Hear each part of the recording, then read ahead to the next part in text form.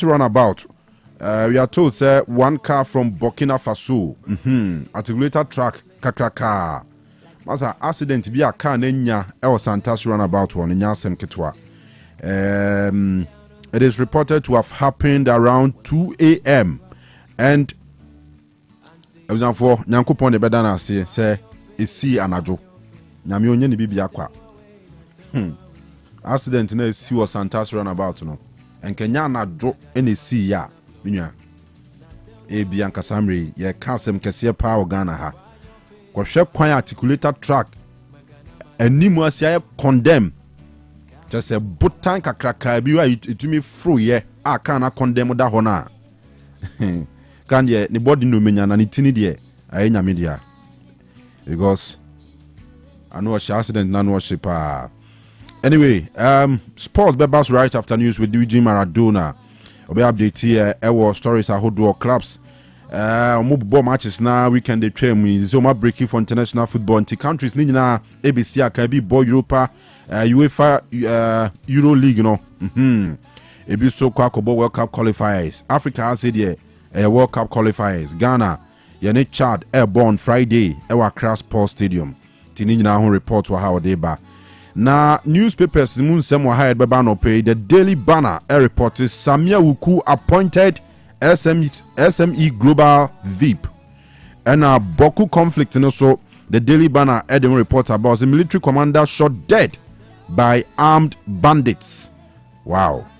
Case na you military commander soja nipa ya bonituo nipa bonfo a omudi omhaje ntokwa ne mu bi.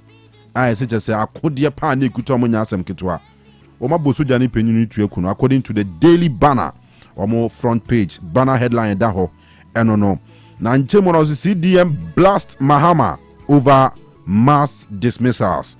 Na 24 news also say Dampare in fresh trouble. Hey, ura Dampare IGP a ofri so ncheye ne ho abasem. We are all hypocrites. Madi Jibril charges. Okay, Madi Jibril charges. Okay, and also story no ewo ho na the entire all kasa ni no 24 news and so the details no akọ story no emu. Now Galam say Ghana needs 300 million to restore water bodies. And according to current issues newspaper no on front page that police disciplinary convictions drop sharply under Dampare, calls for reform grow. And also the front page of current issues. And then the National Enquirer was a caution. No chief should use chieftaincy crest as number plate. Interior Minister Ria Muhammad Muntaka Mubarak and Oka say infona bon say instead of so pen number plate abon a car hono na wakwa number plate no atro bibi hene neboho. Muntaka say tuntwa. I know that the front page of the National Enquirer. And the business analyst say major shake-up hits Ghana Armed Forces. I know that ho. And Galamsey files 2,000 individuals trained as water guards to protect water bodies across the country.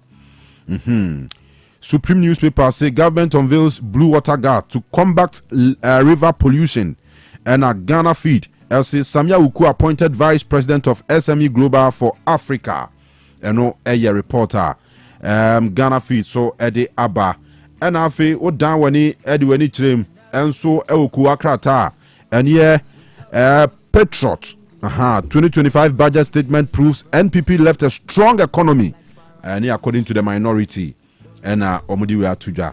Well, ti yemfa news mra yeba details of stories akane in some ho nyina na de bebremo e ojumade so nya fidie mfiri ha Nyansapo live Otec 102.9.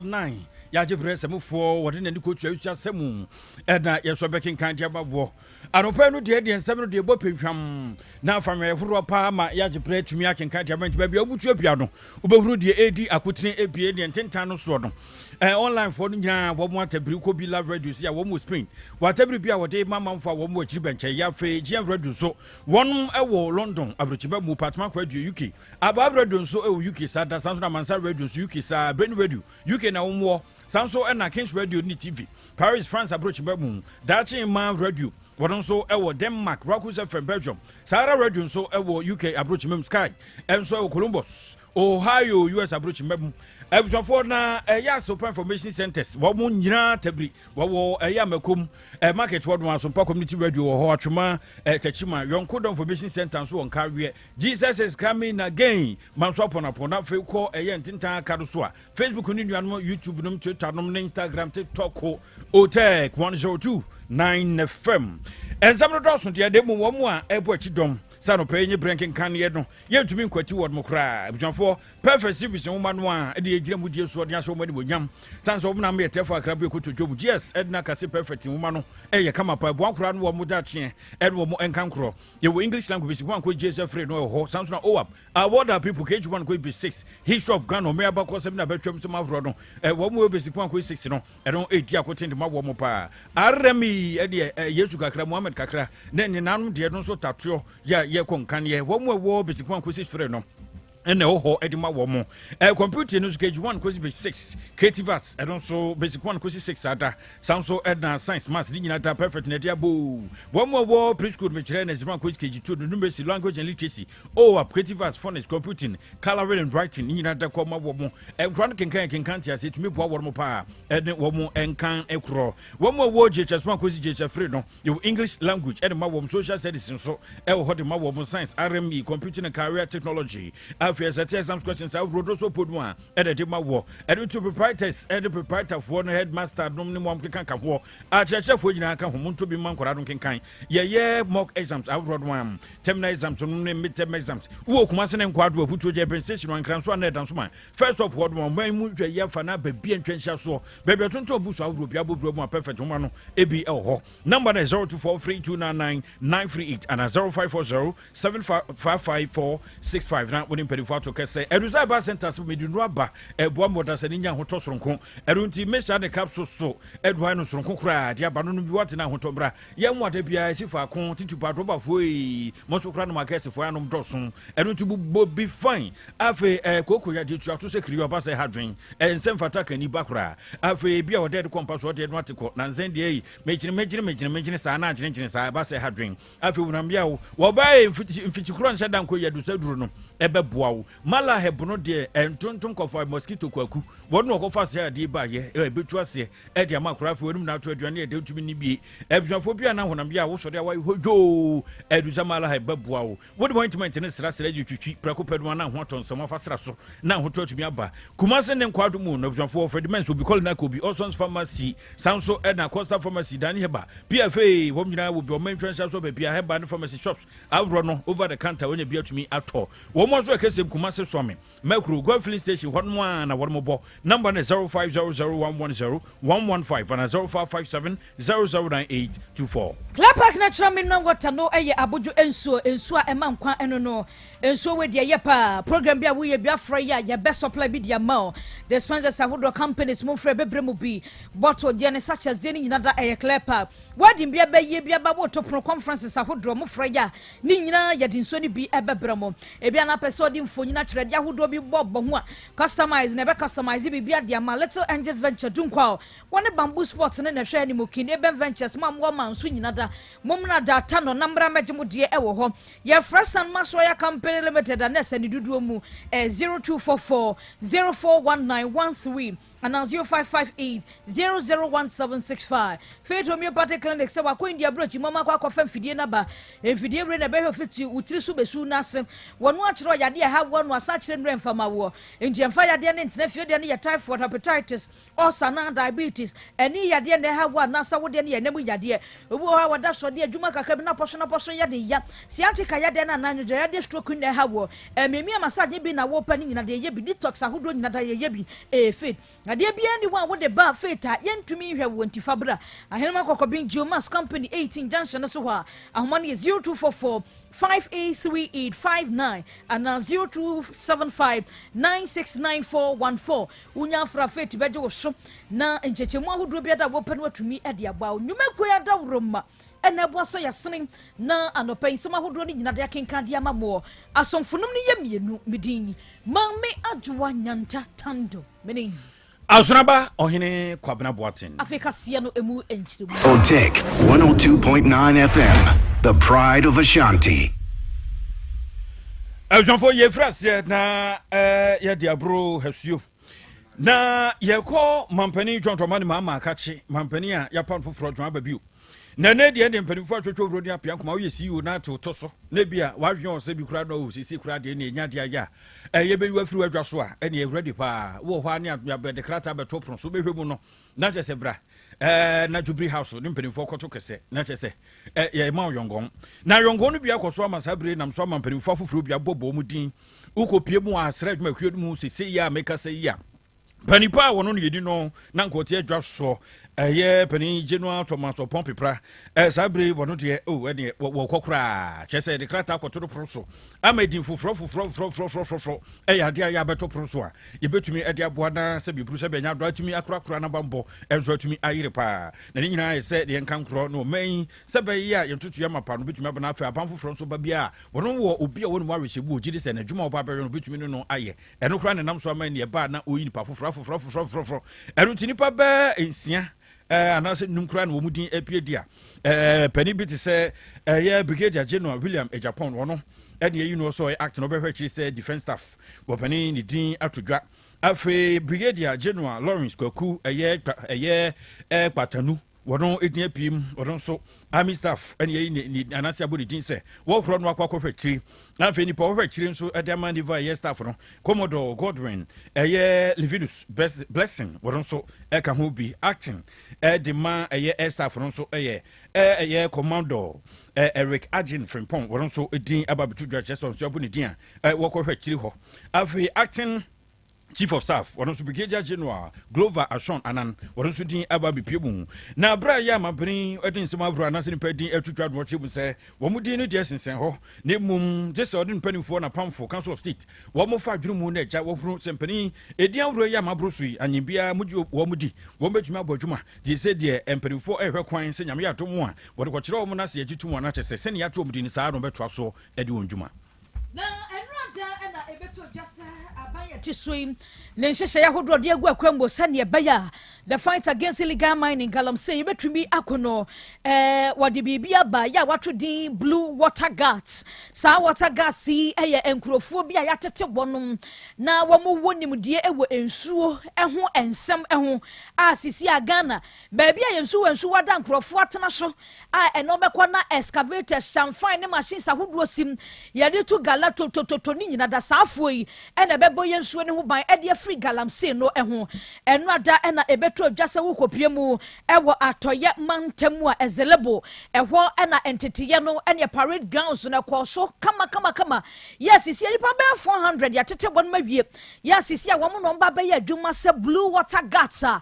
we wo madwuma nyina ne se ensuo wo mayimuo wo no mba be bo ho ban sane be ya grofo ntumi mmomra ha empo enkoto fom agudie ne ankampese wo maka so wo kwa akose no eno ada owura Emmanuel amakofibu a wono ena eye elembelem rashib dwani ya wono krona na ye soafo hwe yensase ene efom agudie ho nsam so ene na nama hmfu bi a wonom ewo atoye mantamuo enu amugina muo eye dwumadie kama Lands and Environmental Resource Ministry no womo so ebeye bi water resource fon so ka ho na se wo hwe ma ministries ba miensa ena aka bomu a enu ada womo di dwuma environmental fo water fo nie ena resource funds fo ene ye duoma fra enu omu nyina eboa na wabra Emmanuel amakofibu a wo ye resource minister wode eto dwa no kiremu esaba we ba ye no ade ba ko anan eye na koma so ade ene the fight against illegal mining no nti wabra ye gi ni tumbo no ofato ne ho so mantem ahodo ne asante mantem go ba ha ni nyina ye ekwanya ye betumi afa so na godu no emposi ye betu a ya de no ye betumi ahwe ne ahwe so ye ye nkosi nsuo nsa ye nsase eno na aka ho bia masisi a wo mo tetete dom no de ato dwasa 400 year nura wo mo panse out ya ba becha wo mo akwakobo nsuo ho ban no enya wo mo anie bebre nu na bebe kire sane be ya yensuo ye betumi abɔ ho ban na nkrofo amfa galamsey ansai ni nyina for you to so na panipa wo ye mrase bedwane di ma sa hwedwabo so wodmo na banfoforo ba obo ni din sa pomtia afa no won kro na won ko ye sofo pedi obeta no won abo kwabra minta kando na akando agi brene adache din sma bro dia twdwa ya won wa hye se empanimfo ya wo hwese bambo ngina nan eso wo Manchester Academy no wọ́n wíwá sẹ́ bambo betumi egyina so pa wọ́n mẹ́yìn ṣe ahorow ẹ̀sọ́ no bọ́dẹ̀ ahorow bíyà no wọ́n mẹ́mu no wọ́n bẹ́hwẹ́ aha wọ́n mẹ́ni sẹ́ ẹ̀yí ọkọ̀dé bìrìsì mu a na obi ọ̀dẹ́ enuro ahorow ní mu apempran de ahorow ẹni enuro ahorow bí afafa kwati kwan so afafa bọ́dẹ̀ ahorow so ahorow mẹ́mu ama ẹ̀sẹ̀ diẹ ẹni ọkọ̀ tẹ̀ nka hó sẹ́ yà á jai wọ́n mu ayẹ sẹ́ hoto hekyi saa n'ani sẹ́ hentan onkofi wọ́n ne kete nyina akɔto tinka na ɔkyɛ sɛ sɛ ndo ahorow no ɛbrɛ sɛ ɛmoa mo mɛn ɛnkɔnka koraa ɛne ewu ni red no na nsɛn yɛ ti sɛ ahyeta ɛmɛ ho kakora no wɔn kyiri bie no na bɛ 20 million Ghana cedis ɛwɔ temapɔto hɔ enu nti na n'ani abere paa sɛ ɔkɔ de birisa mu a na sɛ n'ani abere paa sɛ korɔ dɔ mu a wɔkyɛ sɛ nyɛ ntotoyɛ ɛbɛboa mo bi nfa nduro ahorow anim apempran de ahorow no emu wurɔ Manchester Ghana ne mɛsɛ yɛ maburu yɛntie ɔno abo kwamra Binta Akando. Number one, per our rules and regulations, per our laws, there are only 2 areas, designated areas, for the imports and export of medication or drugs, if you like. Tema Port and the Kotoka International Airport. Drugs are not imported through our land borders. And therefore, I encourage all the stakeholders, all our security agencies, to confiscate any drugs, even if it is paracetamol, and it's going through our land borders. And the president has also committed that he is going to provide all the logistics it takes for us to effectively fight the influx of opioids in this country. So the law is clear. We are not going to reinvent the way. In fact, we are also looking at tightening our regulations regarding transit goods, because usually they hide behind transit goods. Elson ni patene nkan wo ba wo man Ghana mu a wo na wo yeso fo pani wo apomden afremu kwabra Minta Akando. Na kani EPA boss Dr. Henry Kwabena Kukufu wakasa de atu edwasa the fight against galamsey ene womayi mo bia bia ba bai wono so ye na famu die biada sane be ya galai ye beja tuo ye tukura na ne ye tu ni ye enkwose nsuo nkwose kwaye enkwose japade biada da bi benu ye ho eno no de atudwa wo kire mu esehwe ensase na minus no wo mu kotu a wo mu wia no ma ye ne basa wo ho no kura na enyo anka ne papa mu a wonia wo ba beja asase no a ye nhye no woto wi akata so anya be kure betumi de aduadua niama hodo foforo bia ebetumi ama asase no wase nya ne mu de biem na se ye tuwie na ebe wiase na adane bonka de dada ho no mu a enya de ebebo ntino wabobo niama bi so hu ne sagya ya animanim yada ebetumi aboa oman no. Number one, per our rules and regulations, per our law.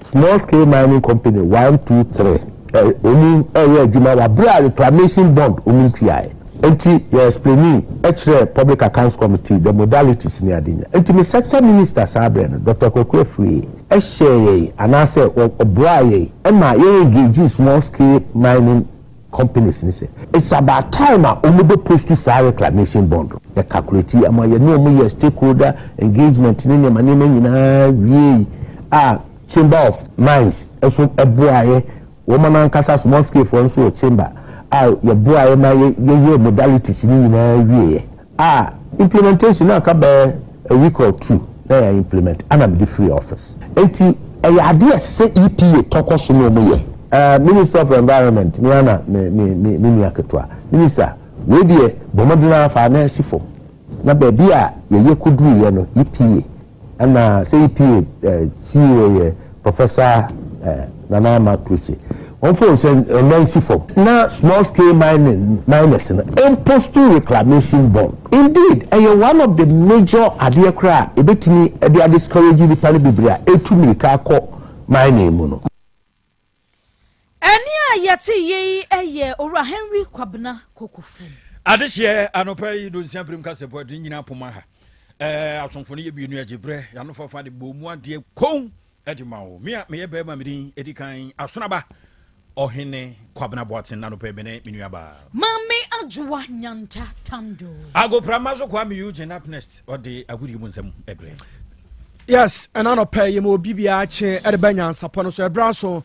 A good emunsem yade brown Nyansapo atwaso by Shannon so say Provident Insurance or more now so yasna yade and some nina eba Provident o Kanu and who insurance nyina say a new one or the a wuna person renew broma so ye na almost entry enfamana promotional egusua el coso till the end of March ko nekotwa insurance na free coupons and souvenirs ahodo Provident or more channel also on sa etimi akabu PM e wa santimantemu a branches no e bebre Kumase airport roundabout omni Kumase children's home no e opposite swami omni Stanbic Bank e was same building in share so omni car bank no opposite to draw Boasia, Stadium Road, Hall, and Abehu Provident Insurance. So, almost a Burjuma and Santimampon, Cooperative Transport, a Hall and a Provident, almost our only best road safety, Mr. KK, Bra Aswanse, now on also Enka Insurance, no, a BF Financial Fran John Barnes, 0249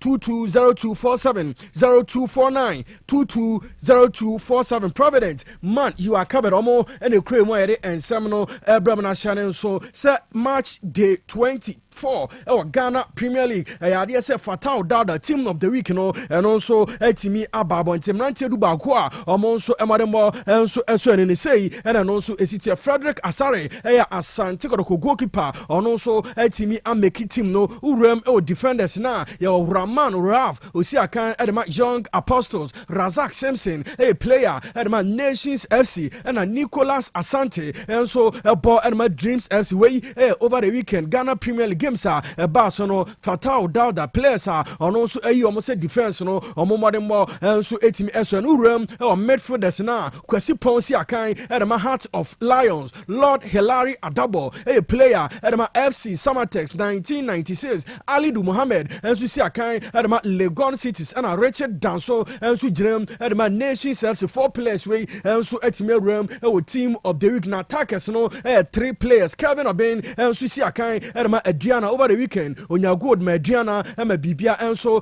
course kama yawano and so ejina with my Bechem United and a Kwame Poku and so a player and my Kumase and Santikroko 3 players over the weekend omunyina so enya goals at the clubs we mon first team of the week after March week 24 players are almost more and so in no room league ni ma statistics kakra and also egusu a no top scorers in so far say enaniama and so ACT Pfizer Charity a player at my Nations FC and also a lead with 10 goals Stephen Amankona and so atwaso and also enya 10 goals our Ghana Premier League ni Albert Amwa a player at my Asante Goroko and also as 7 goals Samuel Atakumi and so Siakan at my Bebiani goal star 7 goals and also enya a league ni and Kwame Poku and also out of 7 games wa body ama Asante Goroko was 6 goals and so at the moment way top scorers our Ghana Premier League na from now PM clean sheets na and no goalkeepers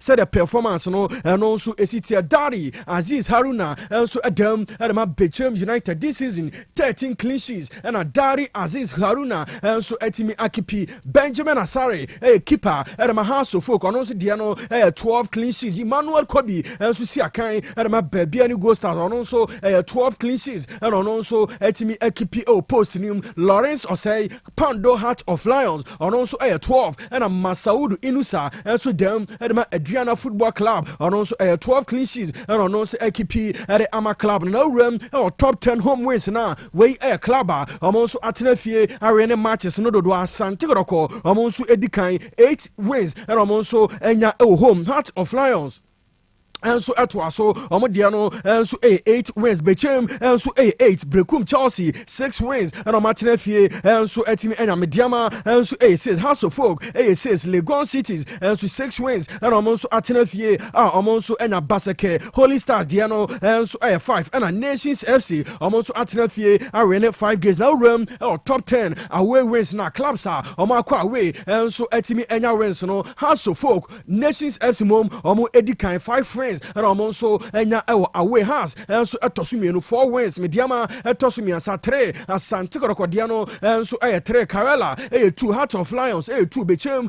2 Babiani Gold Stars enso 2 wins Young Apostles also makwa away 2 wins and also etimi enya FC Samates also die no 2 wins way top 10 away wins are clubs no so far also etimi enya Ghana Premier League near from near PM the Black Stars of Ghana channel so over the weekend UPM Accra Sports Stadium and Nyame Adoma Friday and Ghana and a Chad game no and also baso na bibia enso etimi akoso kama na enra na Black Stars team no almost etimi hodi almost first training Accra Sports Stadium na enra de no there say 9 players and also etimi share training no enso asinta no the video no to so no hu enra Black Stars omo team hotel eko PM again of catch fans no any kind of fun omo hwe ni say Black Stars be winning those 2 games.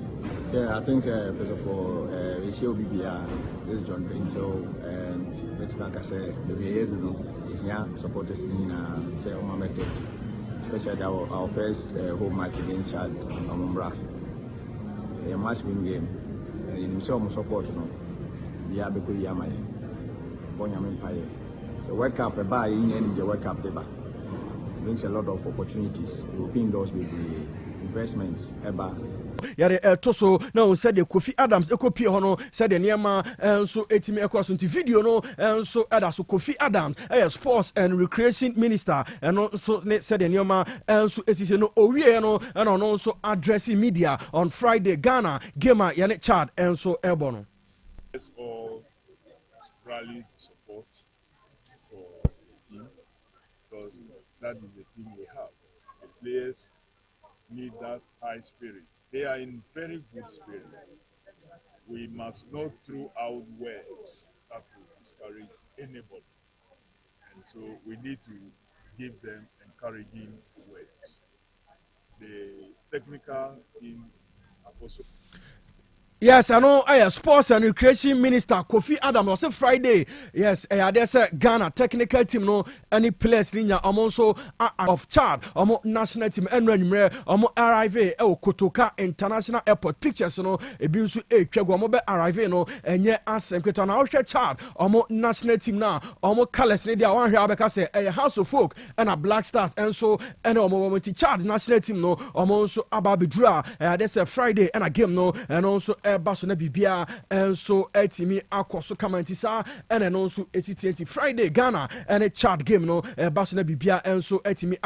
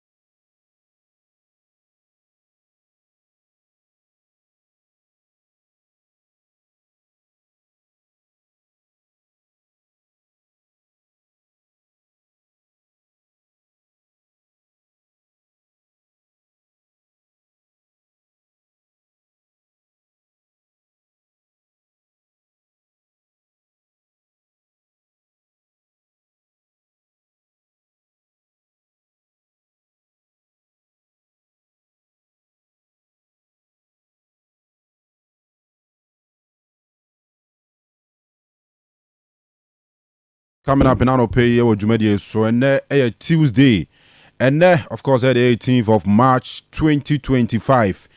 Now the TNS 18th March also den Zemnam. Abujafo transit da. Mame mo kwaba. Over. Boko there. Oh, bibia the din. Emo ha. Voice. Em za doing. Who so mic mo? Because of Mike. And my voice now is we hear break. We hear break. We hear break. Because of Mike. Bending. Don't for those one. We need na. No credit. No credit. But we hear. Yes. We hear break because. What kind of? Yeah. On this platform, they won't mean for. Sabi upon any voice. Me kwai wa has. What kind of? And when you news in Zambia, who's now struggle. I don't know. One can share it as a. And every other mammy. That's all my break. At least about 2 days. But we know actually no. Unofficial duty na ko perform me about affected main official duty. What you say?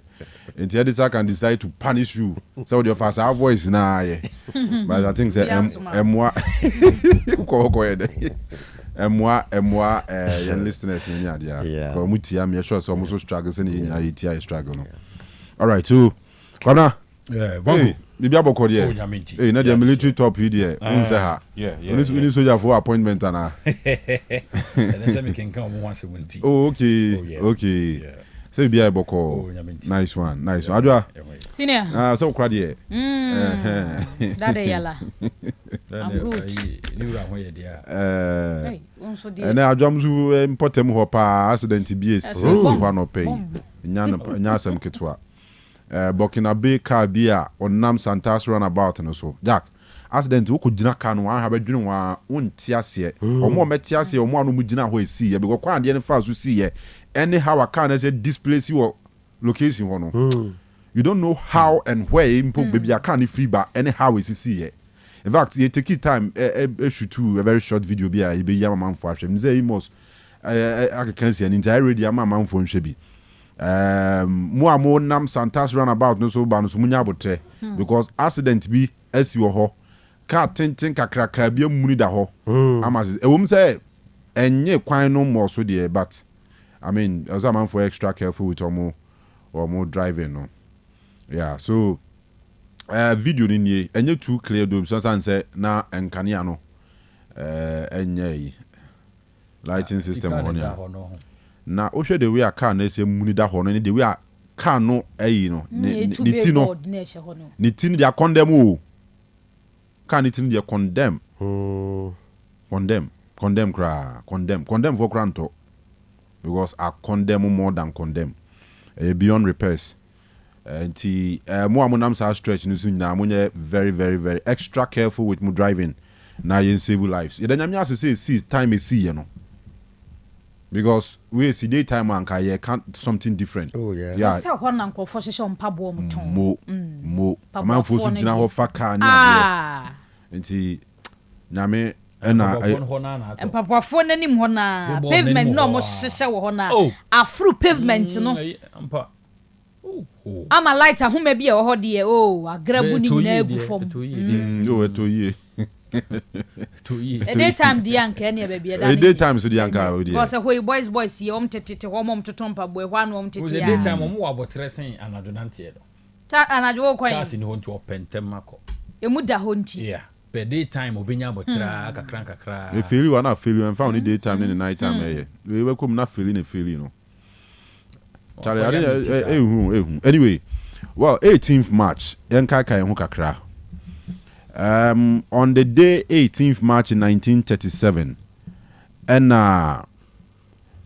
Oko USA, one bro no efra Texas no so we drew ho no crude Texas no. E wo bro no bi efra ho New London. Because you know say you be go see Texas. Everybody was South Africa. You be call London. South Africa no we go see East London. East London no. So South Africa. Oh okay. Ade che unja fo kwa ko aduane bro fu bi o mo kan ka won ase. Ozama ohini. Unzo yo mo kan English. We mo so ka se Zulu ka so ze dead day o se krobo ka so se frafra ka so say am I in London? Say hi East London. Hi London, South yeah, Africa. But different London. We New London, Texas, USA.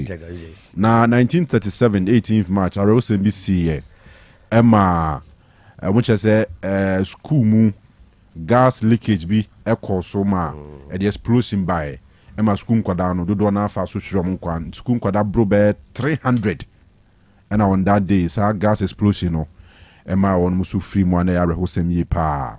So na on this day in 1953 Western Turkey maimu Turkey dey some hoye earthquake prone land pa earthquake tesi wo na nya na fitite 1953 earthquake kese bi esi wo Turkey maimu e manipa 1070 was an earthquake ni blesi e ma Christian atu e fa so hwe ne nkwa no bibia di kan si 1953 nipa mankoma kwa pem ene aduoson 1070 nipa and as our earthquake no ikun wo mo na ya rehosem pa. And on this day 1966 so UAE United Arab Emirates on flight 749 and so crash na oba Egypt Cairo. Yes, Cairo airport oba be landing na kinkren nipa 30 no so every ya. Now with the chronosem in the history of USA say art theft we call art industry anymore. You painting near the idea of you also call Isabella Stewart Gardner Museum. I was Boston. Chrono because so more paintings we be 12 out canning in a boomwa. A year around by worth $500 million. A Cronfo Bura Museum ho. A Korea Bepim ne. US one of General Homontiasie. From we are the end the court 1990 and Asare Husemi a CA. And then the Bardo National Museum and so Tunisia. You say gunmen be a bura ho in 2015 year. Eko tutu. On the museum they are not usually foreign stories about ho. Among for Fiamaya would to the mention say on say among for taba mention for tourism. Ebe shushe ho ni adia. TB Fiamaya man USA, Canada, Australia ni adia. Among be brave so or matiti or some banon beshe. Sa so na because the Bardo National Museum of Tunisia and nipa bon for bi bura ho am kotututu ku nipa 24 ya si 24 do na no e ya ho ho anu matu kwan abakru mo se omo ba behwe omani so ade papa e friend Fidel Ramos the 12th president of Philippines and then I would that but in the year 2022 ntinkote ase a nka na obedi birthday and then 1936 and ya wo F.W. de Klerk papa yi wono ene president a wotia kunya so hwema apartheid system no ye twa mu South Africa and those and run here come about or more referendum e call so amutu no any yes ma yes dim kunim say yentwa apartheid ne so no tama na omoto sa aba ne nyina papa we na president then tana mo friend the state president of South Africa F.W. de Klerk na afi 2021 ya enofrimu the former president of South Africa nkotiasia nkene na woda. All right, so and that's what I know. And that Bruni say men can't change munyina say and then what I know a bet change your chain ube yes bruta na tiha or say temperatures no ebet mi akwa kopim 36 and rich na 35 Sunday no 35 ba we 36 degrees Celsius ebet mi akwa kudu ho na the our form kra ne no ebetumi aye around be ye 23 degrees Celsius and tebe range between 23 and 36 degrees Celsius. There's an area be she pa and na osimen san kanche say ensuo se beton ne de chances ni wo form there's a ne de heat ni de oni e be brene nyasem ketwa e ba ne sa ya na ye ma memu a ye omo ye bodwa a che se edwa a ye sia mo anwe ne sinti omo di dwa wo wiem no omo na ya medwene mo ho yo tomoko jeni moko Dr. Mensa ni bod ayi bola so ho na omo hyehye no mo tie wia so na wia na pemu omo ene de wia ne be bo wo mo papa enti ma me form ni se sa me bia di kan kra de da ba wa onya nkoye ne de mountain de shemu no enye de be ma mframa tumi afa ho kakra se ne be ya wia no hyew ne basa de nkra be board ye but ho nkokire opi na afi so recommendations ni bi ni say moma mu nsundom ho ehia mo nepa nsuo mu stay hydrated sanse and the temperatures no crazy and I feel so wa betumi ahya ahwehweniwa bi sa sunglasses no bi no betumi ahye bi e dia bon ho ban sanse wiana no be ye den le basa so a race na di akire no yana no hye pa anti yemo ho ban na bibia enye kama. All right, so any information kakra ho but yen share nsem na say free stories are ewo ho enne na we a release a free Kwame Nkrumah University of Science and Technology Kumasi asuye aba enne na mo say update on murder of Miss Joanna Deladem Yabani. Court receives amended charge sheet and autopsy reports.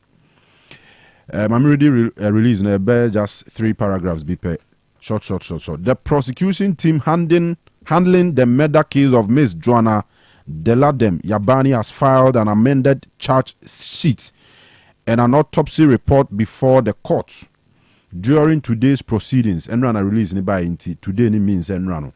During today's proceedings, the court noted that the prosecution has yet to receive advice from the Attorney General's office regarding the case. As a result, the court has directed the police prosecution team to liaise with the Attorney General's office to facilitate a speedy trial. Master Daniel Tufuo, a final year student and the prime suspect in the alleged murder of his girlfriend, has been remanded for the second time. The case has been adjourned to April 1, 2025 to allow for the Attorney General's advice to be received and further legal processes to continue. The management of Kwame Nkrumah University of Science and Technology remains committed to ensuring that justice is served in a manner that meets the expectations of the bereaved family and all stakeholders. Further updates will be provided as the case progresses. Media contact Ms. Enita Kuma, Assistant Registrar, URO 0553 655870. Let's say information be now behind you be also friend.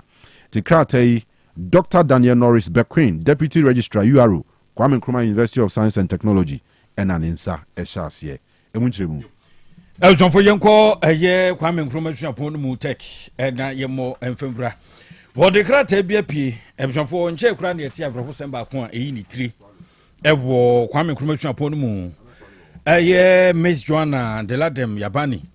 Elson for na, what not the ending 7 to Jaduna will be a Sian Fem. Sansa dear Chin, what would that Mujayante Mua? Elson for just a woo atwa and see a door. Nan I'm sure indeed so muno Emma pussy for almost okay more, ye did your chram. Na pray no semno, Janko to intending what brand near Quadubofua, one Eboko Dwafa Saki, a home, which Miss Joanna Deladem Yabani. One much say, Primprino, or more at the charge sheet in our autopsy report. Ede akwakọ to a year court to apronso. Send ye said ne fata na womu be pipia to say Dambia Bano ne wanutia. We pimpin sa just a cratem no bem to omo ewo swam. Now to me abwa sansa Attorney General no aging abem.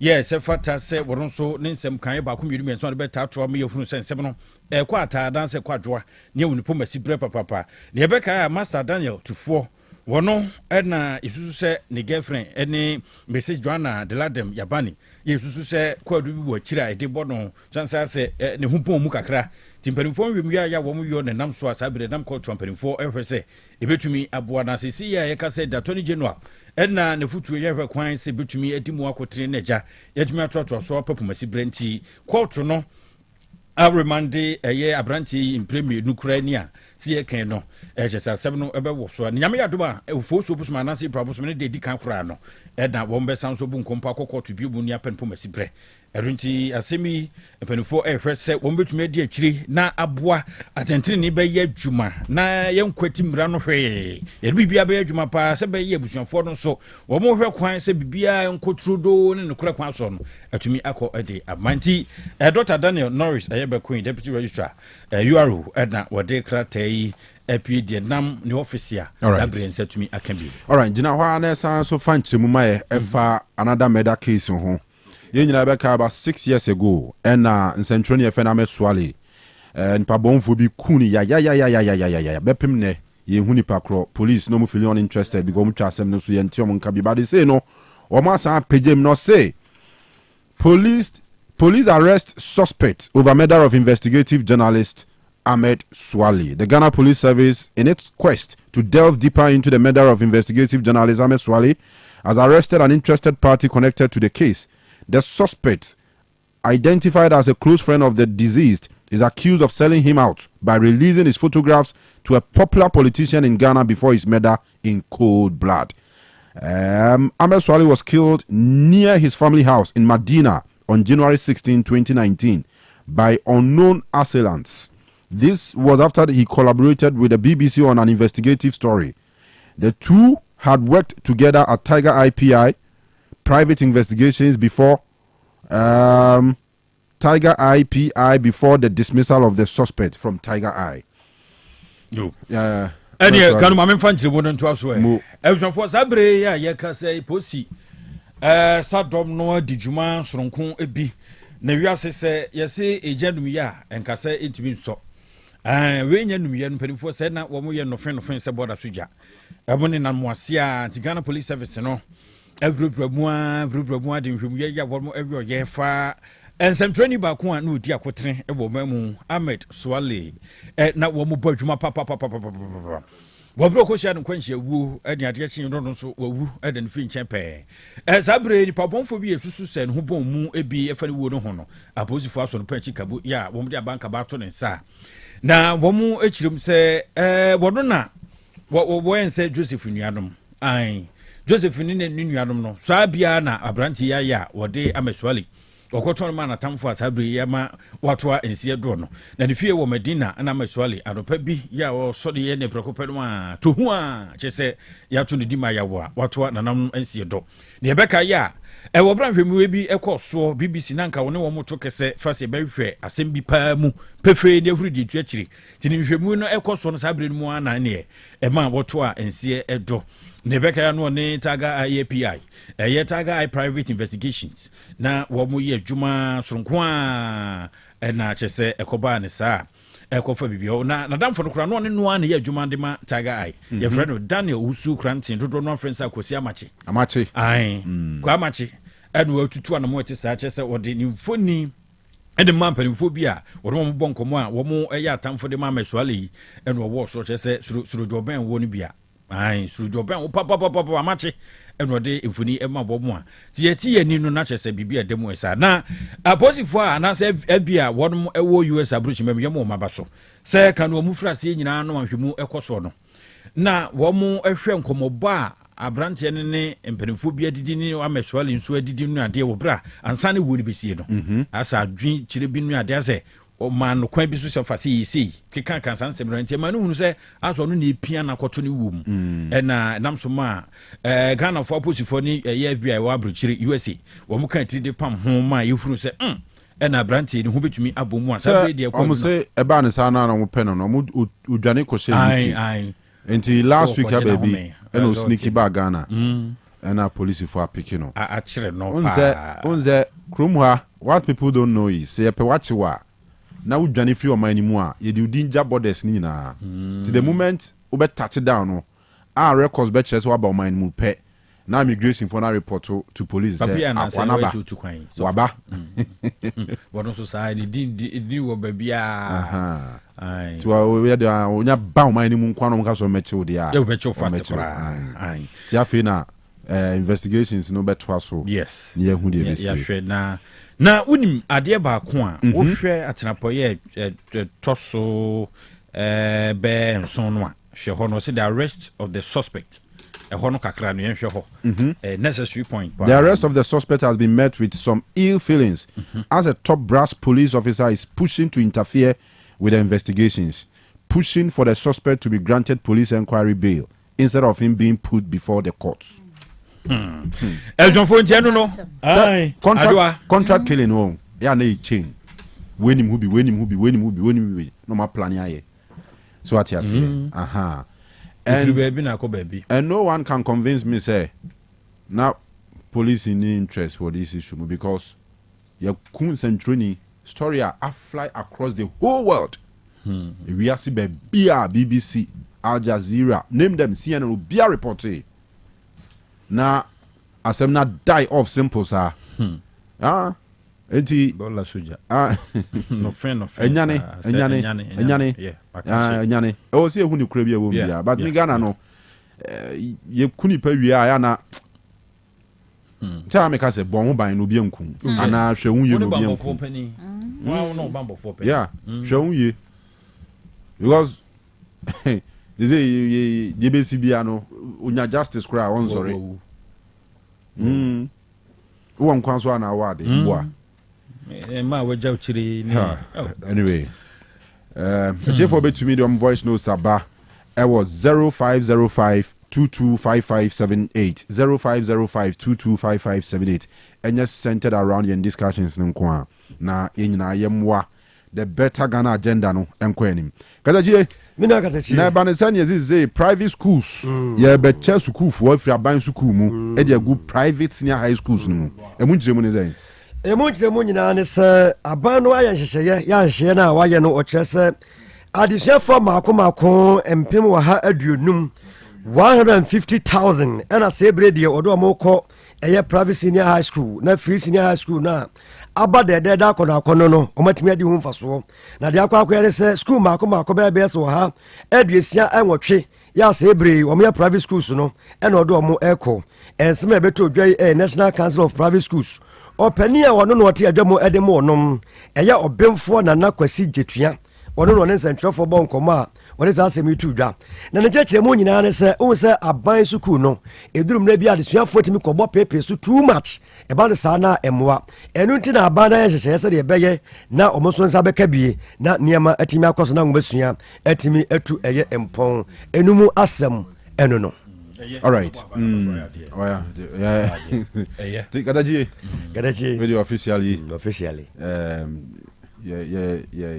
Yeah, Bob Bonze, fourth referee ni pija na yi ni pene bi fima mo bi abam no. Yes, sound. We dey obi amam di. Oh, voice ni voice. Na an ha be say no kra, nti we dey koye ho aduru. Ko tete ha ba ni bi ni no na enye. Just I be ko off kra. Na kakra na aka. Eko off so enye. We da kasa wife. Onye bi kra nya ko. What has ti adaroma we dey wait ma tran what you. Ti ready. Ara zo go ta ko ti bu echire wo so a. All right, enti eno e dey tie try say benya opanyi obemfo na na kwesi jetua wa homa no so na ye ne no atwem komo afa ho ne ebusa na questions about enhyehyɛ ya mpanyimfo any private schools no I so far regarding this initiative. All right. And can you hunsem? Enra uda sumu anadwa. What the idea be mu okay, I'm say ina affect morality. Me dem dan kan ya mu nura mum de. Babra je so dan kan ya mu. Kadaji o dan kan ya mu. Oh, why not? Me dem pa. But at enra daytime ni de na off no. Enra na afia ma chene ba no. Na bebre kwa any ade nti energy minister was in town no town nti you better try na the details of that story number but yam kwa ma no so ye ne executive director Emma the National Council of Private Schools NACOPS opinion ye obemfo na na kwesi jetua na edin komoyi opani ye chia na no pay ye ma kwa ba edeba Otec FM so migiri se wapom eyeboko Ben nyame adumo me ho ye pa na mo so nyankopon daroma ye nso ye ho ye pa anope ye nkomo ye tiawa de tie ne se se ni dem se first of all ye integrate mu into the free senior high school policy ni mu me vi se e asempa edema mo private schools na Ben ma mentia woni watiefo na me momo abaso na fe no me ma o mampanyini Nyansapo yon dramani mahama so acting na me mo na abaso isan se obi a oshopo na odituo no ese wo geni papa unya ni pa na be freda ni awaye no ese e bo na abaso enia na wo kano ese sabe Senior, Omapenina or Afro, or yes, the Oba or the free senior high school policy, ever call private schools. I would not think I will be brave, so a kind, Sana Abemu, Sana, and me sure since I'm not BBC also be cost no so no. More as private school operators no so more sumi more fee say the right thing about Buamana. Ben, say I deal with you. I can't want some something. I dear to what say. Obi anywa obi to me Abuama mumasia cost to my guy mo abra obi just say that sector and obi private schools are every. Oche modern private schools no born or my guy mo. Buama access to quality education, very available to all the citizens or Ghanaians who want to be educated. It's away no fire, Yagino Asupem, Yama Robia, Sabre, etc. Yes, to acquire the infrastructure renovations, Ahoro, home cut, any of the Adian, Igusua, Tusa, and Amono. Na ye boa ahwe hu ni se ye the demofano brew keke emu no demofano brew abra accountability afodi be so ye den e wo ho a wonu so betumi ediso nti e ya semde menya semde ma private schools nko a e ya semde de ma oman Ghana ngomashia sanse wo share the private the free senior high school na one of them cogent challenges are SPC infrastructure. Dugo schools conjunctions are whole happen. And to ease the conjunction, the government of the day every 150,000 students ever call private senior high schools. Now, Omatumi aso mofeya samo monsu mumesiano etimi akonkai. Into your mining in ankai ko and as you say no apejama ko akodu bebi a edru. So far, how far? Send on community call 150,000 students are. Yeah, but across 168 private schools, you know. Who command so far, Drew saying? Well, yeah, a channel 168 private schools, no. Naming private schools are near close to 400 private schools, and they were my guy.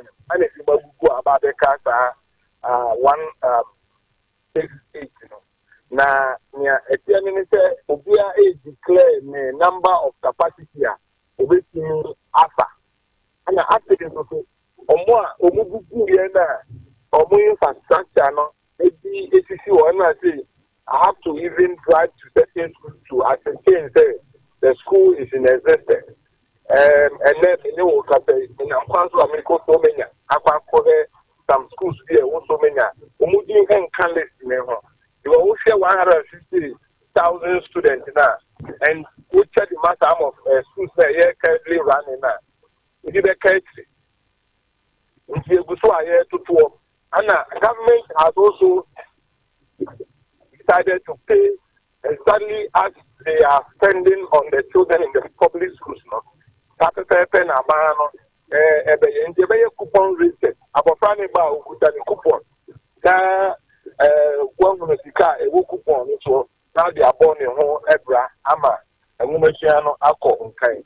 Obi we put say at a careful no so no it is requirement say private senior high school be for teachers, but the teachers must be trained teachers. We are working with the National Service Secretariat or National Service Authority to beef up that kind of support. So maybe is a training college, Ahoro, any university, UGW, and also Apama, Omobitimi Amayan, Oma Church for more church or more Adiano, I'm also saying about the source that idea asking. Into proper layout or roadmap has been established. This one, it to my Senate, the Akono. Maybe I don't know if it has also a woman. With any bankers, so banks maybe Qatar, primary standard of it. A bank cannot buy. Na Omanyo Musica the every home. It is a partnership collaborating an improvement. Oh, okay. Now, we are talking of about 150,000 students. And I betche Eddie Egu 168 schools or so. You're sure, sir, the primary motive is you be clear off the double track system. No, say ya students ne bin tenafi almost school 2 months and go tenafi 3 months near there. 168 schools. Mobile budget 150,000 students. More the capacity. Capacity no, because Ushe Mukrana na averagely no, I think a school be far 800 or 1,000. But the Ushe number of schools now one any schools maybe let me take this opportunity to mention Joy Standard School. Joy Standard. Joy Standard a war at also say we capacity have 4,500. What do you make that? Uko Kumasi schools maybe to say Kwesipon any Angel Educational Complex. There's a big school in Obuasi, a friend Otec and St. Margaret. All these schools know it's close to 2,000 and 2,500. And it's a even 50% of the schools out of these schools are it's close to 2,500. It means congestion here any other. And at the same time, don't forget, these facilities have been there for a very long time. And the schools who are currently no over Konokrano, maybe a school of 4,500, number of in 17. And it is Uncle Nya as facilities are there. And they also have the kind of capacity to expand. To ensure, say, next batch, for family baby, so we have taken a cognizant decision. Yes, idea, which can be very forward, so more say, who be a capacity to be declared. The investigation on the case, and other and you know, the infrastructure, I can't be a whole some of the what we need is a proper framework. And then America say, you know, because a framework, I want to also how much government is going to pay. And near my ben, as I said, private schools, no, if I'm more quite a charge at the account. Near my ben, I am more quite infant charge the income. A campaign on the first floor, I report to the government. No music assembly, so government, you know, they are afraid because now parents be sorry say or no there or no to be called our company admission.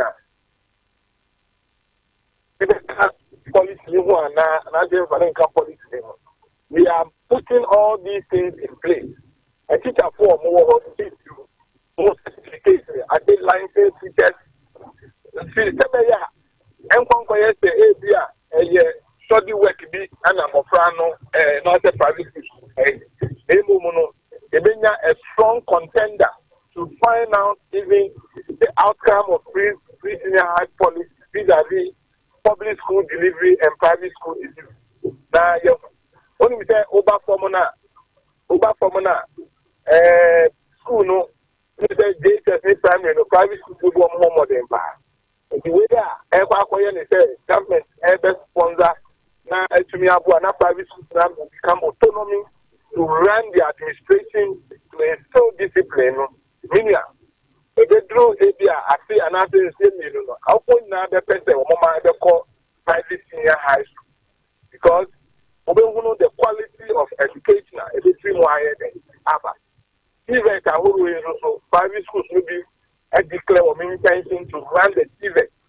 We are now going to see the new phase of free senior high school in a grand start. Okay. Okay. One final one. One thing my observer about your system is parents person more mark up basic school or the private level, but when it comes to the senior high school, will be a person ba call a bind, you know. With this new initiative, but do you feel say be accepted by the parents, and then of course students no be okay say my nya buying school, you transfer me call private school nti okay school be na. They are not extending no tell you connect that because now running a private senior high school is capital intensive. But when no question panel say schools are provided capital support. No, they have become the top-notch schools in Ghana. For more international school for it. Senior high school, for exam before we even get admission to the school. What they make on that. And you know, they say now government able to make the corner public school and no have been ahead about private school. They catch will say, I think some misconception I will be your magic. Okay. Okay. All right. And yeah, okay. All right. Open the way. Hello? Hello. Aha. Well, yeah, the common in secret, but in your personal opinion, if it's sustainable? It's very sustainable because free senior high school and support by the government. Senior high school budget, there's nothing about sustainability issue.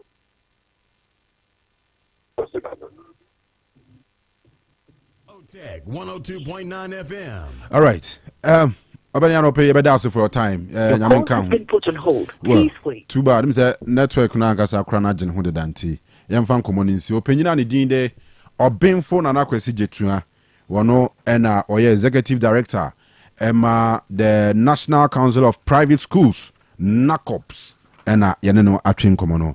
Well, to some other stories na fe yenko anim. The energy minister Ora John Abujinapo enra obansrahwe ewo Menshia Palace ema chese ode no be kire the ministers na do the strategy on say ministers the regional minister no akokire sports minister Kofi Adams by education abako they say energy so aba. I think there was one other one so by I can't that be but could be by earlier yeah but could be the can buy but I say Muntakanyankoi oh say Muntakadi on your and bet say when you ministerial oh that is a Muntakadi on your at least you know on the nana on the sun nana on the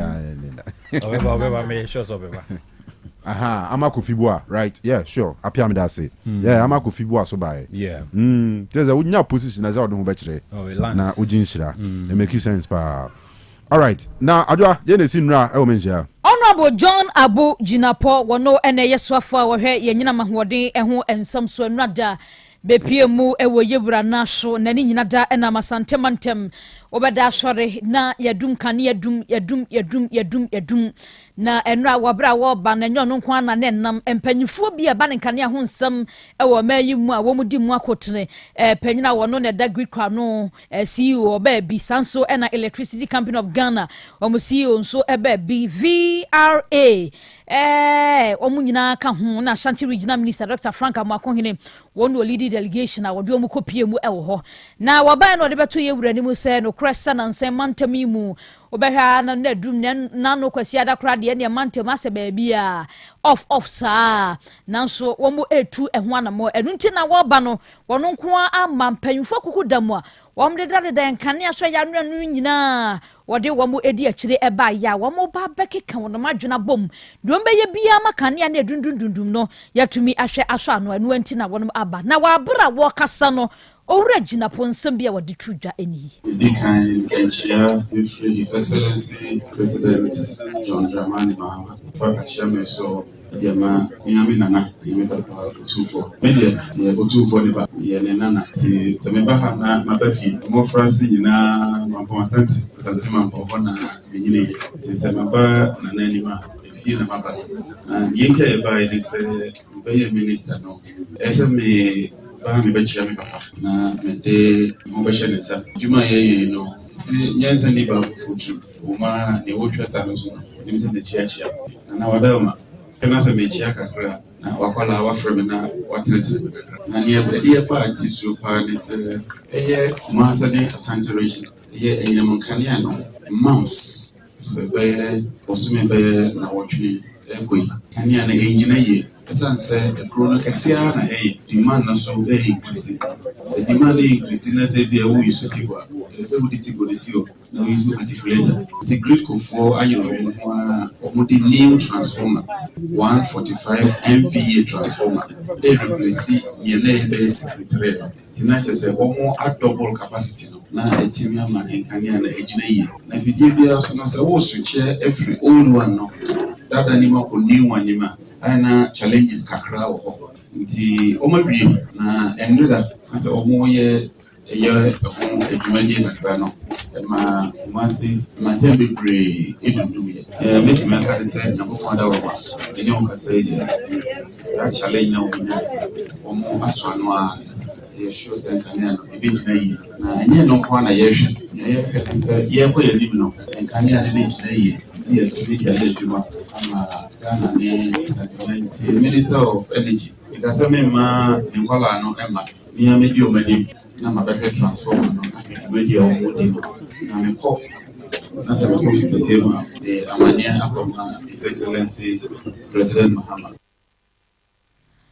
Yabra po enrada waba yewura naso enwode na mane boni enti obepie mu asante montemu ede atudwa na eno awaba no medical bo amanyesa asante montem so for Dr. Frank Amuakohini wonu odi nanimu ede ba yewura anim wono so ede tudwa se wono be na kakra ni montemi mu na yo ene we frani free ha we frani free ha we frani free ha ni nyina agina kane adundum enti ono akra de betu social media ne so se wato nsa de afrani minister se womra montemi mu na nienti a asante montem kakra na dum no womra mra mehwe enu nti enu oba ye de na se ni gisem ni aka bia wasa wono ye no so wono ma ye krado se womba ye nsemu bia odi tudwa eni. We want to appreciate your sense of urgency with regards to helping us solve this ongoing power problem in the region.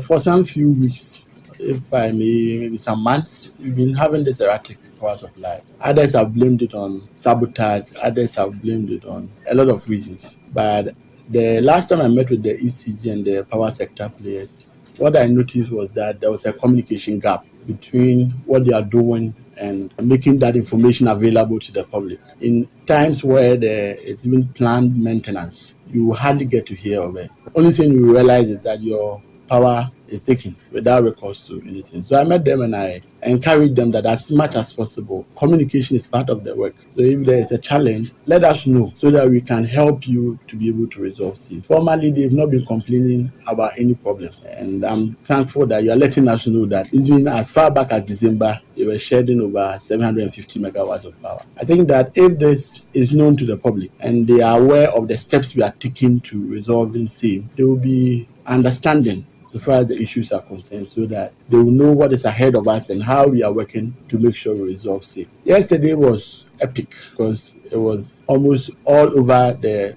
districts and municipalities. So I had a lot of complaints from most of the communities. In some instances, it goes off a minute and after 5 minutes or 3 minutes, it comes back on. And that aspect actually damages a lot of the electrical appliances. So if there is a major fault, it's better you put it off for some hours, fix it before you put it back on. And while doing that, you have to let the public be aware. Thankfully, just in the night, you are implementing the 24-hour economy in your ministry as well. You indicated that you'll be here so that together we can be on the field and then look at the situation and see how best we can stabilize the. Enti Dr. Frank Amuakohini wono so wabra energy minister ba ye ne ekoso wo mamtemu emuo no what day a bono ya yeti emu ensem. All right. In some other stories, so Ore Alexander Kwamina Afenyo King, Member of Parliament for Efutu and the Majority Leader, and Oche say, Parliament in here new chamber, and almost in here MP's hospital. Nti say MP Yaria, no kosan ho yare. So many be line pa wo Atuntu South Government Hospital, ni Menchia Government Hospital, ni Konfano Chimone. One day, Omumpe. But 8 years, I don't want one country for the mananye. 2019 is way back up. And I saw baby. Chamber, some de buy Ghana for cha, Ghana for Bugui. Ghana for baby.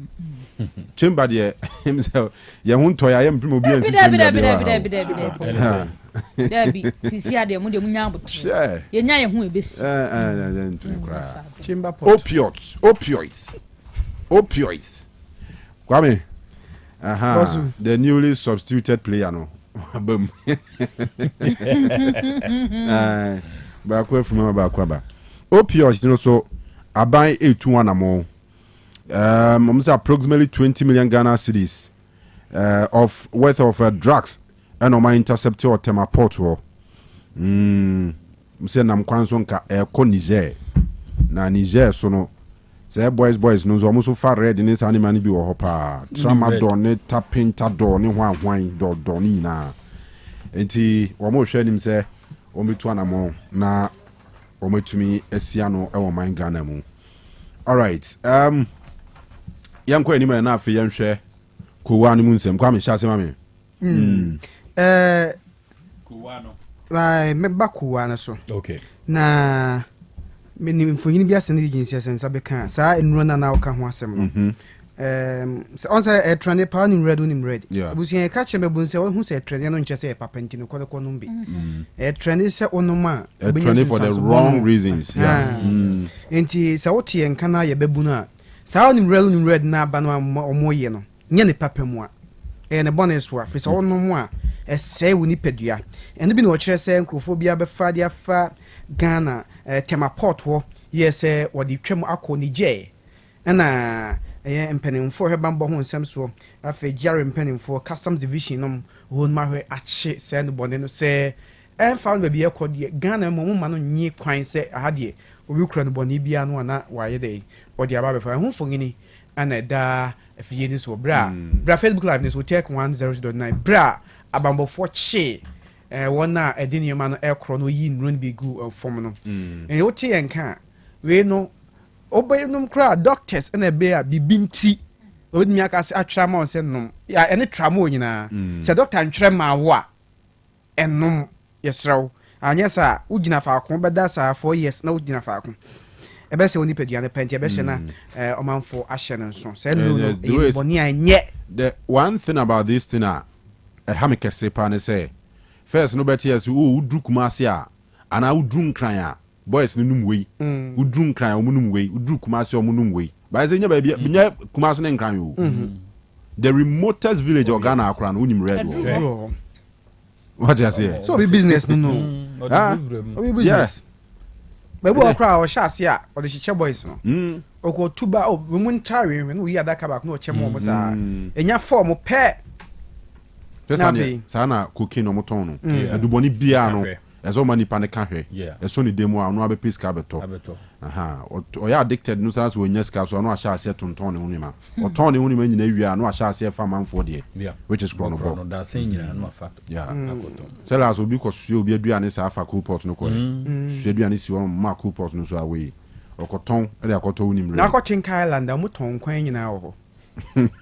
Ambao enkwa ya nua no ho enkwa o cheso utimi se nkwa no obi aye nkwa na homache odi kwa na duane obi ko ne sikopot so ho na o ton nkwa no obi sikwa akoto de akofi akonom so eni wo ton o Chinka Island ho no nyasem kitua o na ho no market no obi ko no kruaba sia o ton kruaba na biscuit de kruaba na nchen to bibia bi o mu to bibia bi o Chinka Island ho omo gigwa no so na dwonko a daytime ya na ho busy Oh, daytime no ba. No mas sani ma no.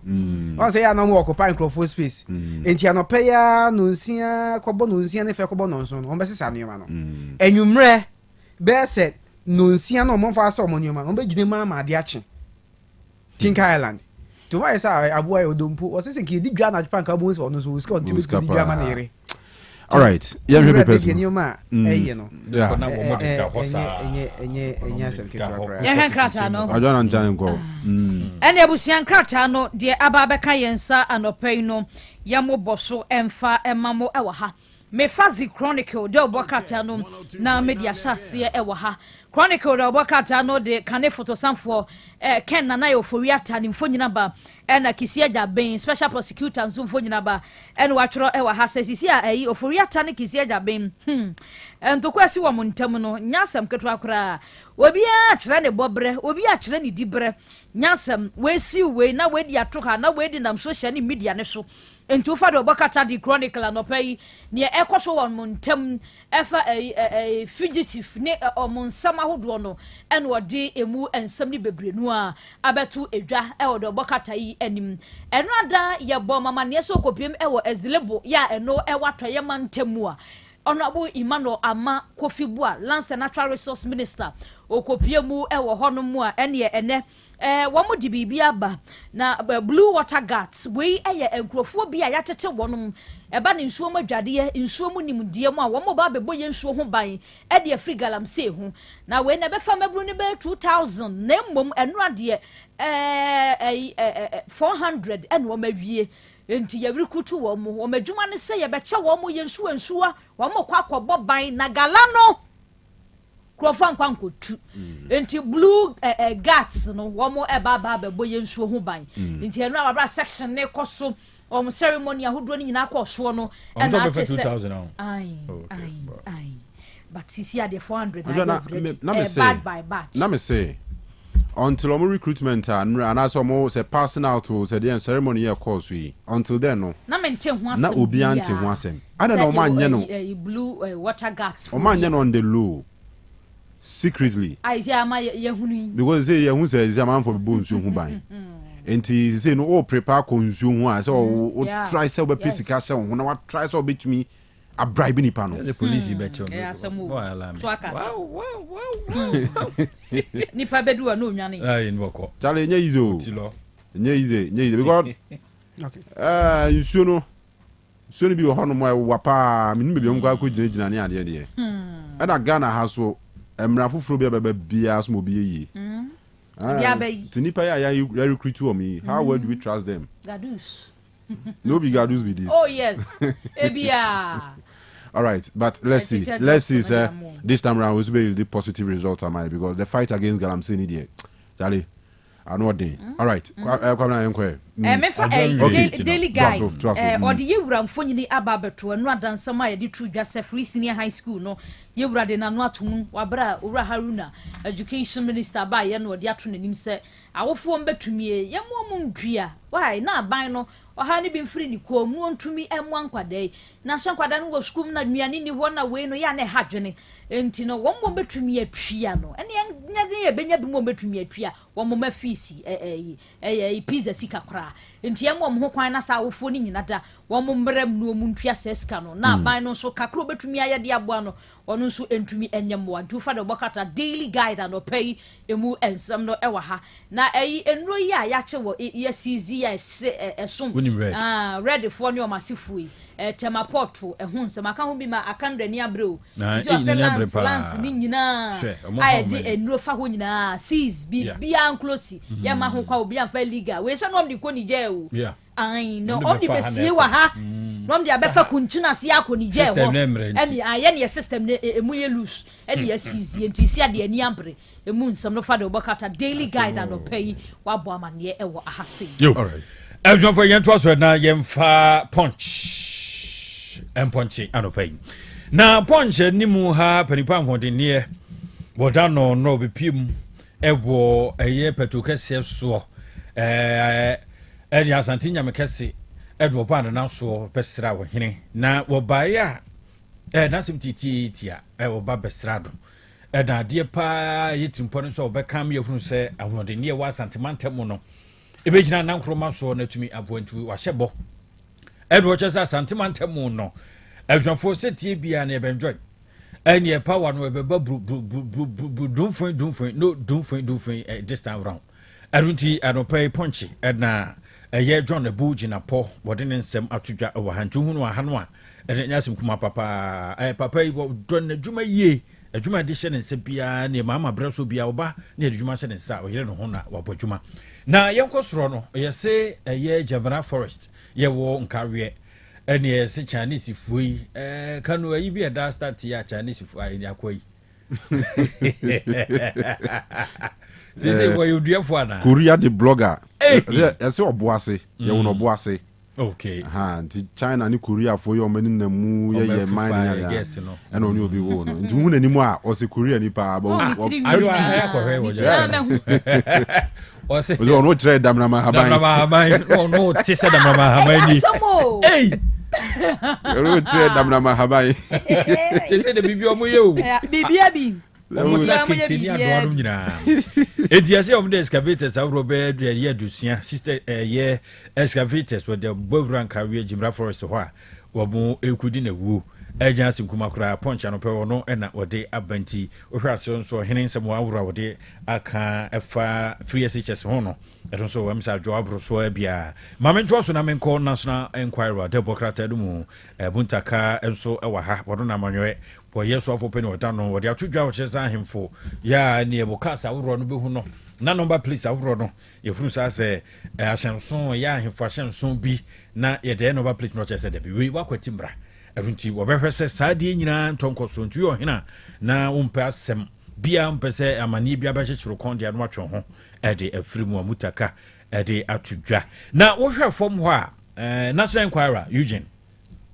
maame ne ho ɔfɛ paa ne mfoni da ha na de ato so ama me Jane Mensa abatoɔ komisa ne mfoni da ha na yɛso wɔ mu a abatoɔ kɔ soɔ no a komisa yi anansɛ dwumakuo yi ɛbɔ wɔn mo paa sɛ mo nyɛ dwuma fam ayɛ no yɛkyerɛ sɛ ntinka mu edwuma ni abere sɛ koro do mu a yɛgye sika te sɛ akoro bi ɔgye kwan anka ɔde kɔtɔ alewa no edi wɔn bu afu papapapapapa sɛ akatua bi a wɔsɛ nkɛkɔma wɔn mo no komisa yi ɛmfa ɛma wɔn mo na takwa mpanimfo bi nso abɔ maama ba so sɛ good board a ɛne wapa ho ntoma sɛ bɛyɛ dwuma soroko no ɛbɛboa papapa nti anɔpa yi ɛno ne me nsɛnka yɛbɛde asi ɛneɛ na the chronicle the ɔbɔkrataa no pɛn so de bi aba chronicle the ɔbɔkrataa no wɔtwa Ken Oforiata ne OSP ɛwerɛ kɛsi agya bɛn wɔ sɛ ɔmde abɔ ani papapapapapapapa waka dada ɛneɛ na mabo ɛneɛ mamemfa krataa foforɛ ɔkan red asɛm no afa no so red na abɔ werɛ me mu ɛneɛ yɛmfa the supreme the ɔbɔkrataa no ɛno mmerante a wɔtrɛ ni wama wɔn tete a wɔkɔbɔ ban wɔ nsuwansuwa ahodoɔ ho wɔtwa mfonyin da ha wɔn hyɛ soro fitaa fam tuntum na asraafoɔ bi gyina wɔn nkyɛn na ɔkasa kyerɛ wɔn sɛ hu sɛ ɔsoafoɔ no ɛna mu a wɔhwɛ wɔn ntiɛ no the supreme the ɔbɔkrataa no akasa afa ho a wonya krataa no bi a abusua wobɛtumi akenkan na Chinafoɔ bi a wɔatie si Ghana kwaeɛ mu yɛ a wɔn di kwan dikadikadika no so the supreme the ɔbɔkrataa no de ba yɛ aba amanneɛ sɛ Chinafoɔ bɛsɛ nsia bi saa brain wakɔ akɔdi abambɔfoɔ nsɛm nti wonya krataa no bi ade nti a wakɔdi abambɔfoɔ nsɛm no bia wokɔdi gala no abusua wobɛhu daybreak nso de bi aba na wɔkyerɛ sɛ Ghana ma mpanin His Excellency John Dramani Mahama apam mpanimfoɔ edunum bi yɛ a wɔwɔ abambɔ nnwumakuo ahodoɔ mu a ɛwɔ Ghana ha no mo nti mpanimfoɔ dunum koro a wapam wɔn no daybreak de ɔbɔkrataa no abɔ ho amanneɛ pɛbi kenkan na ɛmo nkyerɛmu no onsa ɛbɛka amokas nana daybreak the ɔbɔkrataa no 5 armored land cruisers missing from Ghana Armed Forces fleet. Nese amokas yɛ ka wahyɛ da siesie ya utimu a also etuo ni saade no ya na edin sɛ wɔ bambɔ nyoma bebree boa momo na ɔmo kyerɛ sɛ bɛsɛ num according to daybreak the ɔbɔkrataa no ka num ayra every Ghana Armed Force one cars ahodo no mfidi ahodo a wonum edi eye adwuma no eno no na say no hwa na wi so je ni anati mo ni ko ya na so je fo nyima kra wo wi na say daily graphic obi anye ana obi aye all right daily graphic ma me nwie no na ye ntoa so eno so we ene nwie because crofo mu training wo mo no na graphic ese pa or de ebaye no eti no we ni democrat time nsema ahodo a ne ebaye a ya broso ede amamu ene na ye nkodwaso jabaji wari samen kancho sekoma de ne de o pe bia benya de ye kama aha na wasa wo babo ne wo fom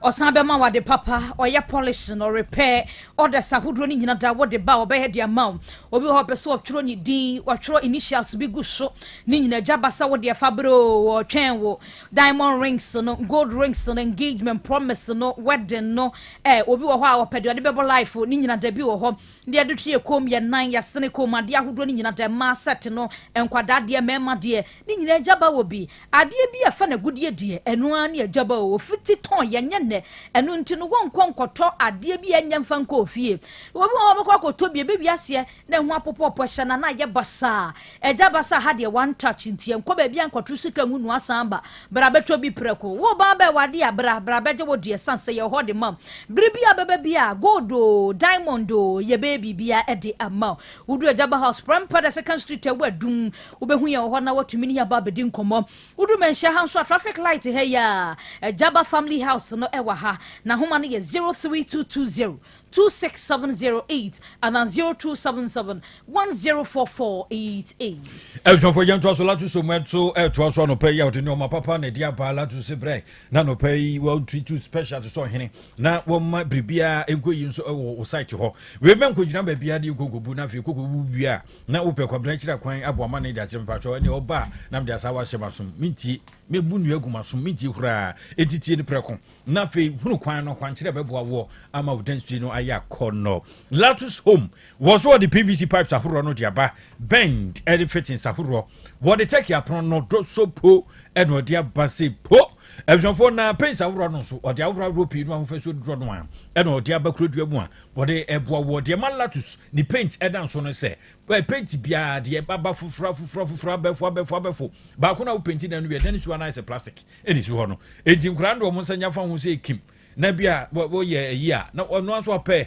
entomako bi na da buzu na da pepa prekopa buzu asa ti hire wona na wokro no what the chandelier lights no e de abawro ropi de so di so abia ejina babia de kro e de na se de tie no a wo de akwa fixe wall lights awro no so e ho afi electric cables ni nyina bi e ho kitchen sinks awro taps no different pipe no e do so bi e ho tiles WC ni afropi ya ka normal bar boot e bi o pumping machine na opese usese dwa ye kama na e down so a e bi for telephone shower sets no wo de bi aba complete shower hot bathtub jacuzzi basin shower glass kwana bath na ne pound toilet holder na fi hwehwehwe no aba no sonko kura no te aba water heater no so latest one aba be adwa so ewo eye lapso so mu a e de obo na kudu ho siki mu a prekope no na dwadie no koso a forget AC ne kama papa e do ntimi nto AC no a no akokoto fan na your friend forget air condition no ewo latuzo social media no so me patro no body prinso e ho so di ntwuma sonko pa ho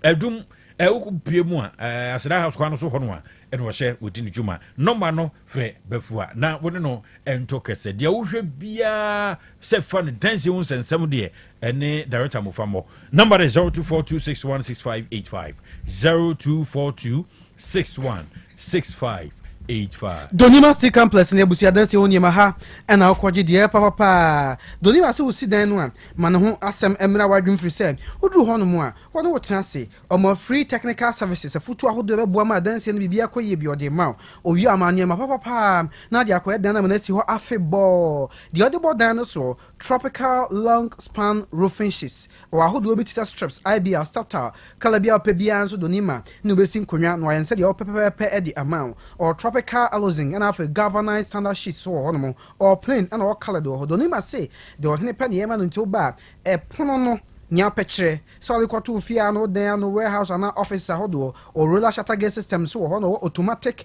garage doors de ma woɔ wonti na ɔyɛyɛ akorɔmfo ba ho fie apem wɔn ntumi mu ani no wɔwram wode ne to nkyɛn na doa no deɛ ɛkama pa tropical nails no 1 inch ekosi 6 inches donima wɔsiesie no kama abibifoɔ nsa no deɛ mu ɔden ɔbɔ so nkwa na ebu or binding wires iron rods ni nyinaa ebi wɔ do ni ma so wie na abɛsiesie ho a wɔde balls paper products no abɛdwa so sɛ pocket tissue cut tissue na tiro no ankasa nea ɔbɛyɛ nso bɛbɔ sɛ akɔ wɔn head office wɔ Kumasi Asafo IF junction hɔ a na oni nkɔmmɔ Tamale Campbell Bank in David Junction enkran so kan taman to Ghana Commercial Bank techima wɔnchi kwan so akɛntɛn na yɛ adombo akyi fi hɔ a do ni ma homa no ni magic numbers fa ɛne oni nkita ho sisi a 0244 126625 and then 0540 10 15 55. Fiashon Sirin Runo any Hepa Plus Puffy and on the Plasmos Debia Mekase.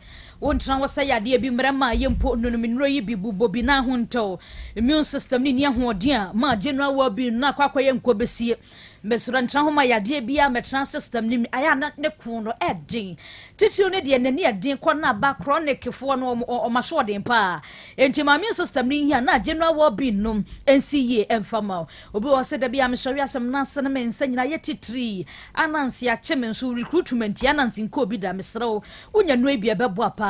Oba was a media Martin Canasa Wechru Bema, Menyadia Wumper Misro, and Nuiba Yanu Nina Twetcha. Obi was a media. Me menstrual cycle me shade hu so ebubu to sa bia na wonti nuemi ensanka ena wa mo junior high school senior high school nyina da ye ma wo binom ma wo nyina siesie nkwada na ye ma ya ne ye enti won so no mu bi na mwati de ye de malaria na ne ye de eba na hu na mre hu na me bia sa beka ho no nuemi ensa hepa plus pavi ene ne plasmos me so Ghana ha de ya to apetem ba bibia da tonto bibiduro ne abrofuduro wo bowura ho ma benya bia to se nsu ana ne topa ye e the same adekroma wanya we na anya we ya to edro no a ene Dr. Nkasa 0542 778572 and 0542 807 907 and 0591 367898 Eljon for yet also na ofufra betum amdi Heba Clinic na kachi ne edro no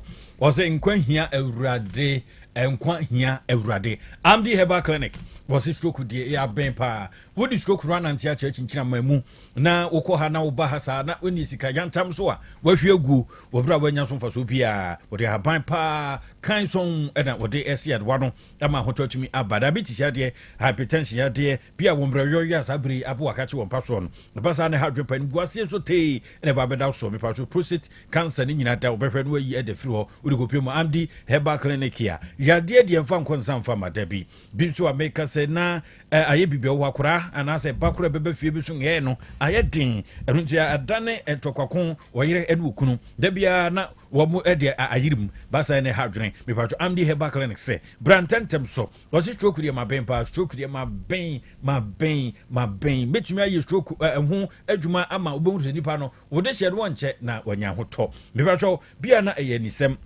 nipa no obɛn opa na toto papa so sa asomasi no obintin na bobodin ene no makura atwere no ukɔhwebi na ukɔkenkane a kɔpro kwan pse kimu a wani nyiwa hwɛ no akɔkɔti mepacho ko ne yensisi wani no amdi Heba Clinic na so ahoden emra papa koko ni hu nsensema agro nyina obɛhwɛ fibroid ni nyina obɛhwɛ ede ama me say stroke pa specialist ede ho ti stroke ya de no achichirwa kingdom na se uhuru ba bia de kwa akɔfa de mepacho amdi Heba Clinic say fabran tentem so kra no de bua ya de ni nyina no fokuka ni boot na faku pimo womo aseye blood group no ne de kan hepatitis B any C diabetes pregnancy test no ne HIV test ni nyina so ye or lab kama pa latest roda ba bebomu ye modern pa enti pacho amdi Heba Clinic na wose brantentem so kwan obehu no wo boase hia so be kwa ya beso so won ebo ho edi dwuma so ko number no na frɛ no na de biara da meni wo so so frɛ pa woni penifo to kese was 055859 1113 0558 59 1113 and 0204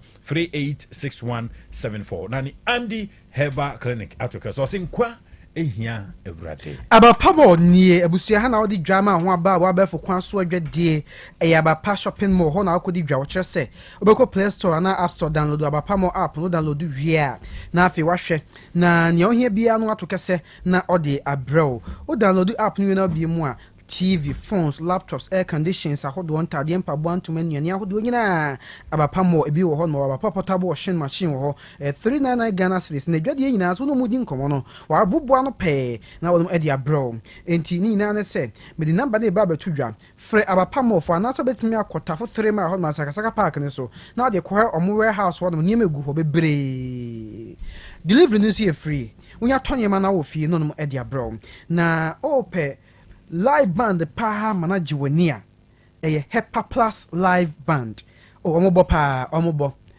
chesa domanshia ye abedinto ana wedding crusade ana say adie bia de domuhia bia person mo juani nko ade a obe from wo ahwen so na fe no madi nkomo ana person ne abapa mofo di nkomo so aya number kro no a 0593 386 133 and 0593 391 848. Full-time travel consult and recruitment limited some can just say wo peso kwama no ne o ko school na wo kwaye adwuma wo kwosra wo bi sade etie bia full time ya ne wo ho se bebo a we ne Dubai direct employment o ko ho emfie mienu we no UK aware visa ne bi e wo ho Canada US ni nyina married visas ahodo wo ho Japan a chechira from first degree and masters matwadi mo ko ho no makwaye adwuma katwa ne so de eye pa o medofo work permit ahodo no jeme abochi memu Canada UK, US, Poland, Denmark, Norway, Luxembourg, Netherlands, Misrao.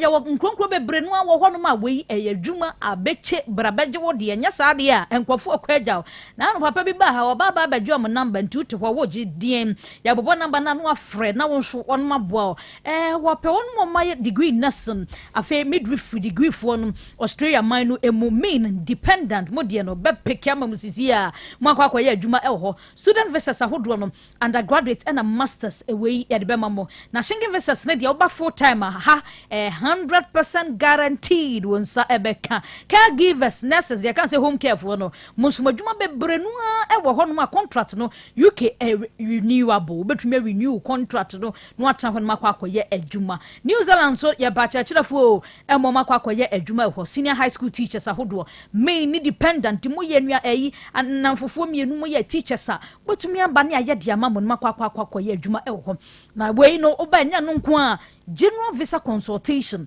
visa supporting documents ahodo US no appointment bookings ahodo ne flight reservation hotel reservations ahodo nyina birth certificate no passport na bank statement ya ne mu ayere full time sa wo ba bibia fa kwantro ho de fa beja no be bibia de ama so for like here ne wo Work Angels Academy promises wa na be hu ya homa ni 0504 161 729 and 0532 893 025.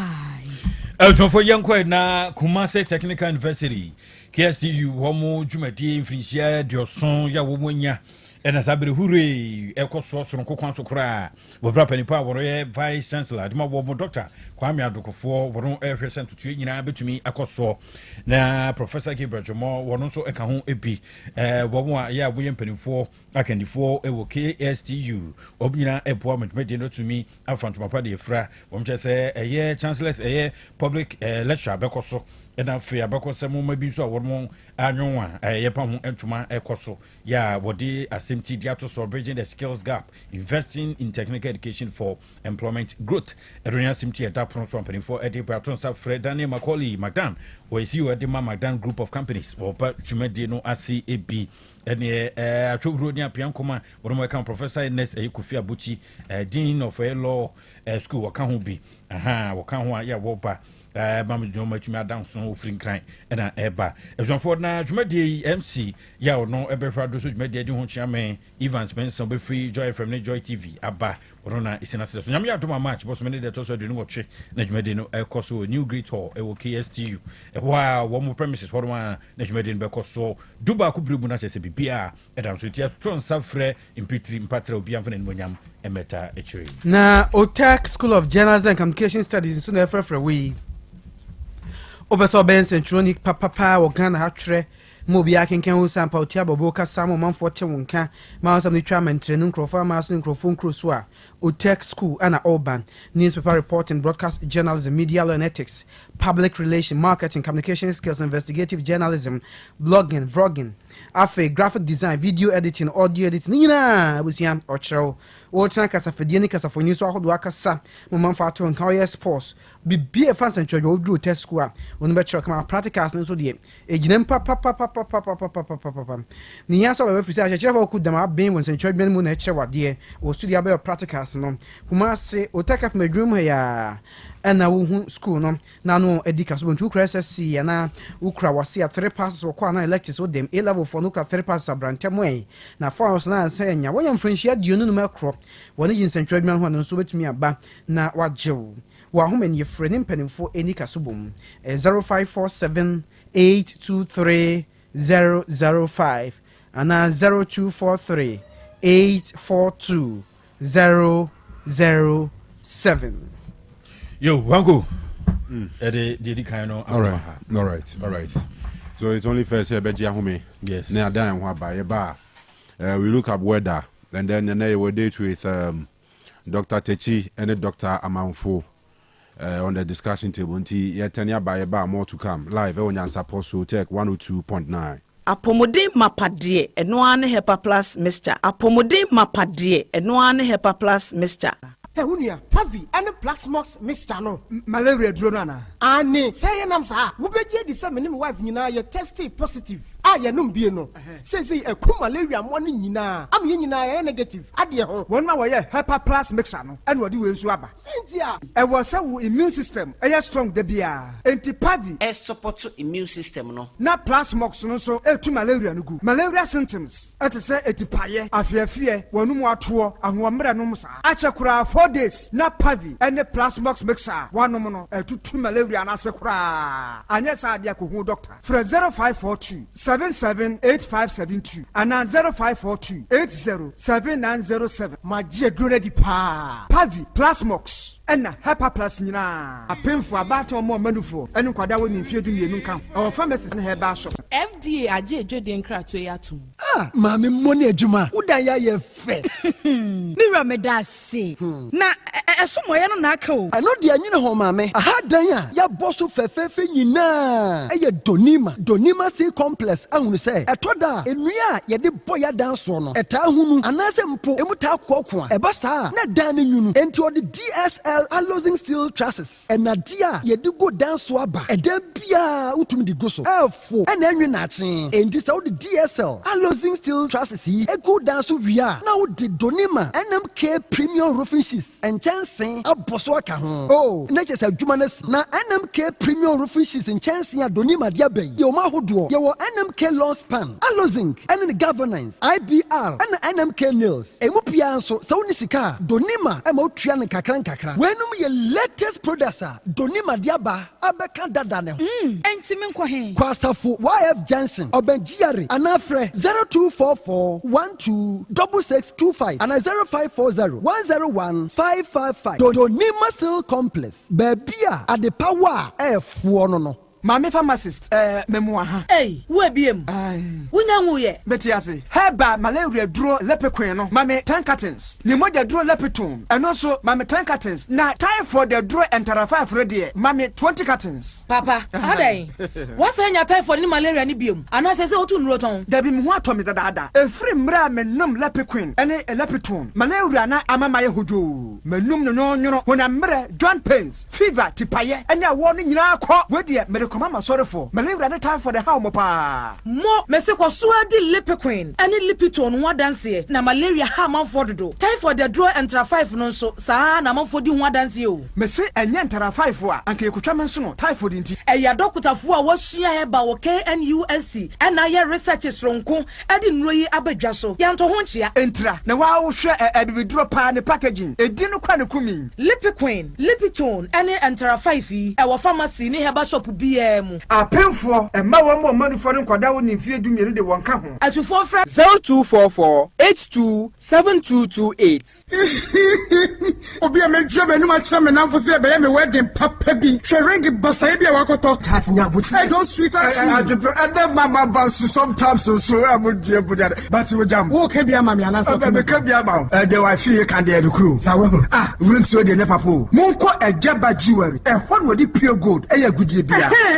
Ejaba jewelry. E hon dey na me pe. All right, ye be ko ejaba jewelry. Ejaba jewelry. E hon na wo pe pure gold. Ya dey wedding, any engagement rings, bracelets, anklets, waist chains, asumade, komade, papa, ne border for more ubenya. Woye bi ewa Ghana, no aye bin su amanone. Enye chere hoy, wo a Jabba House, a Dum Kumasi, Prempre 2nd Street, Monfre 0277 10 44 88. And Menshia, wo a Jabba Family House, Menshia Traffic Light, Monfre 0277 40 44 88. Website www.ejabajewelry.com and email info@ejabajewelry.com. Ejaba Jewelry. A good day, Papa Fee, no. Miss Chania Bisaheba capsules. Madame Sieni. Hey, and to what in Japan and what's the said Bisaheba? What is Sasa? Man, yeah, wouldn't be. And not dear, for once, my jewelry, I do Saheba Messana, who come from Mammy. Oh, my number Tiwadansi. Miampa Caneno, Namis, Namitrina, Chicheme, Nami Coco Yadia so teach me. May no matter do Saheba Messa, Nina to go, and the Maya free. I do some radio, yet try to do watching. Yes, it's a young papa drocas. Ah, Miss, a person crying at Martin Baby. Sanya do Saheba Messa, and come a woo now.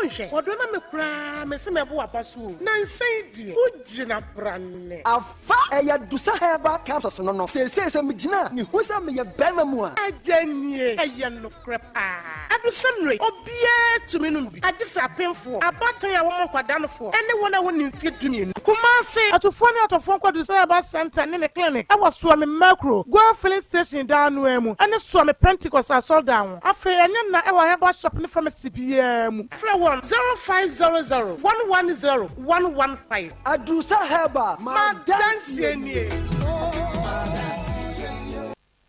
Otec 102.9 FM.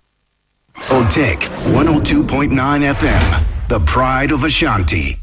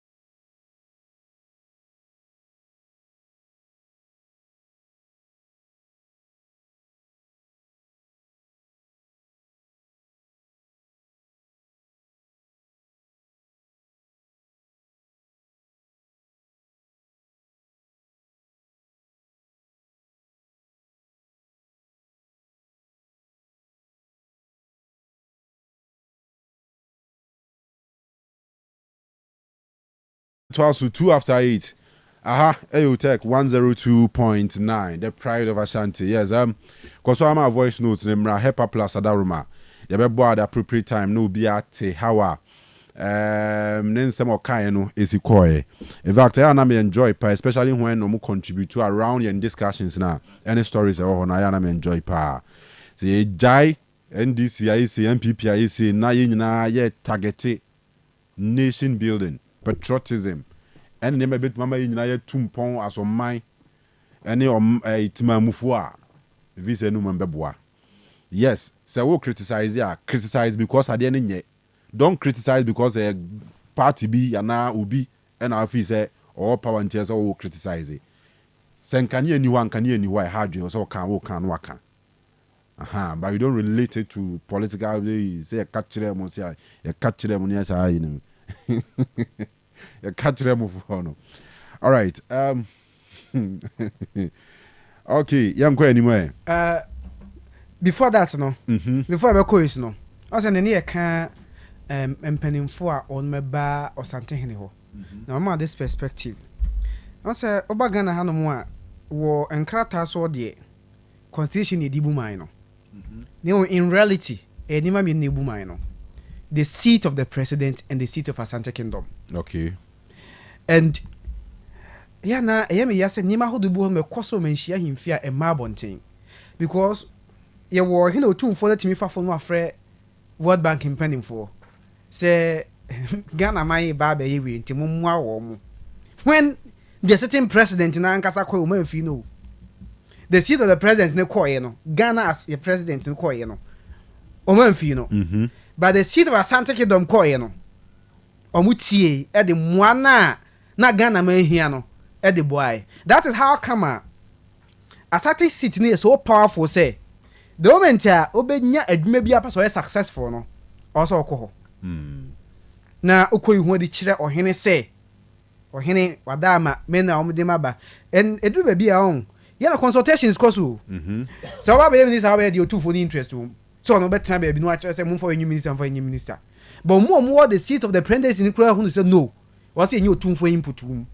Till they will come and consult Nana Wadama. They be said you will perceive you how. You will him say penny to what the mad you do who are quite in a hoffu in a dear crown a day. And he come share in fear from A to Z. All major government appointees, agencies, departments. The moment you man a juma beer. I never quite many to my foot to the kind of say, Bema, when ya the Biana dia, mana moto, cause I'm taking it. Even to the extent said the other time, Ghana Bar Association penny for call. Judges in penny four power Supreme Court judges near the Bisuko. No do home that from tell you to me, or two for what the other young say. Penny phone dimrika core in I say. No, there's also from saying Yamisha Ukraine one. I can that's the dynamics. Instead of making cannot air. But that is the dynamics a woman. Yeah. Otum for the when you bomb answer. True. Yeah, no credit. But one thing yeah, Namidi on said they come and still go back and do whatever they want. So how many times now the abandoned and mumping in front of my mensia? A foot to Ben and now on farm mom, some can see Ben and now on country home. To the extent, say, Mpukra, remember, say, or reprimande Ashanti MPs, no. Some so young crying, some no, more Santi, Mufino. Still, our people were still living in Accra, doing all sorts of things. Bra, my constituency, regional, a mamma numbers, Ninano. Now say more money. I went to 2 for to be answered. Can't fetch any power crew money. Yeah, now a hammer for the young communicators, no. Ralph Mo, Asasi Jimamo, any these young guys from Kasama party, you could see some more energy or more enthusiasm or pass the bed Mamobi. But sometimes Omuni that you can say to me now, only to media. I call it the shots now. I take some major decisions here. I'm paying for taking decisions now. Nobody communicate actually. They say women now send you a co-position. A lot of them political careers a bit to me hanging in the balance. Anyway, if you see and share 10 tips for healthy aging. ye bomb pie se nyame ma yin nche de bia ye da ye bomb pie chire nyankopon ze o ma ye nkwatenten ahodin wom amen yes na mum so obenya nkwatenten ahodin wom a wo the individual no so wasede se wo ye nyoma bia betumi aboa na wo so tumi nyini che nyankopon betumi ama nkwa no but sometimes wow actions and inactions betumi ama nkwa no is where I short well say me dey bia mo sinya me na ma ono na eje sometimes onyanyi you one na prepare hu de koma no say enti kwamna ye nhwe enema du a nipa bia esa wo ye na wonyini che in terms of ye na pomden hu nsem ba ko dedi kan say eat a balanced diet balanced diet dem say yensa mechire ma de kura ye go ya kan bre balanced diet nti wadua no ma nye balanced vegetables wom whole grains wom nyema hodo fat healthy fats ni nyina bi wom na mum no limited processed foods excessive sugar sichire bebre ene sochin srade sochin no yantini nyina eso no stay hydrated ni nyina no can balanced diet no ehun then you stay active so we are active regular exercises for about 30 minutes a day the nkeye want to me anya kura be se simaduasa de fatini no apom say you dem say obi pia bontin akwakoye say obi ko gym akwaye aerobics and abeshe dem why yoga you be bia no at least be 30 minutes there I was say with the training wapum when I was the last time I exercise here dey na bobo na bobo bi no I think so and nanti a wananti na adwuma mu a Mike. Mako road back be. Oh, okay. Yeah. So call by grace by na dey bia oko. Say was Mako back be. Ni banka asemo. And chena ni refi. Asem to the end. Yes. I was say the bia no kwabna ene ma wani gye. Yeah. So pen ma wani gye. We will be out play game at your leisure time no set here no abo game. We will be out pass why emra no Mr. Uncle. We will be up asa and asa you like dancing activities and more niche and stay active so what I say but enema social vices there and some realness animal no na more niche and the encourage hu oh sir and you suban no crepa ne say enema more niche obi wo hono mo a otie dwuma no why okay sa no why okay what I say or treat na pomo no why okay sa ne mani bi the bia wadwum fine won nwene too much wadwene active body active so tinima mo ani je no pebi na ye obi ho no a o hyedem a wontina se obi o hyedem a wo za o na mi say na mi loki o be sasa obi anim de ekoso dem o so now number 3 you manage stress so manage stress so ma wonyini che anye ma wo ha ma wo tete ni ade nyina no so obi tuma yi nyina firi abrabo ma na obete so a keboa enti ye manage stress sometimes there's all meditate say we dina nsemu na wadwemu na wo what you say so no number 4 I say get enough sleep so day between 7 to 9 hours a day quality sleep so what you say on the meeting for because na say me dana ekobo 1 3:37 na mani ate na mediti ayo treka for na kura bebo yeah number 5 was stay socially connected ipa ni bi ho no mo nkasa nipa ho oni adamfo oni futufo oni obi asem to na otimi kyerem no gemmoa de bia ne nsam hye no na ewe no na stressing it up abusuafo no obi anye free on friend mama friend papa on friend nua bia ne ni nkomo so obi am friend na ono on free bia social connections na wen social interactions no e wo he a year for mental and emotional well-being nemom wo ka was match obi a nipa kura wo ka was match ne ye obi wo hono ma be ka was a kire ndie ka beto airtime beto airtime Otec FM 5 minutes cry na ka was am kire obi a ono abeton ama the guy was polyatric boy bi na broken heart no no ko din komo no kire mu kire no obi no bona no zarik me sira nkomo ameni wadi mo biante oh free wa no be boy nyina achen be boy nyina achen ku no kire mu kire obi aso say Daddy Joe say Eric obi ama ka asem a kyerɛw sɛ nka ntwerɛ bi a ɔsɛ wo asɛm ne yɛ wo deɛ kora no wansen wo tirim bɛka kyerɛ me wo yɛ wasɛm kora bɛka kyerɛ me so wenti ɛsɛ ɔhwɛ nipa no a woka wasɛm akyerɛ because nipa no bi wɔ hɔ no ma ɔmo yɛ vampires ɔbɛma wo stress no cry worse. And then number 6 ɔsɛ quit smoking. Ngusie no wo hyɛ ntampe cigarette ana ade bia yɛ ngusie bi ekɔ mu bia no wo be so onyini cha ɔsɛ gyae because it increases the risk of numerous diseases. Yare ahodo bebree. Na tobacco na nkasa cigarette box na nkasa ya trouble ho.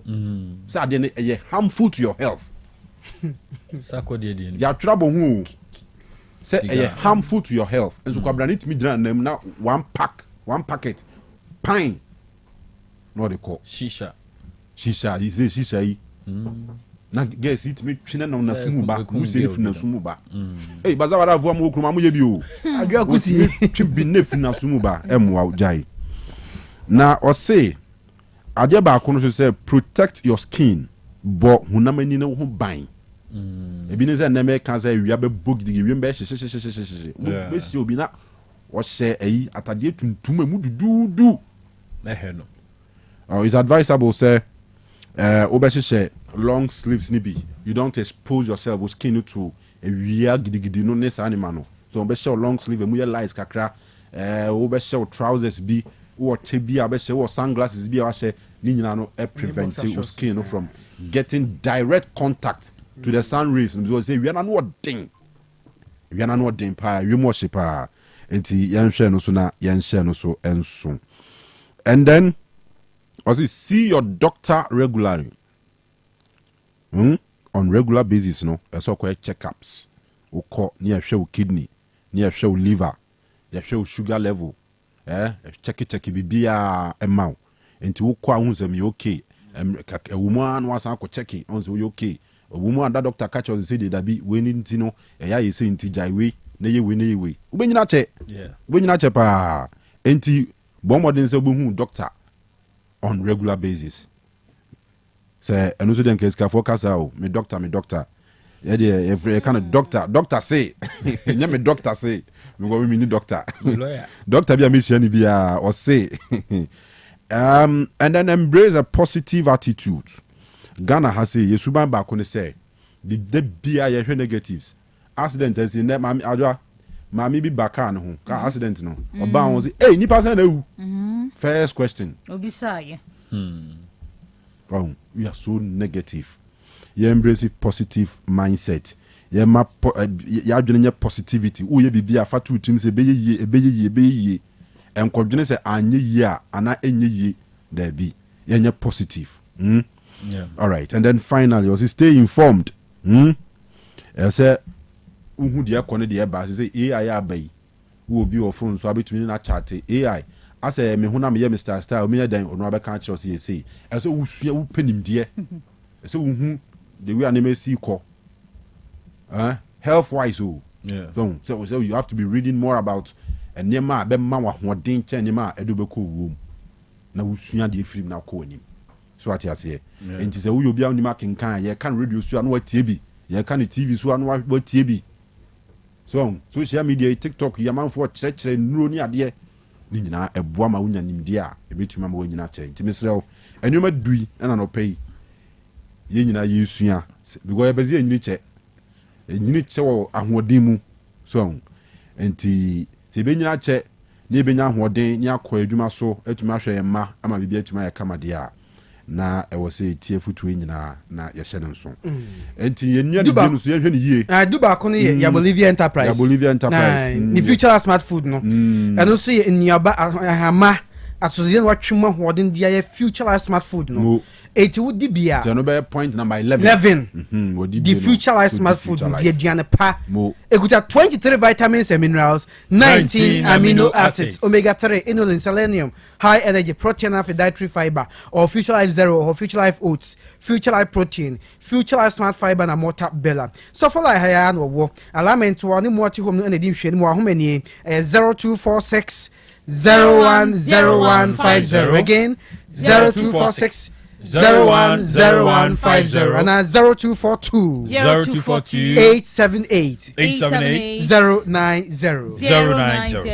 Everyone for young trust Pometia Heba, the Pometia Bruno Diaba, Kama, we just saw a buon pedria. Yaribia no Tibia Netra said down who trouble the pedrium. I don't do the Biarada as more can say, a Pometia Bokandi, Minia Patrol, Radiant Chikra, Pesa said the Dibia Hui, a Quanwadi, a into do already about moderns on Sabbath to me. I can be Pometia a year Ovia Heba powder, no, a poor Juma Papa, General Wobin, Jebra, one of them being between our woman, whatever the pedrium, Pometia victory Heba powder, and Pometia Liberty Heba cap to Shedum Boom. Nawina, Namia Domna, draw would be now Opro de Gumo, Gradia, and Yasim Kuma, crack, one of the Tahapo, Ophidium ha, say near Bukrana de Frabi, episode we be about when you wouldn't be to me at top. Come up, Papa, Pometia a year, victory Heba powder and the for a Buapa, a year or Yawa raw. Ewo yaposo joint awron nyina no ebetumi akwama hoto abene pedwere muntino no bomwa rheumatism de sasa broso ni nyina da ebetu ase pometia ye hebato ne kene nso wonum na to aduane ye depa da munya bi na se wuntumi enni basa ne hatwene na fi monsono kese nso ha obi na ba mu a ni nyina beko ama hoto atumi abanomai mamefa ntudwane fa na fi pusu ni penefon kasa ententem so kra yeso fo kofa baye woron enode pometia no eba ya woda pometia eba don ano number is 0248 539 752 and 0507 100 me rochoba will take from house so on to me akambi wodi o ye uba ya akuso ivo wo ho ai na oni aku edi enkomo Ferdinand Seba will be Blessing Woods Pharmacy will be Berman ya hemfo hotel no bachi ho no so benya betumi ato kronum kwapra government hospital no high gate ho ma opposite ora na worum ehye en intentem so honso kwa benya betumi ato afrancho mfanto am yisu ada house honso benya betumi ato Holy Father Herbal Center so Fantidu Town don't care ho no a en so number 0244 151 708 na oko asa downtown so sister mama ho honso so betumi akambi ya no afre sister mama mato for me so 0208 21 74 70. Klepak na chameno watano ya buju ensuo dwaso wo pe bia benya nsu papa atodia ene no ane San Masoya company for nchen company Saudi mutie mo pe dispensers bottle dia na such as de nyina da ebi ho wedding bia ba yie bi conferences retreat bi program bi na ba wo pe nsuo pade asoma ho amane nya klepa schools amotwe ho hia companies mo frɛ be supply bi dia mamo Little Angel Venture dunkwa woni bamboo sport ne hwɛ ni mo mamo manso nyina ya de bia ba manso da ta no mra megye mo de wo Kineben Ventures enya na ewo ho na dodo mu de ya fra San Masoya company limited there was 0244 041 913 na 0558 00 65 Hansom samen kancho sa wo pe bia benya sodum niama na totopa ye papa ebeche dia ma wawu agama nchiri menyina beba beto a ehɔ na ewosa wo basanse wo niama ne de edutwam esoro ne fom nyina da niama no ayemma nyewu pe bia benya bi ato ho fufu blender washing machine sound system gas cookers blender no tap be na pe brand no de faka juices no bebre no abo ene o blend ya dia na sa wo pese wo je aduaba bi ensuo ne nkwan pese ya di ensuo bi abewo no a mesrew ni nyina ebi ho cylinders no manchanse enu amu nuane non stick no makacho se bi use light ebi ho use light ni nyina da ebi ho fridge no so tap bi ape bia wo benya bi ho TV no so faka ho emaye microwave oven no ene ho akade ni nyina da ebi ho standing fan ceiling fan no rice cookers air fryer no ye wode yemfa bibia nsom anwa enwo we ebeche bibia wabra wo mfa bibia dam frafra special blender no so ho an de blend ya de titru ene nuaba hu nya so di nso bia begumu ebe bibia ntiwe natural na ma fruit juice na wo pe no edum de wo de ben Prudential Plaza no ahomani ni 0550 0550 348 212 0550 348 212 Everyone for your trust akudi aduane pa 530 catering services no aba wo ne wo kasa no pay wo se aduane de na kache na benya toto no benya papa no adi ama boni pedua me pa so nso mo ano ye aduane papa ne hia sa brebiare begumu na mesrada ade pa edi ni pa to anse do kese pa aduane die nnuane no ma wro adi afrafra no no montin so a ye to di no aduna ema ekuwi 6 feet no a bonse na abusua tempintin kwa ekire no misrada ye kamfo adwan pamo no di so pepepe bohum erunti 5:30 se wanya bre nya daje mokodwom adi dwa sebe ya adehye nananom ne ahene no a ye wokumat mountain so bidi dia ma ho twaba erunti be patro 5:30 se arope abeche de tiozafi de tiozafi bobobo yakona kachi ya kone bi hu ne papa mu ibedi ama ehuru sampa ene poku bia ya obubui awurade tuna no enyasim kuma kra ni nyina bi wo ho a wode frafra mu odi ama ho tumi atọ wo aduane de se de ono nko a se de bosia ye na yi no di nkruma no dan so kra wode toto afoforo no atum se afro no de no ma bi ayen yam nom de afrafra o nanso 5:30 de hu sa haban na nkasa egwom plain rice no se mo fiku no de plain rice wo ho eno so de chicken ene to so fish ene to so wode ntwina podua binim ne ade a ene tiri ho no kama jodi guso no etoje wa ni nyina ne ho te na huru se wono so oye de beboa ma ya de bia mfra chiri emma jollof rice no so sa so vegetarian pe fish ne de ato so na wan so awowe na mo so pe nam de ato so enam ben tudi ne bodi yemode no de jajajaja no de frafra de buko of no eta so otum se yes aduani be ye de banku ene tilapia no papa bi no ayo no asisi no kama akona akono udia mo huru sampa tilapia no wa bibia na we de tasty wom kama otwitwi nyoma horo ya wode to nchen dia ma otwitwi no ma horo de gugu so a obi wo se mepe banku ni meku mepe ne nkwan me sankwan ne ye erunti ojebre no sankwan hwata me patro nkwan no de ya to ne santene nkwan santene ne wo mu a edi akotre dia ma wo erunti banku ni de ne jai kura ye dutwam na fufio no Evrade ye kona fufu ya kwakodi na no pa di abeche edupe green kwan no ne nkwan horo no de tudi ne bodi nkwan bai ni nyina 5:30 catering services abeche bra ne bra be da no pa no ndu ne fa ene de na ahyese abenda dakra ya uduru ha ebetuma sefo wo ma wo mu sefo no kra ho ne die ne se de hokra no se ne sia kra ho no meso wa chine na 5:30 catering services de onya bre emaduane di eye de erunti se wedding brason ye pa aduane ye de asefo hoho be se na sanse ma meka na se ye mabusuafo mre bebrewu na franti e chen bi ote akira antipokua bi ote akira antie mu no manu aduane friteti mu nyina meka mhumum ne no etwem o fa koja 5:30 catering services no anye se aduane nyira emfama mo eno na ewumu eno na ekoso na wabusua ye akwakosu idofo de hia ono dampa so no na wuja akwa aduane adai tabi enye ne sa abusua munyina mkoye no 5:30 so benya bra no aduane no na de aba besefo mo engagement birthday parties afuro no 5:30 catering services boss bra na yema aduane die enye champion enfama enkura batani nie Tech Junction baby a foot bridge in some sort one budro na toto for ne papa ya misraw enuane no de doso kwanchen nemum entinam se fadin enante ka se 5:30 catering services 5:30 no 5:30 pm we can say for short na free ya kiro ko na ko transit na didi na buru say yes we didi krobi ya ware bia no krobi so to aso ma yiyi erunti ukwa so ko mamponso ho nso aso e ba ko ho ebisonfo kuma kakwan no so ho no a na bo 5:30 annex se boho bodwuma no ma no ne hia de bia mesensem kan e bebre nyina koso no ma ya no afa no ma no na ne pedifo akasa 5:30 akache na bibia wiemudi number na 0243 46 33 65 0243 46 33 65 wangu. All right. Edamase. Yanko anime. Nyansapo live on Otec 102.9 826. Yantenimra. Apomode mapade eno ane Hepa Plus mixture. Pavi Plus Mox. Hepa Plus mixture. Etutu malaria na sekura. Sweet darling. My beautiful baby. Hepa Plus mixture ye busie ya no mama hoden aba. Muso me pini. Menti ase me do. Tie. Hepa Plus mixture. Enya adwuma ebeye wo nipadua no mu no. Afie kura na ebeye wo nwanwa mo. Eduro ye ma general well being. Ebusua pomudin ho hia me yie. Esne bibia. Enti me manom pafie ha. She, wo ye Hepa Plus husband.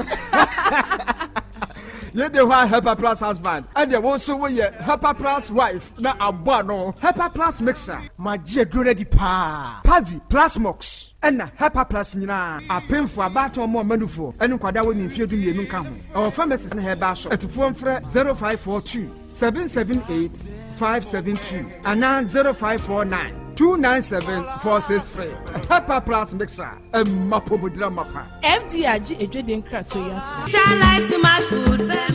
Obi benya wa na free yade ena apomuden so yenhire nkokwan energy protein dietary fiber iron vitamin B12 and C omega 3 folic acid molecule ena selenium ena wasumdi agu future life smart food aduane mu me potinyifo Thomas bi se o magime aduane bi nkosonhwe setimi sanyarwa be se wo hane akire esichire yade mojabroso kokram ahotutuo ode epua be ma ne hunsu agene no aye mre wo mpam de ne nase atata stroke ena de na pos wa mre future life smart food bebo afei de aye abusuan chemfa multabella sogum wom enti regulate sugar level no san ye adwuma kwa nkasa enimu sana diabetic theory no so boa woni a enya esichire yade sickle cell typhoid asthma brantia ne maba awa ekwa gym mompe high protein nubinto oba bia opese ne yefunu ye flat no wohia smart fiber any zero smart food a future life smart food diabani ya Bolivia enterprise na kofa nuani ye ba omayimu Crime. Wani Ghana Telecom University ni your opposite. Kumase, waben Sofolai alignment. Ena tema, ubenya biato Evergreen Supermarket. Fre 0246 010150 0242 878090. Future Life Smart Food. About that huban. Order 4.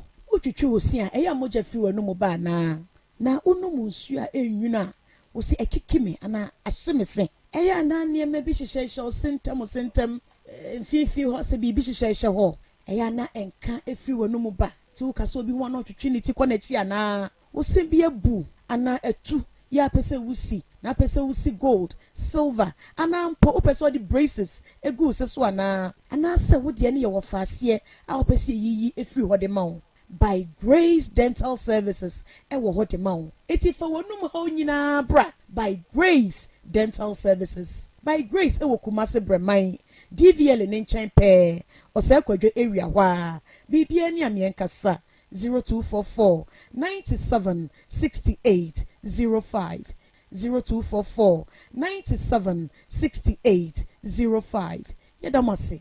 Upgrades are nice, but stepping up is woohoo!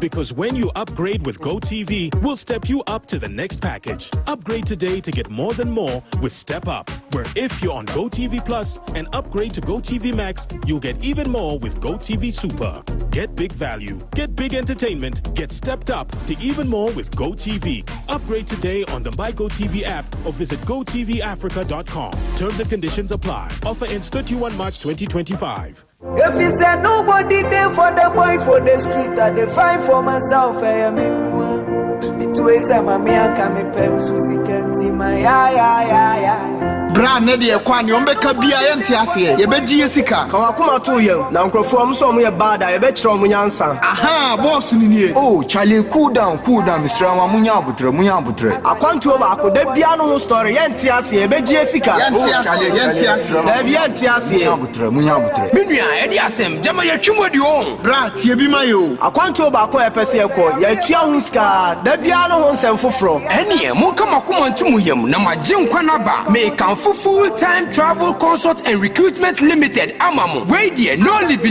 no labalaba ye de akwantu hu dwuma nyina na ye genu ATGAD ye bo manfo mutu kwanko enkura hodo bebre so ebi ne Canada UAC Germany UK Netherlands Japan Dubai Kuwait Qatar Saudi Arabia Jordan guess what krobe ne wo witrim fa wo how no dadwe nyina beto full-time travel consult and recruitment limited so na ye be boa ama wo botaye na abam sanso na ye saye birth certificate, passport, marriage visa, student visa, tourist visa, visit visa, work permit, open work permit, hotel booking, appointment date booking, air ticket and reservation, and afofro bebrebe. Yedi yejuma abra e feeling kikawabia anyho. ATGND na yen prices yesika samuso da form boko. Ye flexible payment. Onto bet me be yen office. Now ni abedim komo. Na bibia be go through amount. Hwehwe ye na chekwa wo Kumase. So for life, Complex Road, abra watra JP filling station wa. Anase Work Angels Academy premises. Samson obet me a friend wa humacho for me 050-416-1729 and 053-289-3025. Full-time travel consult and recruitment limited. Ya need a so wakon to money. Pray, holy name. Otec 102.9 FM, the pride of Ashanti. Otec 102.9 FM, the pride of Ashanti. Right, no, Chabwa Pounds Media Sam, you know, seated in front of Yinina, Dr. Stephen Techi on the left, and after Dr. Barnabas Amanfo on the right. And Opei, or more, any penny for any mobile bidding como. Afa one. Energy crisis, Ashanti regional experience in home. Enra, Energy Minister, Abujinapo, and Ashanti Regional Minister, Dr. Franka Mwakuhini, Estomi Menshi, Amachese, who asem ebai. And then 2, police at Chinipa Bako in connection with the murder of Ahmed Swale. An incident is 6 years ago, Ewa Madina and crying. Ti eno ne nsema kese mi fufuro be boom na mre omu ayebeka sanze nsema de yakon ye benyina fufuro timi ba bibia. Doctor, good morning.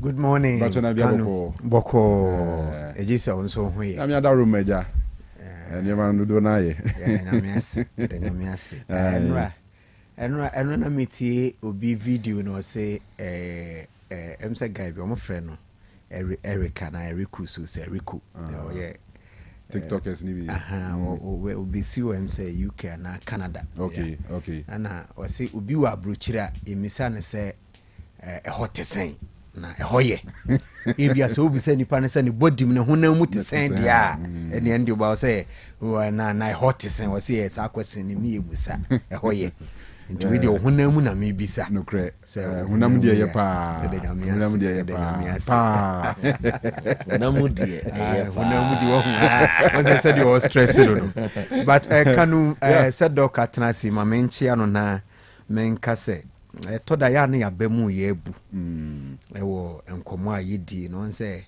yesi baabi a otomfo ne bono na eho hia no ti toda bonsi e kan nsem na ba se nsem na woka no toda na wo ye fili se wunya resource nti ya se toda na abembu aba sana adenete but na anu na mihia wunua owura kunsia yeah nse na anu na me ne dokuti he ya se ya ana text by na coincidentally na sana ma baha me ku se ana mi wura campus ana me hu se ka say o izuka white bi na o ma me light na igina na am say fellow na e bon komo no se wo se wo kọ ne enti e ma dey no o yes this are text in by na me ka ama doc hu na o se wo kọ a o so on radio na ase wo pbba ti na o kọ adwuma to wetini na eto Otec nti morning show so onye obi o sheda wan so mo ye o sports na no penti ya na wonya adaje nti morning shows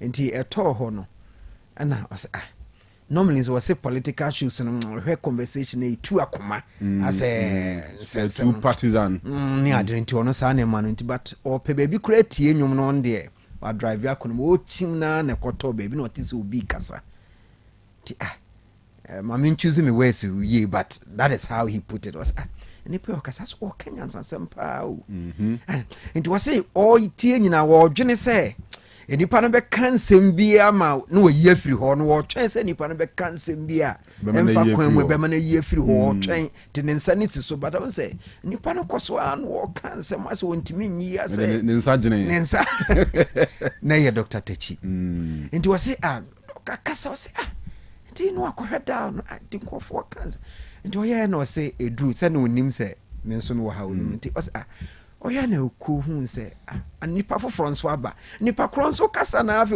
o say o si Africa ni mu no na o say o yi hands free e de hye ni phone na o bra office ni na o to asuti to oya na o say na o kwotena say na o say na ma me nkohwe te ho na o say o hwe ya o hu say eyewa me wa ha na eti honestly yedi nkomo and it was about that na niaje say wow say yeah something different cra nopa nti o say na neji nam so wow say dwuma na yedi na eden ya that could be ubinya and honestly amamfo itia I'm say na feedback no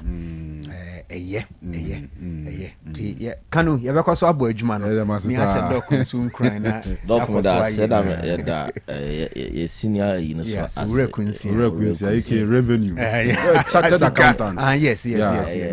Humbling. It also means say enko so enye adwuma no. But I don't know, as you pointed out, you know, if light-minded person to say be a word such a any dream chartered accountant. But at the end of the day, you started by saying say ma or mining puntu then didn't yawaha. And I think as a mining we have a lot of things to do. And I drew me big issue now. We'll be highlighting my footy for it. Say yes, same paying for you be a so. But I said in Yankopon ball Ghana doctor. They be a me chebi so me see why Yankopon be Ghana for what time first. Say that Togo ni Cote d'Ivoire for no be at first. You're paying for twaso. It decline just I saw them paying for him for political leaders. Ni chebi ma. Because near more the chair. What judge you maybe? Oh, Miss Trebima. Baum is a bimbedimba. No, a bimbedimba. That bad is one more brand new. No, a bimbedimba. By all means. Your friend, Ababi Dunam. Ababi Dunam. I know, T. Kanu ye chia for so. Ye chia also for Jonathan. Me am over Kofi if chia no. Big goat is where chia na enra ye chia Central Market for you na omo na me ye. Central Market was non-existent anyway. Central Market for Makudi di baby. See my friend. Enra am saying the voice message very deep gentleman. And then the voice message and your points also you continue all day. Important messages by continuation from baby you do you know you say on here argue say doctor you domesticated the free SHS policy and I say Ramemeka say for example if Kwesibu Yitina home say Ghana good weather Ghana will good rainfall pattern Ghana will fertile land into World War II no to see agricultural college ema ne kuma soldier for aduane and the Koba dying, I see an intimate video. And all the wonderful message we say. And the talk, say last 2 weeks, doctor, my big one, they say, or say at the end of the day, no, Niamana can we can domesticate it by a interest. The oko high oko tosa diwa on the abano. Or your political party financier. It you kaya ye call forum economic forum no because I Ghana you hear economic forum you hear ethics any morality in the governance a banim dia can any problem now your person munkumunya it na make us say make us see a salai no near twabia ba no onko awiase we be say it won't quasi kakra cow but them into no a common deal my nina. On fan cry, on fan on quanti you. So mine and coso. Any a kind of daytime witchcraft. We are getting it be ye. Tune to another, and we are no, no. You can't get the best as about it, and I come a big one about doctor and gratitude. Okay. Gratitude. Okay, anyway, we are not about Dr. Manfos. Yes. Dr. Gratitude. Me mammy be. Now, dear, me pay what I say. So, sorry, no one qua. Now, said be one see the crown and dana una. Kanu, ankeka. You will nip be so, if you are see what boy boo from Uncorabrim. Copy say when you are be free years. But here on the personal level, no. So when you happiness dwells in a life of gratitude. Said in your media mind, now you ma boy a many na yen yanko pie. See a tiasia a not dumb. So first of all, sorry no pa. Now on qua the first stage of gratitude. Now who are there? And they be may catch you if you want to be grateful. They be a man shenyama uni. Shadombro swa wenya. Go they be a shenyama winya. now call another level of enviness. And you did it be our niska. Who did it be our bushim nankoso? Who did it be our commodore? To be so just be papa be anywhere. One sedana. So she inculcated the habit of gratitude. A maya munyam say, ne share the boy in so any munyam. And you will nipa be in search of happiness. You will be a when you see Cabebre doctor so near Niger. Go if you $1 million on account. What feel person kunipa kudenya $1 million bill. They too. Obisu what 10 CDs on account. Udu aswarena or sa. Any friend or say or walk or be an any saw. Kanu, they be a ministry students Kasambusa, so Mundo was saying in the year school of Fafon Kachenima, Mr. Mama Medase. Kanu a ye Ghana phony a heart of gratitude, and then Mbeka a ye a summer and a chief winter me and fun for granted. Say Mama Medase because a cranny Phyllis say any mammy said yes or 30 and about dear man. And Jim Cross saying, and they be a brunch and a papa and mammy, I ye be a mana. Cassia does. And now for Yenti, see, I'm for gratitude and say a memoir. The search for happiness be a problem. Obinya, you see me be a bananinji. You want an insult? An insult. Kanu near co-parents. Your middle class be brave pressure almost. Jobe pressure no apeka crab ya bebusia. Ebusia ni insult. Say busia crab be kasa me das no. Brano, why ye to Kumasi? We are not the Bremen. As we speak, Ghana, the pressure on middle class. Can we hear cost of living? Utiane rent, Utia school fees, Utia electricity, light the crap pan, so. Utia internet, Ukuta car, fuel, a week, maybe a call. Into Chinese naka kraka. No, the brebusiana busiani swa. Who say any panel? It so there was so much pressure. And Chronoa a cost war a brave rebusium. The pressure on family members. What's your own yajuma? Busia. Unia disikaba when he saw another highest level of witchcraft. Nakanu dia yakuraye. The only school fees da. The onshore that no man the bronya idea. No be a way 100 cities the man is a bronya idea. Into we are na the mammy. If you are on car. Now can we send a jacket or ye Juma will take her or your head of programs? Kanu mammy bronya idea. We are now but who names a Kanu. If you are bronya no or tete a kaya no. If you 100 cities in a na cow in the bottom. And doctor will tell you, can we say, yeah, no, son, do bring you to be now. Sika can you 100 cities. Go, yeah, no, son, in your bring you. Oche.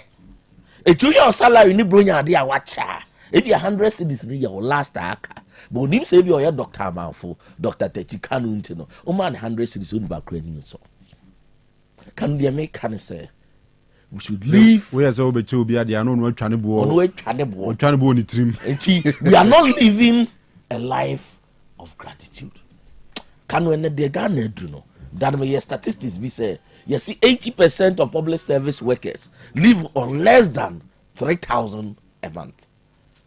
So 80% will be 100 cities now. Unim na ketu your amount percentage. And on that quite to say as Oshede Jare Anopa. Yes. Echo Juma to say said the dog can so 3,000 a month. Dog can say less than. But I'm finding 3,000 a month. I just said that one of pay banana pay. Oshede Jare Efa Trotro. Echo ye Juma.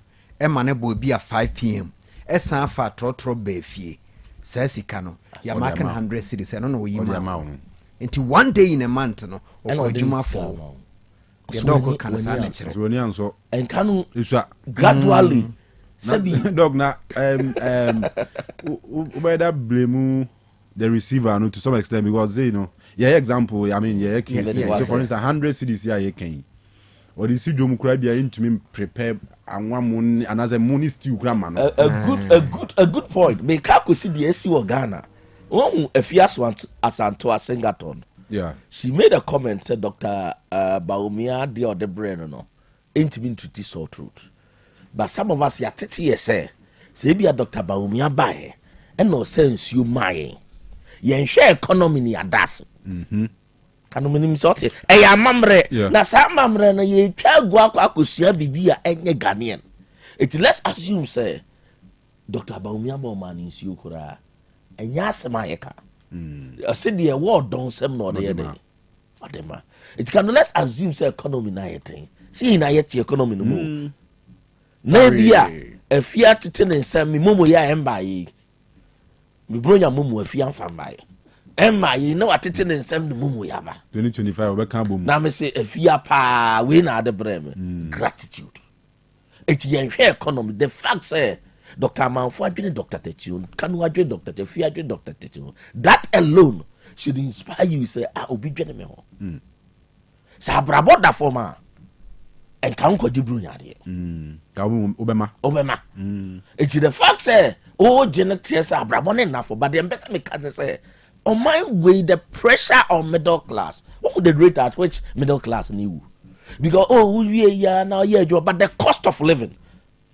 A bit more aketiano rent grant me to ya. The other day na me didn't come out with one of your colleagues or Basil or Maryland, USA, and you know child list to be sending me. Nipa also send your music with immediate. Exactly. The pressure we give to you, can me matna abuche order. Hey, abuche na nyed na form. Enti wumi bi etitin nsem ebro bi dana se wate. E da form a enka wakwa akod enye se abuche ono sika etuetua. Edua so. Mama kote eriaba. And at the end, you correct abuche no. Ya na areho. Ya wo the Kanu make up see doctor what we call sense of entitlement. Ghanaians are developing sense of entitlement. Na the highest form of ingratitude. Omini awa abuche bi bienu de bi am catch am for the bienu wa ya tro Bible. Say also ni ahew. The biblical contra doctor the needy and the ma wa wo it won ye na kumam so ye obi ye won kura bebre bi okọ school mini awa brochi mi hwe sunsu ya de bo bra wate ya wo de wate na so bo amanfo it Kanu the pressure de ya kura se ni ba kon de ama usika wie na o disika bra say ye japade na watna ba we disika ni na doctor gratitude. And they are not pewuti, maybe on your discabia bassa ye baby. Yana ye ye. Now ye none any saw be pija water. I don't know this video be popular last year more of Muslim guy be a nanny brother or USA. Yes. And I also or Manesi Fiaman or Ghana. So ni bra no the family had no idea what Umunyani is Siamo Ghana. And once a first cabra no their bass and you bra me to the toss be a cry. Boy no but more back Ghana with the family, not the wife near him say Akata Funi be a British US. Omukra a Jomunsem. And only a moye ma Omunya. Yeah. Her coins now didn't found see baby. Hey, Obisika wajia. You can never do well in life with Obisika wafa. You can never. Tikano, young con national level. You had the Kwame Nkrumah yemaye. Oh, exile. Later, you could find a body by. We are not a nation where we actually are very grateful. I think.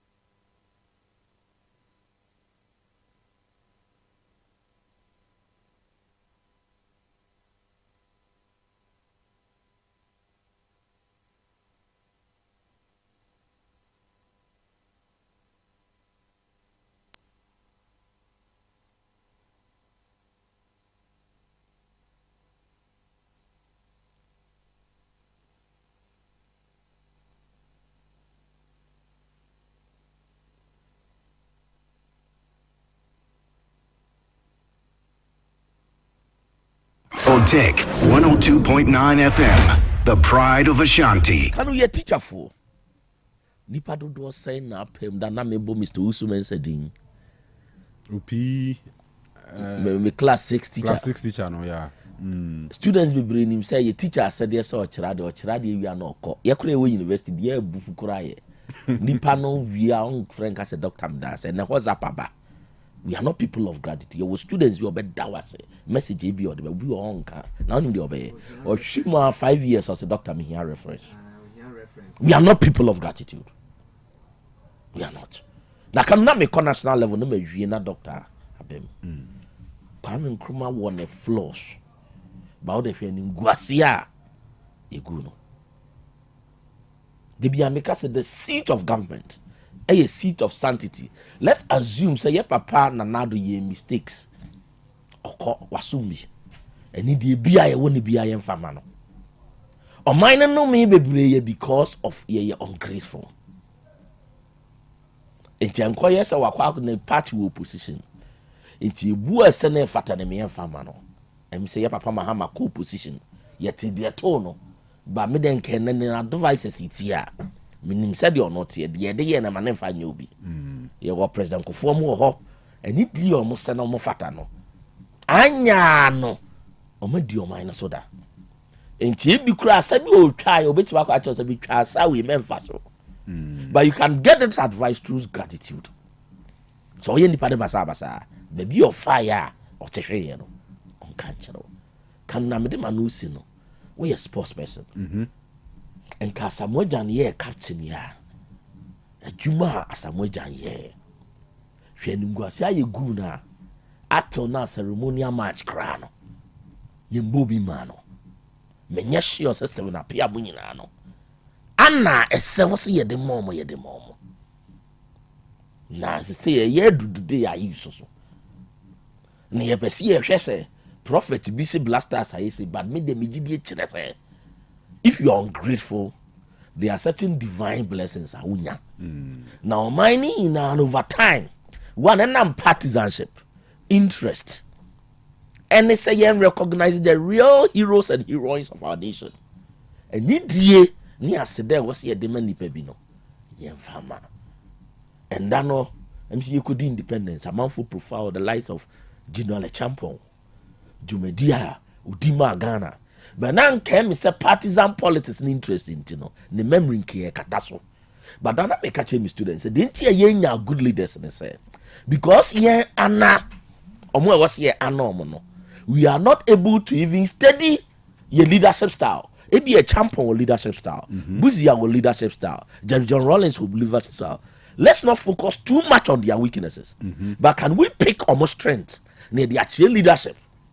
We use schools. Who's a partisanship in internal? We be dia me and this in person me chere said the ye papa na do be bi anye. Obi MPP in person me chere said the papa John Mahama be bi anye. But who study leadership to pick the qualities of President John Mahama and pick the qualities of President Nanado and pick the qualities of former President Kofo and the likes of the Okaboma want to be a great leader. Yeah, sure. It is the same here better actually ye or more abroad leaders. The recommendation as a sign of gratitude, doctor. Me mum the deep down for our former presidents. You make sure you see a renowned library tourist site or president in the room. It will be papa na doa. The jacket ebi or the and kint or the inaugural address. The school near mani bibi ananko akusi kama uchebi. Nanko abe yebi ama president Kofo. Uko former president Rollins why ye be and kro bia krum. Why ye be tin kaidum the leadership style to saying one man lies library. So if I want to research about the leadership style and other things, me call one makusia. And me demonize nipa. And yeah. And ye yesu at the fufuro bia ye papa Ghana for yesu no but at the dada bia nye enti na Kanu dey make a gratitude and then at the when I pick it from the personal level I pick it from the family level and I'm call the national level sure. But the sports will be tie me a manin see that Samuel Jan retire nche anyone I'm sure was here the man no ye nche ultimate na ka so say penalty unfa nche ne da Also the ECG ano Kanu 6 months the ECG work be yeah no. Kanu me World Bank doctor report for me do fear. Nankam unsana a 6 months. The plan was sent come a report throughout the night. Me a night person. Nankam the holiday night then. Do fear doom light. Obezi doom light off. And I'm a war Uniba call number. And I'm a friend. I'm patrol. Luckily non asuka engineer more customer service. The first number is nice, but the guy was very rude. Wow. To a customer. Yes. And I want you swear. Yeah, that's your audacity to say as a emergency as a penalty into function. Why not you when you mistake that? Who are you? Tikanu my friend, I'm special. And say our project in ebe buagana. Pacho mbefi saying to them, mami who say Mobe so na money there. Now come and make it plans. If I have to go back to the office the following morning, I'll go. Oh, momo lights and pull back obu. Now kwana catch no. And I do need na answer light no. 6 months the whole day. Yes, on 4 p.m. Now come yes, me sorry swear with the amount for thesis. It could be oyeri thesis na na dabi table so. You have no idea. You have no idea. The only man is Ben Nantiago got lectures in read thesis. Ghana lectures in read thesis. But light time the back kind thesis no because me share idea throughout the day. Me mentor students throughout the day. It's an journal na read thesis. And this semester very busy until holiday now come the be yes ejubani na ma waste. You could not even tell me say say yes na mre say ne ba be. Adwuma mu na wo ye no mistakes are why you are cost Ghana. You have the audacity to say sasa moja na say penalty. You so yin na yentungu. Kanu the American say we should have a heart of gratitude. Me Dr. Techi na nso me ho. Odi akonya ma me mistakes. Odi me de makanu obey mistakes. Me de doctor ya but ye bompa say papa ye be ye ne be chain. That is our greatest prayers. But men share normally we capitalize on the negatives. But sometimes it be out to chrono 1 or 2 be or yeah capable of a more different view. Tell a native for the minister and say yen your heart of gratitude. Or mine in your heart of gratitude. Yen to me to now gas obi a watching ya kunya subi anya papa. Yen to me Kanu are there metomable. I got to have to take my time and study our leaders because said the parties are not corner. Why she who are the papa bia will be but then the can say yan toyable in your heart of gratitude. Then the pakron said Idi Ami crano or yan kaidu or back said the Indian is all yet to say Idi Ami. The can do the make can say yen nipa ye kai nipa. Na ye ana ye heroes. Ni enjay omo boy abro na omo mum ni ana omo no. Nyansapo. Ni pe bi boy abro. Gratitude people in academia. Ye 2 year politicians spend year 2 university. Politician or child university. Politician or child university. Tier 2 year that politician actually we enfa politician win this so. Politician child university. Year 2 the professors to do sign any a true mudi. To do sign. Some of these professors have stayed overnight working for Ghana. One kasa to be trouble because Ghana professors come here. You don't know what is going on there. I dare so I wouldn't men can wasn't. Medical doctors be a nana job in die. What general answer from an upper to enumerate to Amachi. On cash here. Yeah, another uncle for no nurses and they been die. Emergency I hold on that at the time Kanu yen nation of gratitude. Ni fan say adwunu ni akoma say yen shas yen dase na ni na shas ye free said yen tete ye na ekono ya sore ntete ye God said na sore no Dr. Akoyete said de bia ye pe bibia finyame ho Ghana fon kro na hia ye. God is a God of gratitude. The idea drew a domini mubruhu and no and the abidru be heart of gratitude. All right. Thank you. Yeah, that's be Dr. Stephen Techi, Euzan for one na yetin in Kanu. In fact, Wamenya a second thought about this whole thing. Say, if you said the uncra, when in son a dassy, for so pa. Dr. Mavo, a big one. Now, if you didn't see, make to even America. Oh, okay. National level said you know canon as of mine or say a share. So share Dr. Nkrumah more you know him. From 1951 or yeah Prime Minister BC 57 or be president yeah by na ye 266 you know that military and police combination no mo two no when him rebi o mo share all books containing information about Nkrumah na was all textbooks now say you do away with them statues a whole door near day just say the friend extension I just say information about him kura no ye mpese inchirima bete e course yeah na I say minim say na me doctor who say me Santiago Nsua and I think one of them make say you know na ye say video be pop up na ye president and Nanado there was a image book about Nkrumah. I only saw it when I was in North America. Nana me busom so I think that's such a wonderful book. But Kanu, the book didn't write up, no. A good material for even future leaders. And I almost see a banis a book no. I was like, what? Enti omo na I think say na Dr. Techi. Ni eka omo yi a video be pop up and ye anasa Santiago. Na ye president Nanado.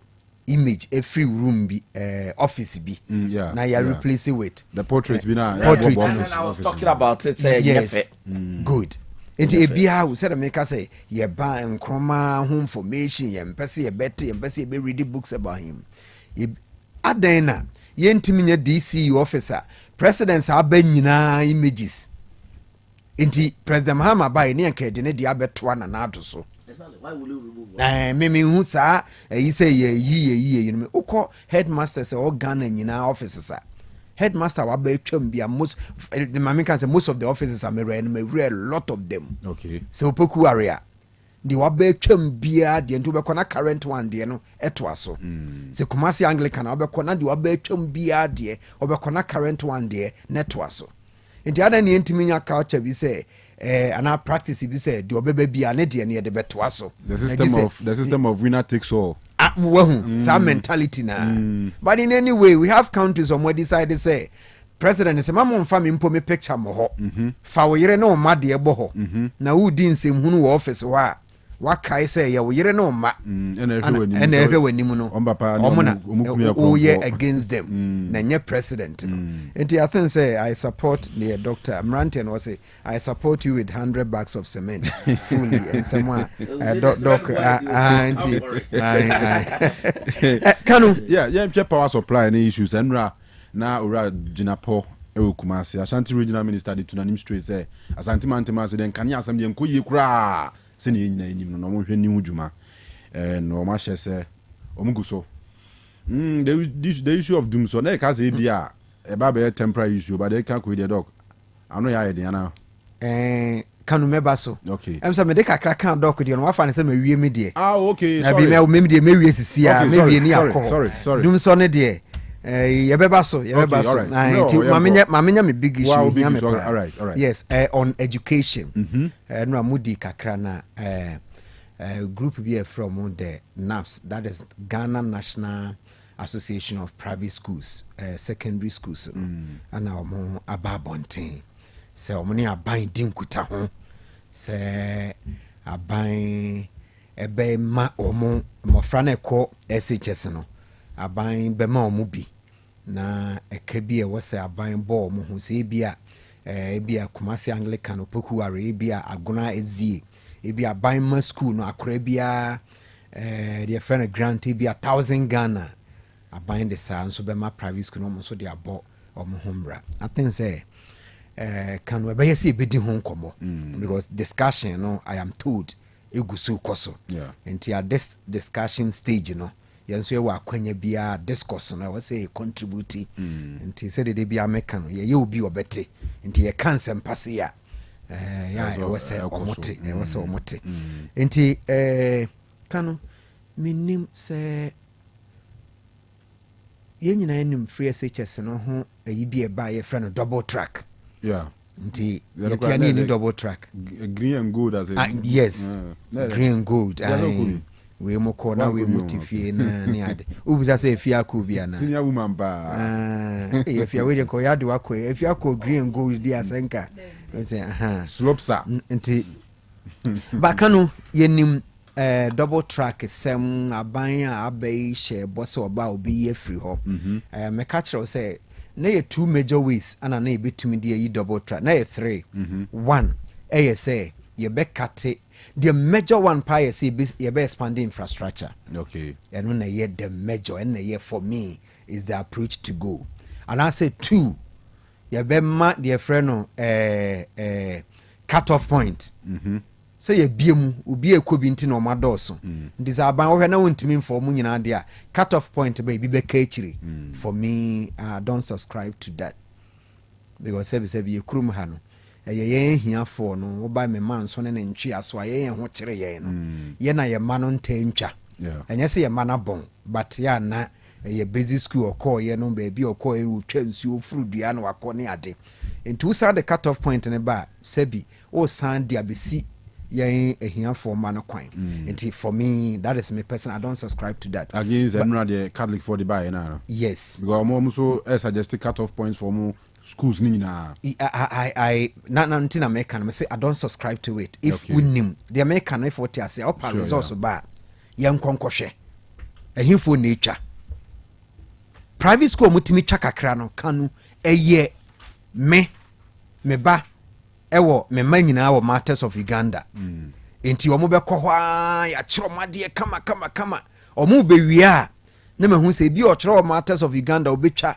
ba computer ne bia na amfa na anto ayi me de ne bɛkɔ aban school bi na wakɔ twa wɔ hɔ aban school ne amo ayi ne watoye ɛna bi bɛma aban school no bɛte sɛ obi atwa wɔ hɔ na ne training no nya na private school okay enti me say wo hwɛ ayi na ɔmo ntwa percentages and everything no sebi ɛyɛ yɛnkura ase ne aban school yɛfrɛ no saato ne ade no ɛne sɛbi wohwɛ generally a ɔmo ta kɔ saa school no sɛbi ɛyɛ yɛn a ebi a yɛnsɛm ni bi no enti sɛ wosan kɔfa cut off point ne ba o san de yɛfrɛ no barrier asan ba na this barrier no ɛbɛ go against ɔmo a yɛpɛ sɛ yɛ lift wɔm no a ɛyɛ sɛbi ɔmo a ahokyerɛfoɔ no ɛbɛsan go against them nti saa yiwe ni yanhwɛ ne yie na aban nya 78 million ɛde ma communications ɛde sika 2.11 billion ɛkɔ flag servers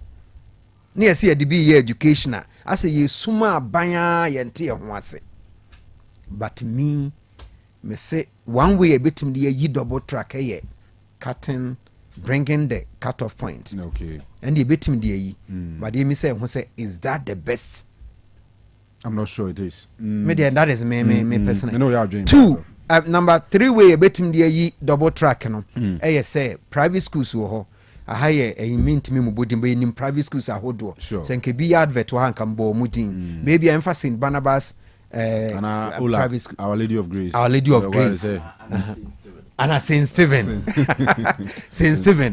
One man some patasiel. Wo na ye school ya. E bi mo sisi adan wo kɔ private schools ni bi infrastructure na to a larger extent no. But they say no free SHS no ba na begu private schools no. Ama hwehwe Our Lady of Grace e building. This is a school I've been there about twice or so. Solid infrastructure. Me nim how many of our public schools ani twa wo mo. So ebi afa opoku aremone prempe mu ayi but we said the more plan o die na o study on digital infrastructure because they use digital boards and other things, the Wi-Fi into I would rather say it should rather be a model for building high schools in Ghana. Our Lady of Grace. Yes, I would say. Nti o share such a school. So who said your mother? I see you. Oh, good. I am last on said me can omo discipline na yibi na me boni din say yeah. Now how much doctor cost here? Na aban na si ya ebi anke beton Ghana. Ya aban na si ya anke beton Ghana. Oh my way serious. I don't say ke dia ma fapin. district BS our Lady of Grace back high school back na ɛno na sɛ wohwɛ bra Our Lady of Grace bre omutimi ko Central Region, Eastern Region eko conduct exams no mo ko ye advert to get students into school say no aban betimi ni omo aye partnership into private school in which eno na no pay me ne wudi hu komo say omo say discussion no is ongoing. Yeah. Aban person ni omo ye na Kanu say oko hospital ya ubisa cha nurse ni be wo pane a ubisa no say oko private school na oko wo bisa bi da ba say nurse ni a wo pane da ba wo emisa ana medical doctor bi nso hwe wo emisa so oko private school na say oko he on entity ye ne hu hia so oko ne he bara no pa ubeje de say nka wo say hu hia na ye hwe say omo ko private schools no aban ni wo public schools private schools no so aban omontete na the end of the day oba be ye lecturer atra de o KNUST planning school oba be ye lecturer atra de o Amstead Department of Leadership. Do we care about their training? In the aban de ibi by a friend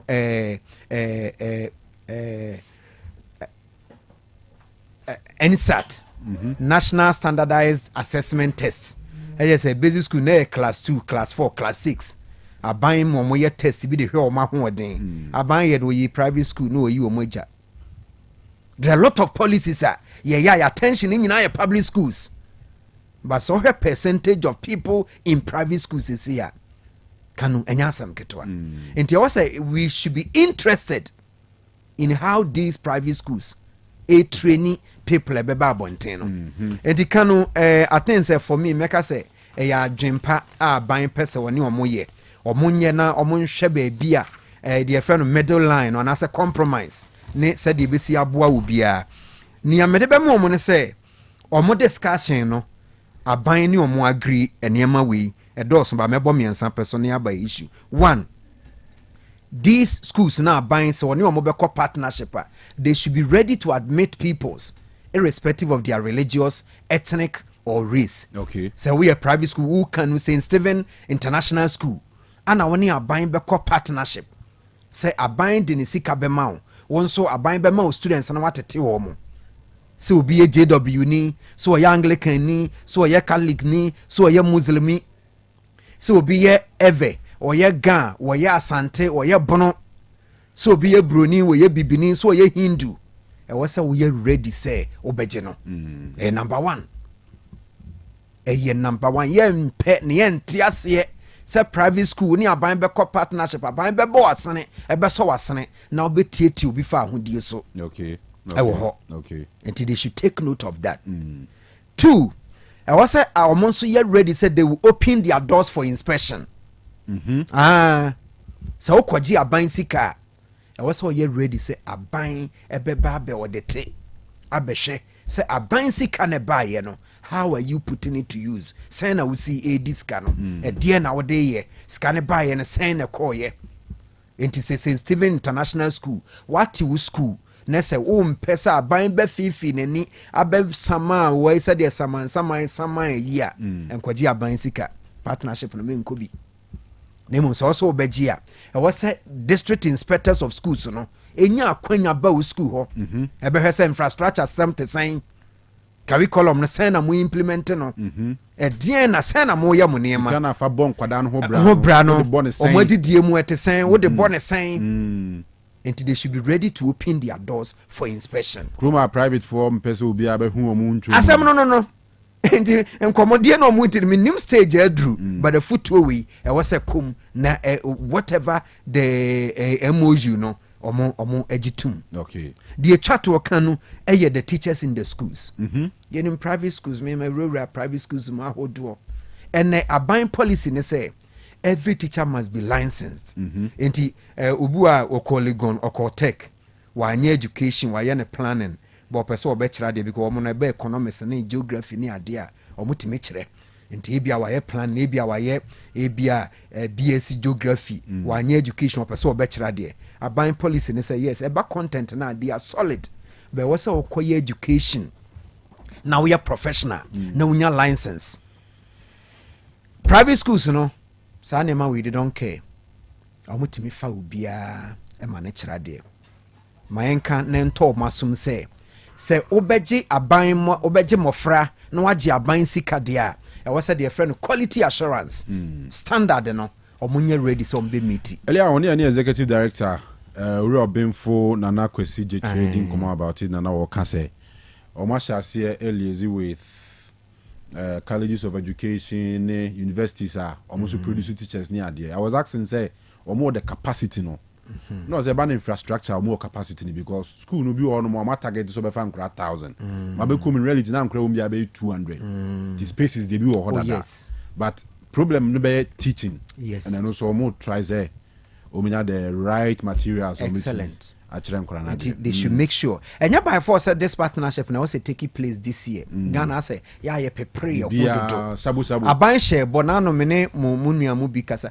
na say ade wo mo ehunu wo baji nam say aban share bo but I say ya na aban share bo ba first year ne pese bibia akom we on betimi adwendwene ho na private school ne ya more opportunity to develop themselves. Ebi anime bi ade beto said more sports for ya mo ye stadium mo se mo mo club licensing for yes no akɔhwɛ sɛ bibia de da na akwam ɔnti ɔsɔ mo kɔhwɛ saa ne ma ne nyinaa ansa na saa nkutahodie we no ɛbɛba na wie ye no mo de bibia gu nkrata so no mo this policy no atake place for me. But in your opinion, do you feel say the right thing? I mean, what's the three options? Yes, options are double track and all. You can clear. Said you are buying. The government trigger the third option and what kind? Oh yes, the right one. For me, say is an alternative. Say government person trigger me. I think say timid stand and yemaya kakra bi a dozen pa. Say timid gu akwan. I think say next year put to this infrastructure need to use that. Kanu kai say ebema adwuma. Yeah. Ye wo nkofo mo wie colleges of education universities aban to me mfa o nyina. Ombenya cooks e wo ho, ombenya say ne ade no. It's important say be put to them to good use. And for me it's a good year about right. Me aye. Ayo.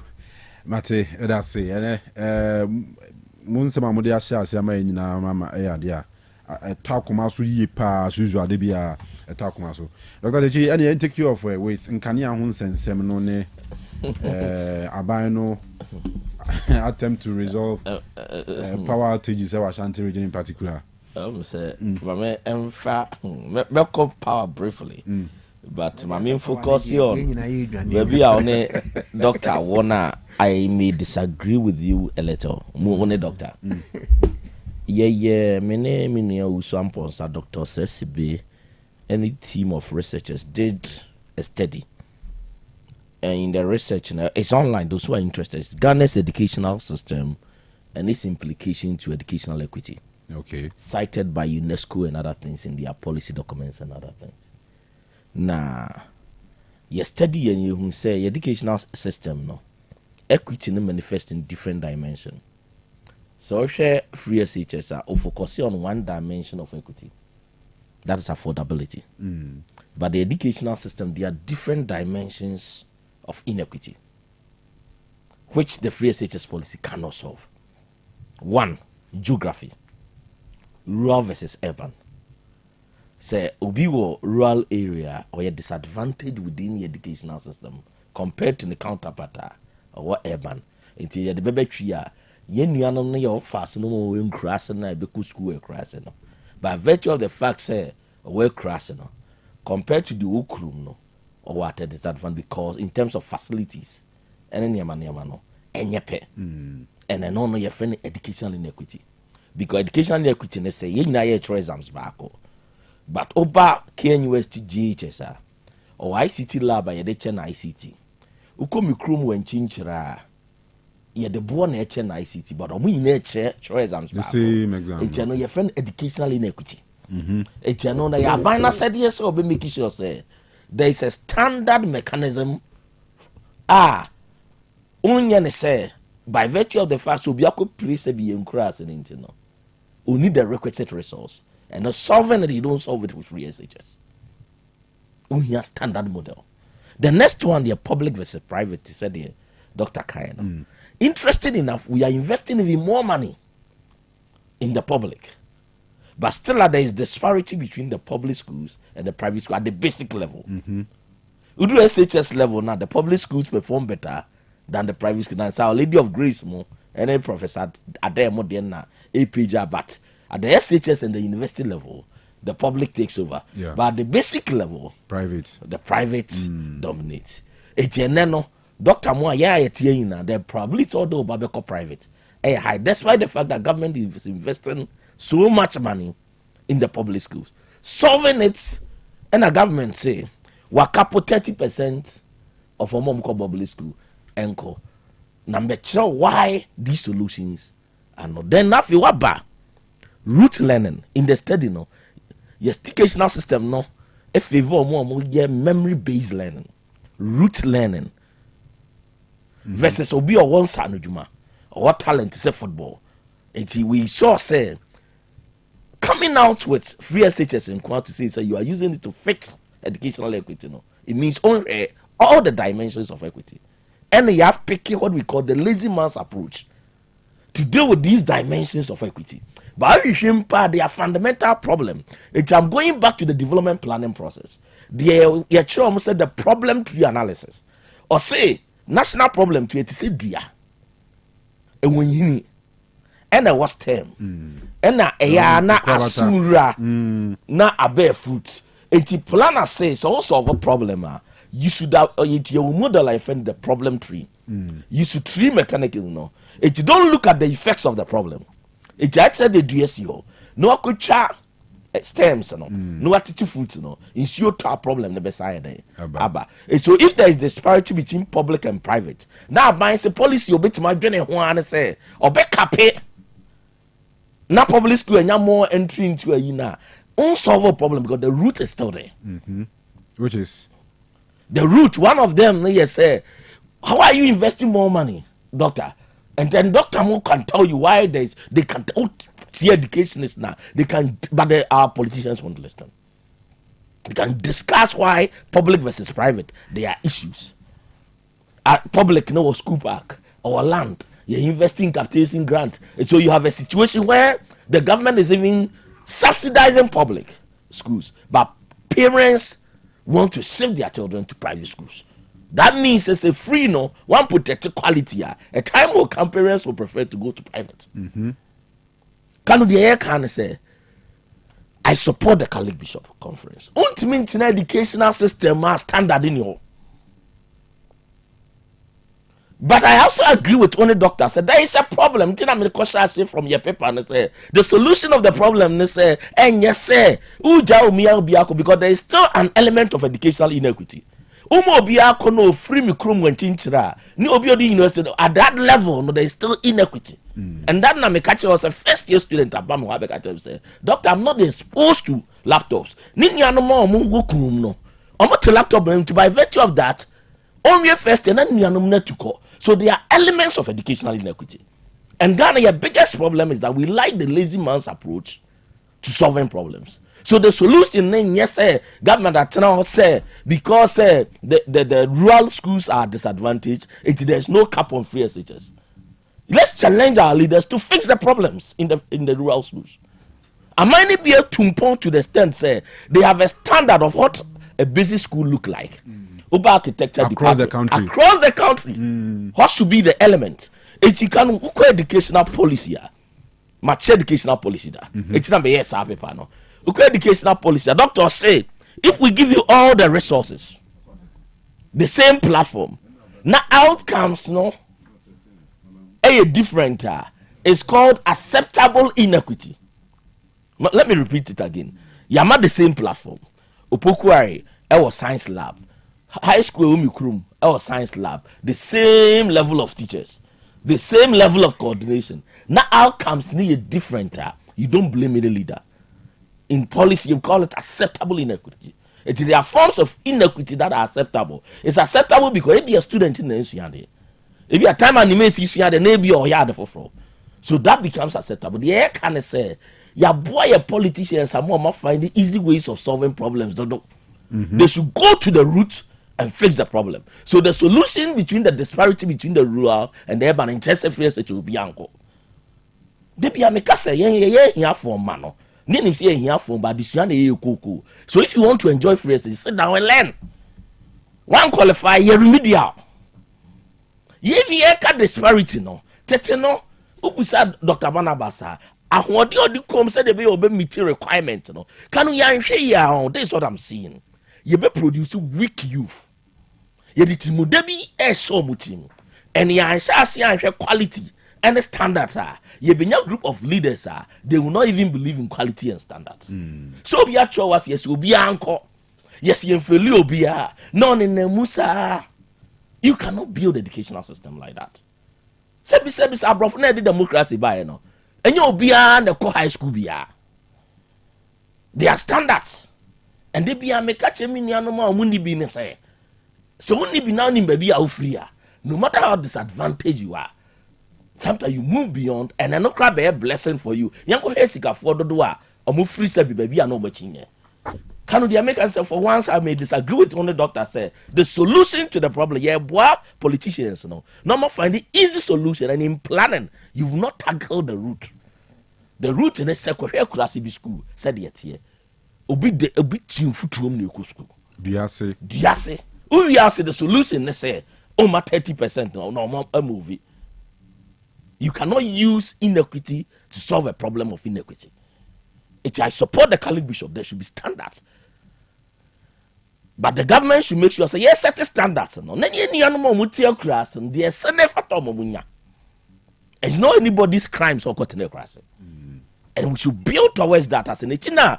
Dr. Dutum share renovation of STEM schools, because it's a good idea, but we should have a plan. Your plan, let's say within the next 5 years, doctor, all schools will be the standard of us. Oh yes, you are creating educational inequity. There should be a standard. Say within the next 5-10 years, every basic school in Ghana will be a STEM school, a smart school. And your plan now, by be about committed to it. But yet means now and say krum kakrebia kwhwe equipment be mu use. Most student back doctor first year AI tools or tiase no. AI first year. I'm telling you, says a masters and PhD in Nimadekro. AI tools. Menene tnase. And I menene discuss. Na menene obame office ba miti on America AI tools doctor me use you. Me boss doctor a doc me wo. Me boss me say wo. Ave me who say I was me add bit to him. It me add be 3 more AI tools to him. Leveler and cranny be do because by virtue of baby a free. Ne papa sika baby a wote. But ultimately build a nation that creates disadvantage to people. And the account wants them say but we don't really have a strategy as a nation. We don't have a plan. It's a kosoha, near boy and sem, near you need holistic plan. It said I may discuss free SHS only tackles affordability. But the other dimension of education inequity, even gender dimension, them gender come. So being in Boba, yes, we are born. There are no schools to train those who don't know how to. But you see a football nation. And I'm had to say we should build sports in your high school. Yeah. Not the much any ball. It's at then Asian corridor business or St. Augustine. What do you think? We are so called World Cup. I might not World Cup. It took planning systems. When you have Friday World Cup because you believe it's a development in magic. The right structures we don't put in place. Obitunium. I remember saying no more trade Satawale sending a WASI certificate. Then I was laughing, said, this is the Ghanaian mindset. Satawala don't actually dear doctor. And then you tour. It's a bina said yes, sir. You build the structures to develop in your support. No, this can be about look, I go and look at Tupac Amaru Shako. Record labels do send lay. Nyan compared to your Coco Sikaina. And the Mame Kawa has said yes creative schools as parts of the free SHS. You do see Bakubia Yen, amphitheater. No. And now we made those recommendations here. Say answer no best free SHS. No. Now because of that research, now me say my friends the educational system is flawed. Because the dimension of inequity, and also it you could invest free SHS in that educational system, which is not the fault of President Nanado. But as a president, you should know where the issues are and fix it before Sikana Udi Rem no Udi Akurem. So you have people and that matter the any to also on science. Now when Timanya also about I stand pushes better. Or say there is nobody like a dumb person or beer unimadi. But Osononi and Kranko Tumrika. You place Osononi a crowd on the same tracks on Kutumrika. How is that possible? It's in your money be or your place your mo in places where they are not supposed to be. Because the educational system, the Ghana need policymaker say educational system say where really was in when you're 8 years, no acquire plan and engineering near that no. But we've forgotten that they are sectors of the economy. English Premier League is taking 100,000 people, job creation. Yeah. As a emergency score, no quadi ra Ghana economy no. So Ghana will plan ye produce 10 as emergencies. Unim capital ibinya. So you don't sit there and think that 21st century we produce engineers, no medical doctors and can develop it. So we are still operating the 18th century models of education. I support the Catholic bishop say we need a cut-off. I'm in education. You need standards. Okay, I say a man now, bro, for their form, no. Do you know what they used to pick them? Sure, standards. Well. Standards. So you cannot sit in a nation and say, it's a man crying to my own. And it's leading to some level of, because if you are back cracker, so listen to some of the head teachers, the Ecos were high schools. But standard were then the panel crown pass now say, on Tinefie, time and near year, researching quite your answer. Kanu Beboa. Yeah. Just sitting down, uniano call, what can I say? I try for one. It's no be you, Abraham. It gives you maturity.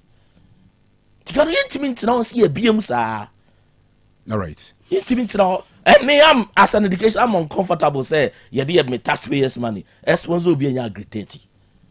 How? Dr. Manfo, counter reaction. No, I think now. At some point I'm happy that Doc made. I'm sure listeners will enjoy. Doc, Unia Professor Razak Jesse. No. Waba fie project bi di na ba fie bia ye be ya na surprisingly your tower tech and so prof ya heard Dr. Techi of planning department I was watching Dr. Fuku SF fine Dr. SF Medoka so nia we could be weekend my boss no Dr. SF there what ne call one another it doc ye doka Professor Razak Jesse chairman of painting ya heard Doc Tech planning department na the doc kind I'm happy said Doc establish a foundation and say there is inequity. Yeah. Now inequity na na ye hwe no they said your kind urban rural disparity. Ni ahwe no the let me see the rich and the poor. Na ya be hwe no the from people with disabilities ne the able no ni abenti ye wo those say na ye de hwe. Enti for doc to accept say ampa inequities e your system no. Of course, so Ghana Statistical Service a year. How many of our folks in the rural areas? Crossing so yes say your man so ado be rural sabuba chirpane others. These rural areas no schools no be connect sebi enwan ponche na de no. Solution no the doc man ye the highest level. But solutions to problems you were the palliative, you were the corrective, you were the immediate, you were the corrective, you were levels. Now, on a budget here by president projects are they was you hear about 12 years. And see a Ghana education system infrastructural issues in Kanu so yet dear friend a program auditor project auditor I'm sure omo be kire say I'm sure omo be kire say Kwame Nkrumah here within the 8 years your politicians omo timi omo de pa I'm sure maybe that's what they have said but Kwame Nkrumah argument ben pena man for raising point about population by them and the chese now your disadvantage or technology literacy level population then now her projects or here within 8 years now kuta technology way look at a higher education. Now I said the officer we can always go into it. 12 years. What are resources available to Nkrumah and others? And we can go into it and also do whether projects no yeah and commensurate with whether he had opportunity to do more. We can digest some of this. Mami what your timing. Mami Nkrumah oil and kadi be bianca Ghana bedu. Anyway. Oh, nti doc establishes ampa sa inequities no na make levels of solutions to problems. Now na doc ka ono ka 5 year yibi on say more planning. Do we say Kanu accommodate oba no waka kire oba ne say mi wo fufuo oba na come no owu we see me wo fufuo be take you 3 hours when you have opportunity to possibly prepare a meal be faso ase for doc to admit say ampa inequities ewo ho and me see your resource ne there are districts in Ghana Kanu busas kandimo oba kira the basic me I've thought that the basic district to me score 0%. This is on record. Opa yen check it. BC. There are districts in Ghana. BC. Correct resource no. Your district in Ghana bu a private school ba kokra ni ho.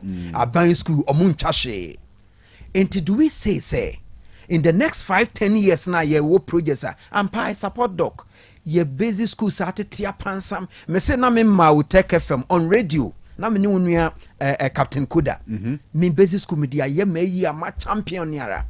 It but yen to me nye de Dr. Duchum no ye ma yen in a space of 2 weeks na all commission about 80 schools na ye leftists and Barnabas osu e de be ye modern you know yen to me nye no yen kwaso ma sebi yen kurase na enkura ni be ye very good.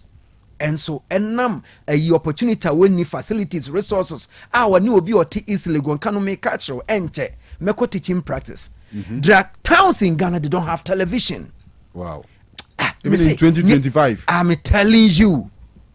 So when the situation in Bimu cottage was it cottage any party hall ko afuo mu ye adwuma economic activities or no TV or kofa no him na TV no kronya bi a channel na emma satellite ni kan oti kumase na oti Otec ni esi ha na condition mu na ode o kan wasem na this I mean ba bi o mo de me beto ba o mo de me to na se koye those areas ni bi an meka se yenko because e bi etimi fa be 5 lectures ni afaka e bi be na ka Kanu ko ba e bi a discussion ne be sesa the some of these areas no enti yentimi nsi schools no mani nyina anya epe no in the next 5-10 years na yentimi nyeye no yenkwaso mama nso patase fo die Kanu at least mechirade or secondary level for bekwaezi mechirade ho e sensible for secondary mechirade ho Kumasi Anglican mechirade St Monica's mechirade ho Kanu ade na meye se nkura ba form one ade meye afia wo free school be na eba no abo ma me mo me manso padase die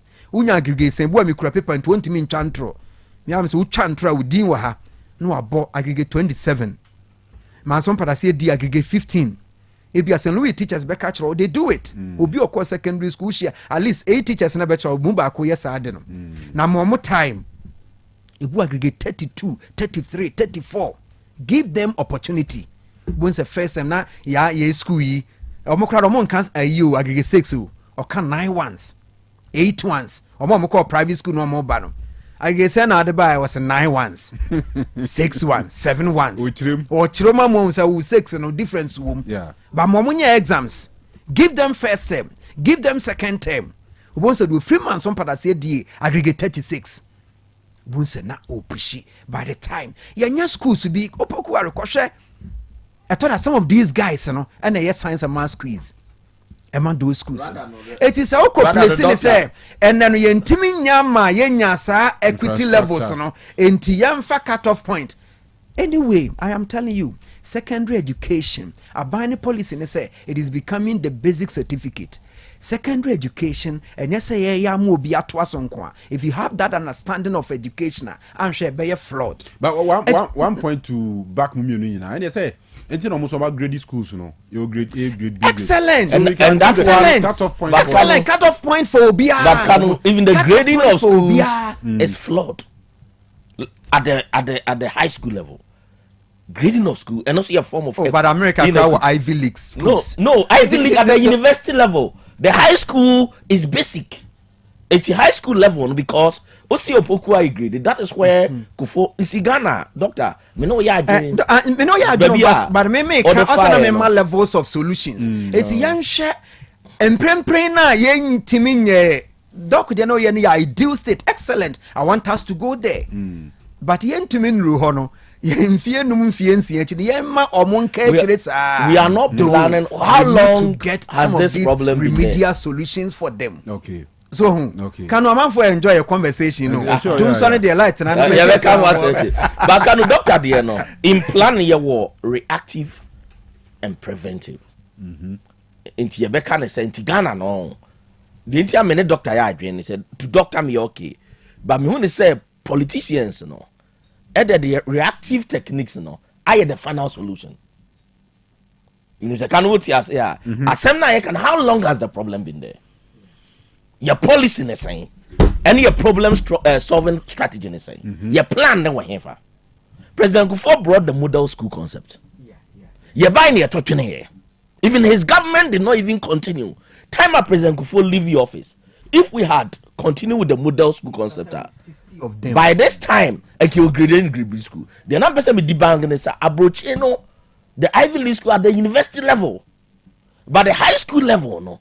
This will be all high school. The high school, it be a disparity in here, say it be a black neighborhood because look what USA now.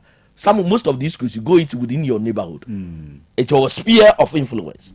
But I'll make catch yourself understand that near the same. Kanu Ugatem say Opuku I grade. Prempe you grade obi school you grade C. When a person in back grade C. Once a guy talked about educational inequity. What's in university no they are not writing the same level exams. Can university no be called Harvard. No exams, no medicine, no any exams for Harvard. But what's in they are all writing the same exams. Across board, yeah. Across board. What's obi a grade? By virtue of that, that is educational inequity. But to doctor there no, the mature and say in planning, you don't use a painkiller to heal a disease. It's your the doctor kind in education, yeah, were preventive and reactive. Cannot trust me, dear this guy will once again, see a case consciously. We want to fix this problem and can since 1992 and solve our problem. It's a minute doctor ya adwen. Yes, can you but be can you afa. Minute doctor ya adwen pa. But me when they say politicians need the painkiller, I excuse not to go to the hospital. It's a nuance here non para. And an emano amomano echo GIS this animano. They don't really have a conscious effort say within the next 5 to 10 years. Maybe every school in Ghana was this basic. Can another year mature and say the government cannot do it alone. Once again, strategy. Doctor, Krupia was sorry. Ura Ghana, yeah, rural planning. Or Moscow. Nakanu, Anabusumfie, Kanu, Ura Ghana rural areas. A die fair pie, sorry, Diana, as a Moscow. Krubia was sorry, Krubia or Moscow. Doctor, said the government castle, yes, Anyamawi. It will take us the next 50 years. The problem with their politicians is that they think they can develop Ghana alone. The time has come, somebody open up. Let's assume, say, doctor, my church, a Presby church, I work community, or do we say painting? Yet, to cement bag me, sir. And the cement school, or the SCSC school, no. I saw the whole youth into me, Yana. One the choir, sorry, no. It also be fracra. So we need to open up the discourse. How do we manage and maintain this infrastructure? Yet me groups are they only think within and expect government to do certain things. And I think the Catholic Church and the Presby's open doors on this, where the church is not only a church, the church is concerned about baby and the church members because sorry baby are so for you're tight. Outside the church, we don't think about anything. Kanu. We need to open the discourse. And this is our money development back. Now, doctor, let me give you a fact. Opeki Europe and North America, there is a correlation between our development and the growth of the church. Well, when the church was growing, not church need invest in hospitals, schools. It's not easy the pressure on government to invest in other areas. And the man, Europe and North America moving faster now. So you go to a place like US and you have a whole Jesuit university. Jesuit a whole group of priests. Among the academic priests now, almost university from the scratch. Now we cannot continue to have religious groups. Yes, Kadiakosi Hajj village, any cathedrals. I rather think that the religious groups, doctors, should support the development of this infrastructure. The truth is that it's doable when you have a plan. Say a plan, you say a Roman for then and are supported. Praise before then and are supported. And sorry, naka then and are supported. I'm buying to me na nanam so. Kanu, I'm somebody who is a plan. I'm a cofield. And now with the money more. But yet, me coswant now, memoir. Or he turn us from A to Z. There are some communities a land value near over 50,000, 100,000. Okwa Accra be turned $1 million. Kanu. Now by onana ton we are be catch buy send the school name in Kakrana here cement embas. Swap abai fix it. It's a development process now you're questionable. Where your politicians and votes into they are proclaiming to be the Messiah. And they think they can solve all the problems. But as a plan and me problems are me say you can see a giant doctor, I'm on my fix here, it will take us 100 years. So we need a strategy, we need collaborators to come in. Another thing to President Mahama, one of the things to encourage churches like the Catholic Church, Presby and others to invest more, Anglicanism, God, say, only collaborate. Schools let the church manage the school, support, collaboration. Oh yes, sir. When the church is investing more money into doing these things now, because the Catholic Church here, there is a halt in how much the Catholic Church is investing in education now. During most of the educational infrastructure now, the go you now buy some take you over. Only control you can't maintain the upbringing. Then what is the motivation? So the advice is that we should have a strategy. Need to solve every problem from our little resources. Look at how much some of the churches are generating. Kanu. All right. Look at the mega churches they are building. Now we see mega church Kakraka course Orem once every Sunday, but we'll see hospital. Kanu, the last recommendation. Okay. It's going to be straight. But who say the ban near certain debate? Maybe a doctor best have him. Minimum dear. Any religious group or doctor on your social responsibility and your religious group a business. Wow. Can you see them? Can you? And the chief of my ceremony is a model. Medema buy free. Meaning, say buying no. Your politicians are not bold to go there. But Ghana to develop, you need bold leaders. Can you let me repeat again? Any religious group, a foul statement at the end of the year, either so a Muslim, whatever, Christian, now doctor, you foul books, now certain percentage and core social services. You are not a religious group, you are a business entity, and you should be treated as such. It can say the government should be interested in religious groups who are donated to social service. Once again, I buy one to me. But say, obe donated doctor. Maybe, for example, Anglican for Akwesi school, or Moon Senior, I buy can say, okay, ma take me roof for mama. Because it's a social service. Means a doctor out there, make an answer. Roman for Akwesi Christ the Teacher College of Education. I will appear do. As you see, it's run through the church coffers. Catholic University, Fiapre. You have two collections there, they can support you. Sorry, no. Obiso, there are two collections at Kwakusi Mansion. Do you treat these religious groups in the society the same? Can we boost out? There be. To me, they may say religious group beer should file their returns. How much it went into social intervention?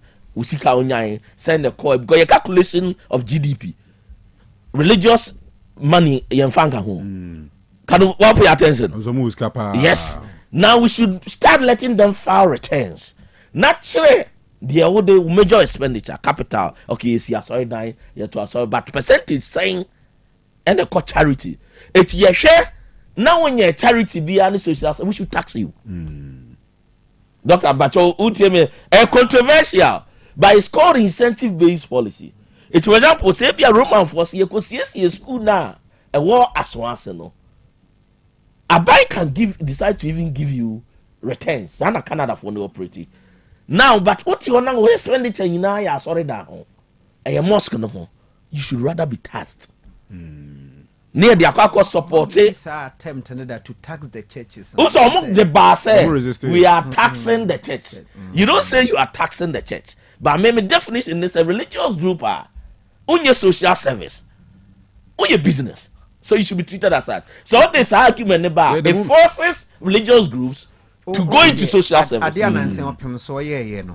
once a church of Pentecost no more be two or more lazy be amona I know or hand this kind of back to them say almost social responsible among could see school among could see BB and na or nana chame crack can say among fan could see BB beer possibly among four pims would din cranto into who as I see or moteso no move to your lease I'm up him so about say mom found come this said the dog a incentive based policy maybe social service now in Comechediana on Mechedi it's now we have Kanu this what is happening we have churches contribution to the national development is zero but sorry the what's your memoir you need to the kingdom business and you see the missionaries of the culture knew this say yes sorry man be call hospital if you go school moral upbringing it would no moral upbringing doctor nya sorry dem nko school ben we see out there teten kora no it's the expression on government because nipa bi kuta resources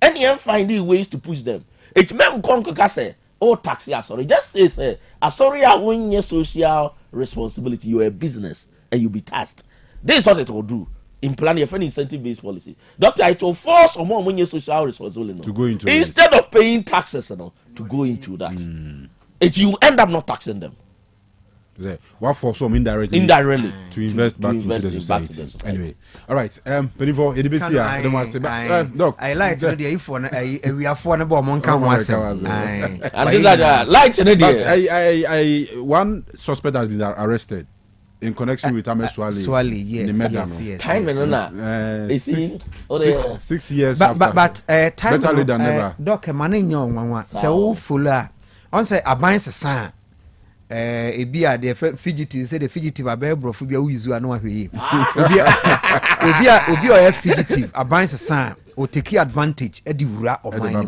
on me we no ne omo connect say nansia mu omo monitor na ba no watwa asuo but I don't know your system first na interpol ni ade no matter bia wo say security nim say why bibia betimi de wa babat ne omo connect say no omo monitor na ba nansia no mo say we am say abans san no nim say we twa no ho we can no mum dey na omo so nim doctor me but the truth is ne say crime in ni expiry date but doctor I am painful sir on my near and I think in painful muntie you a whole member of parliament how many years how do I feel safe journalists nam the baby 20 years into minute no and me I know the capacity the professor Kanu etimi now and we are talking about a member of parliament. Oh, they said the legal system na drag yako. And when I normally saw say, place yourself. Normally, there me and I place myself in the shoe of others. Say, if we baby, I'm free now. Today be our government ma fa who go ra opposition shoe. No opposition say me opposition. How do I want to be treated? And very important. To Kanu me busa yon say, oh my ya chira ya boy and some. Say Dr. Democracy. Don't forget, say a whole member of parliament. The fear yakokun up till now. Yehudi akwesi. And I'm a swallow the abe. We create suspect. It can go to legal system now. Yeah, you know, necessary yesu yaba. But ye intimate cause one chiromaisi. There are things we do and not trust in our leadership, in our security forces, in our legal system. Trust, you know. Yenkawa no unhia PRO Ghana ne yesesa PRO ne de kire say oh police is your friend no said the misia police ni wo kwan ho a doctor obe treat me no said the be kra police nya chi obi a odo ko so obe treat you no en na be kire nya no fafa and na ye kasi yen we should start building trust in state institutions but not by say yakwa high PROs by said he's here Juma. See, I don't know whether to say it's a welcoming news, but I was always worried say such a journalist near openly you could not Ghana yentesa, and we know the capability of our security forces. Now, Doctor Yentiminya, Bibia, it's about, as I said, the timing. Emma, no, so yeah, and doctor has explained it. My name said Doctor Wasako Security School. What was it? Your catcher, yeah, and yes, I come side with you, say, came one was a bind sign, yeah. Is it that I feel a security net? No, me plan apart from a bind society. But me information say. As it will be room, suspect not be room. Yeah, about a week ago. Yeah. Who's that? Apart from our bias, I cannot share. I don't know what's a bomb about so my Swift. Within 1 week, I'm to send Panabana. But I cannot become a share by honor. That may share changes in the head of the security service. Security, yes. That may share. Normally, you're buying the politics, I mentioned, but I may share changes in the head of security. IGP, and I mean the commanders in the army and other things. They exercise timing. Need now a reputation on our institutions anyway. And so your best lesson paying for Sunday man on share. All right. But I know the next one a new IGP. Your crime be bring me now take. Then I'm sure you'll be here. With a quick that be Friday but a quick one. Friday they me now. But a quick one. Me sha se take. Crime ya report to her. Yenya update bia. Kanu ye ba ne aka. Ne se ye mabusuafo ya akọ. But yeah, citizens, there should be communication. Okay, on this side there was this crime. I had do legal system no. Yeah, the court. Nipa was when you communicate to the citizenry, you will trust say bibi yede. Ekoso. Baby a bibi sa akoso. Na be a citizen na anti bibi a. Near site bibi. But most of the time at the background no. Yeah, not the legal system no a movie. But when you update citizens, okay, bibi koso wa I had do. It helps the citizens say you trust in our security forces, for instance, in our system. The police inspector no ne a doom girl. I know it's ongoing, but right, communication is very important. Communication is important. To your best friend paying for. All right. Before them ask Dr. Deji, that's a pa. Dr. Manvo, that's it. Now me myself say it's not over. Anna. Friday. Sure. All right. Then doctor never Friday. As a Kanu person watching. So I never do a production in this case, you know. What did we buy? Unfortunately, the money buy and also buy more interesting. Yes. Oh, now me feedbacks people were really enjoying the All right. I don't want to say. You say yeah. It was for Nyansapo. Was about Dr. Manfu by popular request when you na when you see nipa na in moment na fi infantene mra. O try the Anglican secondary school. Oh, okay. Now ye kwa master say Joshua. Oh, okay. Na yes, o se na ni je ho pa as an opebia da bre obo. E man na ni je ho. Can other name Dr. Manfonto? You're still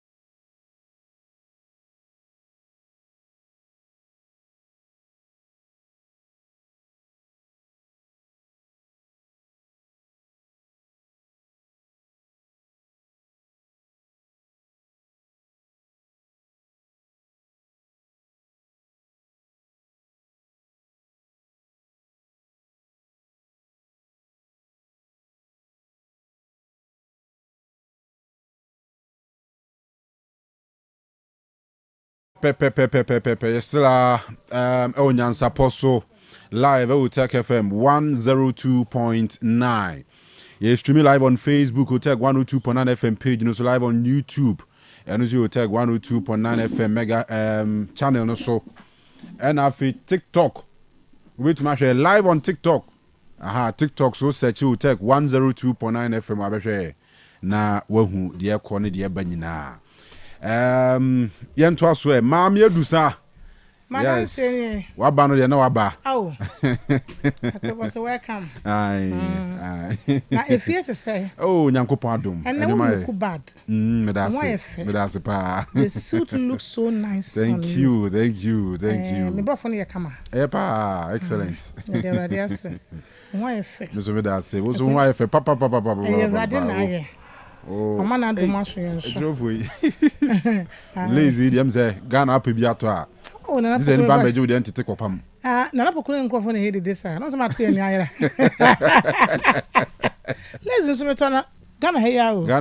Oh, hey fuchire heya. Oh, okay. Fuchire heya. Your pam so pam ni pa. Pa. Ma me adusa. Dance eni so dan ka wada na pene rade ase. Na humo bro adoso amaye na dom ayeye nchefa. Yatena si ya wonsem bebre ne yeka. Na no pe me se wada. Da be na wonya time se wo ko screening yam yakọ hwa pom di mu nsem ama me se. Me kan for the say ba clinic am ase nyame na moso am yenya mfidie bebre. Ya edi hwe ni pedua no screening ni pedua no hwe bebia. Ya de ne wo. Na no me say TV so na me ka se afidie ensa ya de. Wo hospital na doctor ka kire we say ko twa scan na say koye lab bra enya no ne ayaresa no eno de wo ko twa na me na hu baby yare no poten ne wo na afi wo de ho duro na wo de account ntime so enya afidie no na emom wo wie ni hu se ya de bi ho na ma wo so aduro na aboa wo enti bomode ase ya de bi ha diabetes ha wa che se che ya de waje hu ba bi anya ba do say ba clinic wo kuma se so ame magazine micro gold danum rom so ko to fu won ye hye ho brana yam wow pressure tete wa brana yam wow wo de wanya typhoid wanu no bebre yanko obre typhoid na tete wa mesro bra edusa he ba ya so ye e wo so magazine micro na rade fa ye so na yam wow eno achi no wo ye wo bi a cholesterol e ha wa dwene so ku bo mpampa e wo du be fa no dusa gs ne de na dwuma pa ya osa osa na sa wo hye ebetu na se ye wadro bi anso so nyina de me wo so nyina ya register o no so ye friend ST ye treat infection ahodo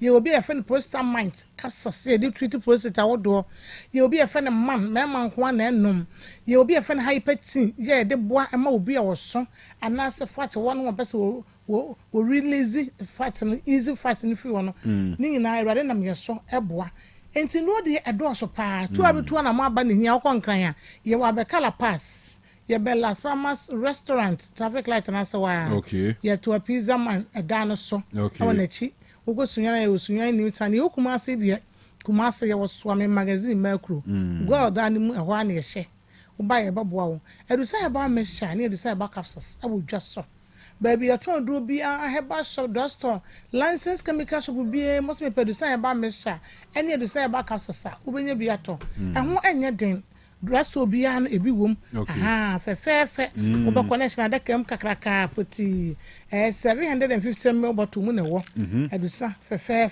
otoni nsuo no wo to ne capsule no kama say you wakoma pa etem kama se nti me eso enso so ya de asana da kam fefefe enti wo to ano wato na capsule na ka no wanom ba bia kokko ni hye biara by the grace of God ebetu na se amana ko obi posara ni saa posara femfem no wo ja ase so ja na de aguso me de bia na me ka se ya ment na ho kran ka se me nya kokko na ansa na manom di ka no na fa bo ho bai na nsiesie na atumi aboa obi won so American na ne kokko no woni tirim ebede no se koko woti ma o kasagu ni paso a enka edi e kire de ba na ano den obo kasagu so ntimi nya hwe no kwa kyese pampa wom ekuro koko e ka kyese wonya halitosis enso wono no madu sa he ba me shane ne capsules by the grace of Almighty God ninyi narabeko ama wo wadi adanse obi koko agu ne komu nketenkete saka no mba na ulezi efe o mi kom kama waso obi wo se koko no agugu ne komu nketenkete tutua ne komu tuntum o shaka bakra de be so sininsa so ntimi sha tani nyine ne komu kakra kyese de bia na ewura tare o sha awatare no wo sha na ewura de ne widie mu sa no ko ne ba prete se de wo hu abuo so no ono adusa me hyane ka so sa de wo ko mu ne wani ase ne ade de nyina no ebetutu akọ ama wo ankasa no wonya fa hodie wo bo rahe ba so drugstore license chemical soap bi e wa Ghana ha benya bi wo go PFA pharmacy tafuni rojansi bi o Freddy Men's obi Mr Heba obi Kolenak obi wa bi nkwa na menka Deni Heba Sac pharmacy Habe pharmacy pharmacy bia Costa Osonsonom Krobia wosu bia na bi wo ho ehwonya den edusan no honya den ye obantema ba kokora ba ye branch no kwa sai bi ba ko obantema bi nti wo ye odan chi ye wo woko sunya na ye sunya new town konkran wala pass kesepa no so ame makro gold danum ye oba ko brema UGC ye oba ko so e wo so ame church of Endicott Telesta gate na no chese ye bia no ba bebre krobia wosu bia apadu san bi bi ato be ma mre ya beto wo we ye de krama kwete ni nsinkro wanti nim nyina gum ena afi ye de wo ya ne ade so gum nti wonnom a eboa wo yi ntini ma wo awtimi gina wasa be ma wo bi ha wadwene wonko nya fere bi wo yirenim wonno de sam chane ka sasa yi ntini ma wotimi gina wo ankasa wotimi sa wonno maduro na eye wo adwuma ankasa ma wo gina brane nti advert ya se ma wo gina brane wacha se you no bi wo ase ukofo ba na wan da bi o ene de wonno ma just few hours na be ye we de eye adura e kie o yare na afi ho ama wo ho ato medofo papa medofo pa me dowo me sew eye aboro heba so bia mo na busa na se wo edusa heba me sha ene edusa heba ka so ka sa na asran bi mama edusa ka sa ma to makoma so me ko shan sa ma wo kan eye ampa wo bedi dance na last week me ka sa wa ha papa ni bi oto du oba me nchen na wo ye so penyin beta so ndi bi mo din na woni me ka sa no ma o ka sa na no kwasam ma emre oni de me fancy o ma emre na se na me penisa ni akukodro ka mama me jimu de se ma emre me se bra me de wotana se wi na mabusaw me de fide na me hu bebia mre ne wo de wi na ya ma so adru wo kono mu wi a wo be damase o damase 3-4 days out for damase ma nya me shram so so hin ne de asada ma no ona manyi panyansa ni nim de ma yetimi de bibi na ye ni pa de ahode ne wonya me so num bia ebe boawo obi wo ho a ne be me mu ye ne ya emu hyehye no emu femfem wo sade we de betu obe ye hu ne nso bi firi mu ba ne mu kekaw nzempi anano trotro de mama me twi ka na de ye me ya enti me hwe no obi ani na ho an ma bie zip no ma yi atoso na mfame na mu se prada da era me se hey mama nya se kutu hu na passenger for we ko fa mo bi ehu betra front t-shirt na gu so na mfame na mo ehye me nam de ye adwuma mama bo am wate no to no wi no odi na dance no me se a passenger for say me ni da ha ke be hunu ni so bitimi yi to so nyina chese gonorrhea yare bone syphilis ayi obi ne be men ehia kwasha na yase aye kete bra me fa no fotene engeke rose no fotene unu no fotene ya da ya so busami no fotene se de mabasa ke se etie sa bu waso chese me ba ba kire o amate kama ni ba je pa me ba ba kire me no fotene be yenku no de bia ye duro ni ade ma makete fa hwehwe na duru be no antwe break ya na be ho be kokota mo da wasira ho ma wa che kwa fa sa wa shepiet na me ya no fotin ku ma na se fa asese what they apply was ba ma kuta duro mu kuta duro ma sa kama koma na me sa ade ne boa wan kama koma bu ba ampa de so obi am hwe anim na nsem ndini am se ko me ya duro me hwe ma hu se wo yire na ni ye na ni ho de ya na urade fa so na wa bo nti ma mu na mo de mo sori a munya te ya ma edusa de bi yenye ne sa ndi ka hwe anim mu so ware mu so responsible man ni ma na shedan ko ye ni ji ni ware no ma ya ma ye biam de ma na wo ba mu aketu a woni na ho a wo de go prepare obi no me mfa nye mfa ma da me fiu o de bia zo anu bia sa woni yire onya sugar bia obebo no so woni yire de ya me mo anya bone se ade ne ye ni ji o na wo sa wo sa ye ma ko ma sa ye marriage counselor me so fitin ya na usika penti wo ya ade a emfi Kristo e do how ebebro ade bia wo ye bia so say you are find wo ya ba mu a 18 20 year 22 nyanware young man mama wonya 50 bia ni kuno jano ohiamoa yeah mama mepe oba no aka na da me ma me say ye kese me mfiu but be a yami fasama when you fit the second with you here on responsible mind mo also kana some no ma boa me wate say my baby kura me na aroho aka me na ma boa nti no do ba bi o pa msi full stop na de si hwa na wan hwe aye de chin akoto ano say ya fesi ha abuki abuki abamu yi ma no ne de enti nkora na ya na mo ye worof no mazin fo nkora na mo fra mo ye worof ba na mi mfi wo mo kora ba mi nkora na ya agi mama mpacho mi ni ama abra me se mpacho bi ni ko mo ye nkora abone dodo enti ni na ye ho adwuma ni obi aso na ye ma no nti ba no hu asam kai nyese maka se nti be di atro nkunkun so mu aso be shepa eti mora Fred na se e bi akopɛ du sɛ bi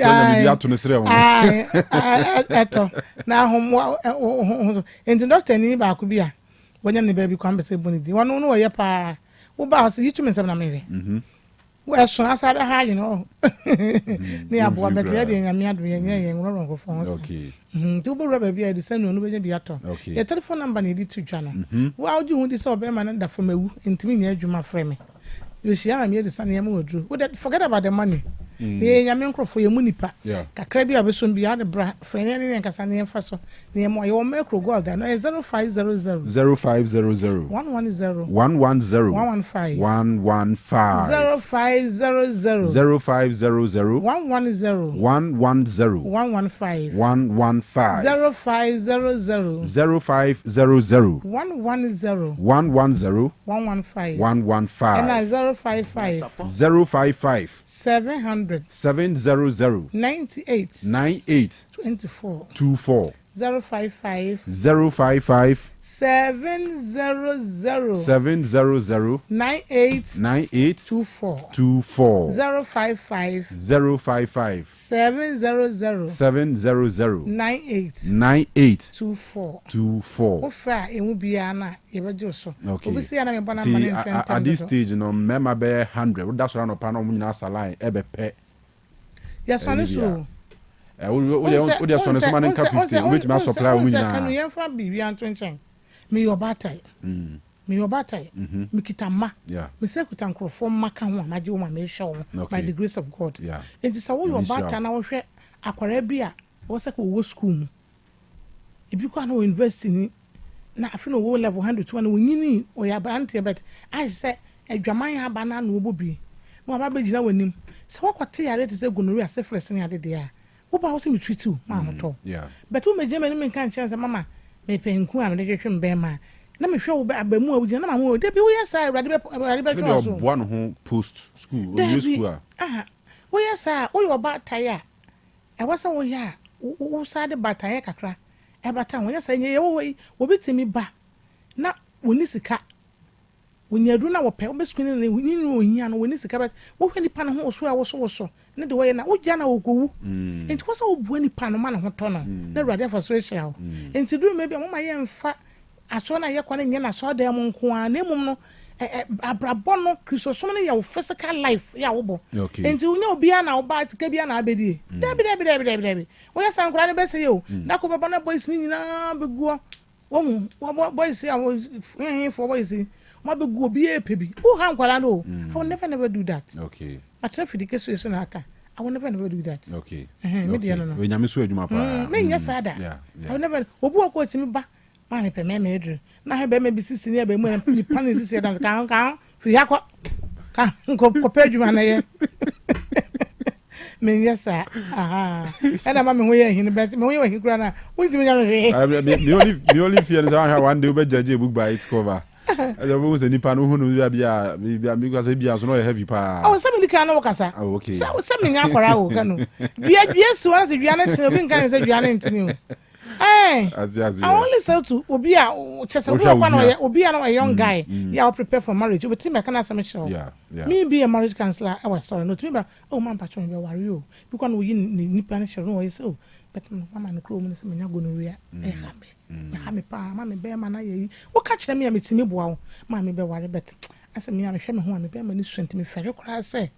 Me no bano e be share nipa dey so steady nipa what's all you must say I could be almost say won't be nyana perfect but at least 80% dey we wetin who say na bo ni pan no what you experience the guitar so they trust yes. you Now why na yes o ko firi kwa mu bia na aba me pam kram ma me adusa madansi enye that's a never say shit all right so for adusa heba clinic eho na ebora ye no eho nsem so de nsem panko anti so for yebetwa Nyansapo no so ntempara so na fei ya ba echi ya chema adusa ma me sha se no ni sisi but we so come nice nti me fa we num me de wegu manu ma ndu amene okay ti me ba jo adusa heba stani bema metra adusa heba mixture ni ma dance na we adusa heba capsules all right it's 0500 110115 ofre ma me adusa obejo so 0500 110115 and 055 700 9824 055 700 9824 ofra anytime any day anywhere obeje so kwamna wango na this is got a change why indisposed into why yemre kwa ko tutu pass na go horo wi asase we ko condemn no kra wono obeja nantie sabi was go rest because masa wo konna mu a wo ye no kwa ye ho duro o pese wo na ko hore na de 102 bi ba wan kada je ngo dibi mbra no ho yango yo ejo for yankwa na aropai de tie bia no de be huru ne ekro ai Nyansapo dwumati du na sabiri wasunku no abanko timu a wodo kro wodo ba kakra aropai club park natural mineral water sukroje a ye kan for ya mawo wuko dwa so yesi tosu foforo no a eya no wajai no to club park natural mineral water won tra bi da na anim de wo mu yemu a ye nonum bie yemu a ya ye de adwuma soronko no de da bia nyandanse ya chapo ne adi na boa yen we kura na dokota for sa bribie nguso ade nom ebu akoma no pa klepak de unu ya na se unya ya di dwuma no maprekope no a obi oba no bibia no okamfo sa ye ojago ho ye demand dispensers no sanso na bottles no edon so ewo ho ye osashi edon so ewo ho ya eno so kokwan so kura bi kura no apese de asenso bi ade bo ho kama bia meka se kura wedding na apese de awafo no kopro so no woro wo bo ho na eja wo mo fidie bozo bia hura no nani age na nse maame ba ku die ya no ota hoyin obi e mu nani age saa ya wo batampa woni nyame nkode na so botru yi aye no nyam se pa de mam ebjanfo bia na yi apa saa na ye no birthday parties conference retreat conventions awro no saa na klepak ebju kwere wo mbeyo ne sonko ade ama wo schools nkoda no so ye ma woro mu bi edonom fa pa afi banks awro no companies awro Club Park Natural Mineral Water eyi nsukuro jempa Let's Ventures wo dunkwa wo ne bamboo sport ni je hwe ko ho ansa betumi akambi kine ben ventures nso manso data no ho nso benya biatumi ato Samash Rare Company Limited Mr. and Mrs. Sorry wo mo e de twa nso duso podi aba wo na maka na fo no super no erun ti fra one more 0244 041913 and 0558 001765 perfect series and woman no make am for the man koda no wo mo kenkan ye papa GS naka e na atimu ase se nkura no so kenkan san se da chia nkwamba no ejina wo mo so president ya wo mo a ebrase bedwafo wo mo a radio presenters wo mo a ye be ko san sempani wo mo to san na konkura dim sa na ye be no e de aba wo mo ntino da chia nkwamba bia ntino me patcho perfect woman no e de man kura no the English language basic one ko si JSF free no e ho san so na about world are people don't so Cage 1 equals basic 6 history of Ghana o mayaba ko sem abetwem sem basic 1 ko si jesu free and answer 6 no basic 6 no ebjafo edon so ed akotre epa afi army basic 1 ko si jesu free edon so ho computing Cage 1 any answer ko si basic 6 and ya yodo creative arts no so ho basic 1 ko si basic 6 science math ni nyina dan kontabuo bo ade bobru mu no man musu ehuro de akura no bebenia benia no shia ebjafo na wo mu a ewo na zirwan ekosi KG2 no number so hot ma bodum language and literacy over creative arts phonics computing coloring and writing ni nyina da perfect de no na ye afi wo ewo Jesus 1 kosi 9 no anase Jesus 3 no eron so English language soronko kwanso eye kama ke eye brofo Kanu akora no ne brofo papa no bi o enye we kontomire awehwehwe ne bia when so social studies ene die kwa etwa mu kuro ba nyina no obehuru Afri Science Arami Yesu kakra Muhammad kakra na ne mpani de nanom de worom so de di mu akotri di ntwa gu sam computing career technology ni nyinata e ka ho a ye de so monkoda no ye set exam courses awuro no an de ama yo mock exam so ho Samsung terminal exam so ho midterm exam so ho wo kuma se ne nkwado ya no akoputu jawa ye base station no a enkran so dia na edan soman first of all one wo mamu eya fa na bebia ntwensha so bebia no ubodura mu ana ne perfect ato kese me pacho benya butu ahoro no ebitumi anaso betumi atobi na boa na de kofie akosom nkoda no number na 0243 299-938 and 0540-755-465 na ni perfect atokese wanko perfect akora no bon enu ntime sire wada ko perfect wate na akora no huna de the first one free no Hepa Plus Pavi Plus mo so ndro intersan bodwuma ene wo mu gina okona no a wo mtimi bodwuma pa yare bia ne ne den no aka no hwe afri na ho toba ne padwa ne ye kwa ne se ye kwa na afri nkankro enso efa no ntoma pa bi de ifra yade no de ne ne den ne ono de oba no agya adwa no atra so no aka na ato so was me ba be die wu da bi this time around ye makwan na wuni ewu sanse ye de ye ho ato Hepa Plus Pavi Plus mo so obedi akote no aboa mankurimdie ba patumi aba eno ntimi patwa oba mfichi kro ena yo dadwren ena wo de wo twe yere so ena waka asen asi so ena wani dem ena de biara da na pentin kwate ya awurade oba nunu biwate ne yo besima na hu fi kama na enkurimdie ntumi emra afi stroke ya de no ya de ya bema ntumi anye bema nyina stroke ya de no ama mere wanse ya de o stroke we yo den so empare yen sanse yen saka Hepa Plus Pavi Plus Mos ya de ekro no ebsonfo na diabetes ya de hypertension Africa sebro so enka wudi enka ye yo sweet ama beautiful den so na sentem ama beautiful wa tworo for basa ne nkora no a wo bogutaguta wo montem ho no utwa mom se toy obolo toy basa na abe ewuru wo so mpene sa ti he next time de nunum no bi uchama wezi ama sweet wezi ama nice ama beautiful na ayefe de atidi ya de no ene kwaku mosquito na kofa baye wonya ka se po no apeka kra ku mu wia no okokra wonche ya obiu wo jawa no jawo de subri kakra no jawo hoju kakra no jawo num to kakra chese wo hu hwenye yi awo se botrobo jobi twazon wo kakra awo kakra sa debi ya de ya unya Hepa Plus Pavi Plus Moswa ebedi akoten dia ma typhoid ya de bitu ase sanso na wonam ya nyina bepe bebi afa low libido ode ya de compass vision for de no article si ekusan wo so wo edan wo butu wo na so se ewurade a wode no ma jon ba se sister na wo ye bibia wo ho an braba ko osmedem na me wo wama mebe mane masa mododo nso eruntu no bi na mo wo afi wo so be ma ye konkran udu juso anu ojoso hakudi ujoso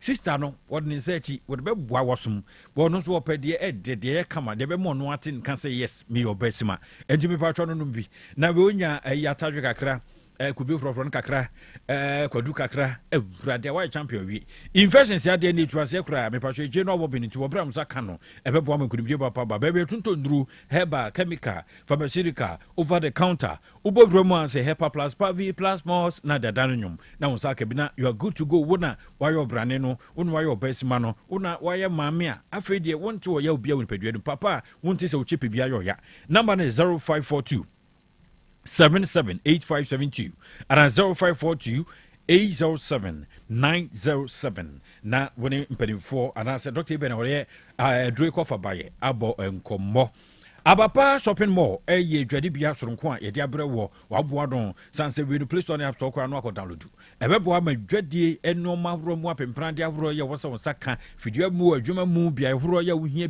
biara wo sabetumi aso me pa sho we nya wo mu a wo mfa no kra ye adwuma no abapa mo ye de nokure ye dwuma erunti so se fa hwasamo na emra hwasamo na ye de brewo atam ene emfa mra atam na ye de brewo bomframa fine ene wuhia na se enu a pepepe wuhu ya kala kro no a kra na ye de brewo chese bibia gofo ba ko ye mfa ra imrewo a right school camera wa no de nkura wadrom de ebonkuru no bi enu de ba wa hwe bon ka nokura wo ho yɛ deɛ yɛka no korɛ paa abapa mall abapa shopping mall ɛhwɛfo bi apɛ sɛ wokɔ mo nkorabata mu a tafo firi mu a saksaka park ne nkyɛn hɔrɔ a na wɔremɔbɔ ɛbɔ adwuma sononko namba bɛfrɛ so no frɛ anaasɛ bɔto wansa na afei menkyerɛ nneɔma worɔworɔworɔ a wɔde aba fii ɛhwɛfoɔ ɛyɛ 0593 386 133 ana 0593 391 848 na no atumi abɔ nkɔmmɔ wɔde phones wɔ abɔ latest phones ɔna ɔde aba bɛduru afei laptops no so latest fan nso ɛwɔ hɔ a wɔde aba TV air condition afei apempradeɛ yɛ wogya adeɛ deɛ no amuo deɛ de sɛfoɔ ne nyinaa da wɔde aba afei wɔde ntadeɛ firi nkwadaa no so ɛkɔ easter o amopɛ bi hɔ na kɔsi mpanimfoɔ so ne nyinaa wɔde aba afei nkonnwa no ɛyɛ nkonnwa so fɛs no ne nyinaa ba bɛdu abapa portable washing machine 399 awurade ndu 400 cities koraa ne boafo we kura nso sɛ amabrɛw yɛ ade tuatua no maate tipɛtipɛ kakra kyɛ sɛ nya deɛ de pressure bia bɛto so ɛno nti ɛde yɛntumi nto kɛsɛ paa wɔmamu afa no baabi a wɔ bi ada abusuafoɔ ne yɛn ɛnto kɛsɛ ne yɛmmoa yɛwɔ hepa plus live band ɛno nso ɛde ta toɔ de ama wɔ dwumadeɛ bi a wodie biaa hepa plus live band agofo ma no wɔguro aberanteɛ baako no ɔdi nkan no awurade wɔyi nnwom to hɔ a ɛnwom bɛyi deɛ atwa mu deɛ abo deɛ afei na onipa no twerɛ koraa bɛtɔ ne nyinaa wɔbɛto aba ho ɛti ayie ba hepa plus live band wedding hepa plus live band crusade hepa plus live band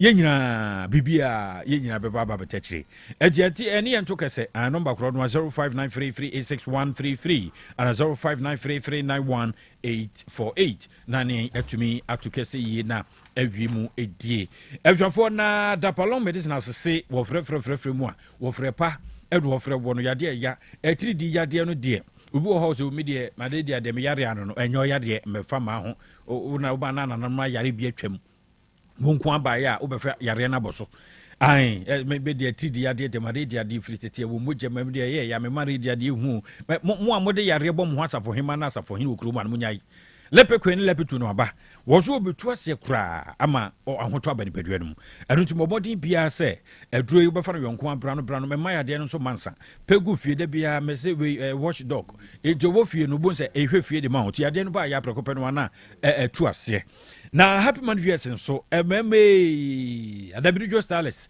mo adawro ma munye bi na mono mo ahotɔ aba nipadua no mu sɛ bɛyɛ 3 points kosi ne mu onsa betumi aka ɛnya wo yere ɛnya afi ne nkura no nam no ayi ama no ɔdo de ama nkura no how could you sɛ awadeɛ no wayɛ basa something fishes there ma wunya nika kura wo awadeɛ no san sɛ wuntumi nyo wi informa no nkyɛ sɛ do si ne ukasa wo kan sɛm kura ɔde kyew saa na no kyebu fruit basa na kyɛ sɛ agye gon dapalo medicine asword no ya ba happy man viewers bɛboa mo ai bɛma mu ama ogyina na nkwaba nso abusanfoɔ na entra 5 measure no nso asan downtown emrafoɔ no wɔn mutin buei wɔn te yam se entra 5 na wɔn ebusi saa etu typhoid fever no ase abusanfoɔ when yi wɔn mu ayɛ mframa gyina wɔn yam nyina mframa no nso mesrɛw ɛnyɛ mframa bi akɔ sɛ mframa ma ba se gyina wɔn krankwan mu mebadwo saa man yi a wɔkɔyɛ saa adwuma yi saa bere wɔnya entrafa vanom ama sese ne yɛfuru mu ada hɔ edi akɔ nkranea wɔnyi mframa bɔne no bio ama ne yɛ mu ada hɔ yie mpatwɔ abofro nyinaa ba bɛkɔ wɔyɛ a wɔte wɔ yɛfuru mu nyinaa yɛ na wohu sɛ ebu akataban ebu dambalis wɔ yam saa wohura de korɔ wɔnhwe yɛ na eduwa transit nti wɔsɛ nyina etu ase adeɛ wɔ yɛfuru mu ɛmo yɛfuru de wonya entrafa bia ebetu ase de ama dwonso ɛna dwonso wote ya wo bia wohu wɔbra me na adeɛ na te ya kakra wohu a ne nyinaa adapalong medicinals ne entra 5 measure wo de aba monte so no bɛpoa wo pharmacy heba ne chemical shops awobra wo ne mu bia wobɛbura mu a wo nsa atumi akabi frɛ Dr. Dapalong void cover by edema se ndro ahuro yi mesini ndro no yenkwati bi o to ni nyina ndam dodo nsen kwan ti no wo to ni nyina fasifi we ne yade no me ne bi we na enti apo no me ne bi saa we na ho de nsem kofo mu a we na ne yefro edokro no a number is 0244 827228 0244 827228 nani Dr. Dapalong abonkomona we wie no krakra ede ama mojadro ba ko aka wo wiase yes asame no miedu nyina ya hwe adwene disi so ebeboa yen ama ya fine eye digital heba grow fine no a ebusanfo ebo adwuma menye ewurade a mesibonum na atopa na aduane nie na wampa ne fufuo wampa ne jodof wampa ne mo ne gravy wampa ne se ne bubanku sɛm ne ofro ayesitie na ne wanum ato ewurade a me say grow fine you din grow fine you mama your teacher so adavro ma wo ya na yi ananse chi wo ho you honu na ba wo mesrew enya ananse na ba you honu wona yi so wo ye IGP erunti wo no abusuafo beboa wo ama ayi onan ye otititi ni nyina akọ o transkakra bi no abre wona transkakra bi no abre o frostess no na tempentin kwa we so yotum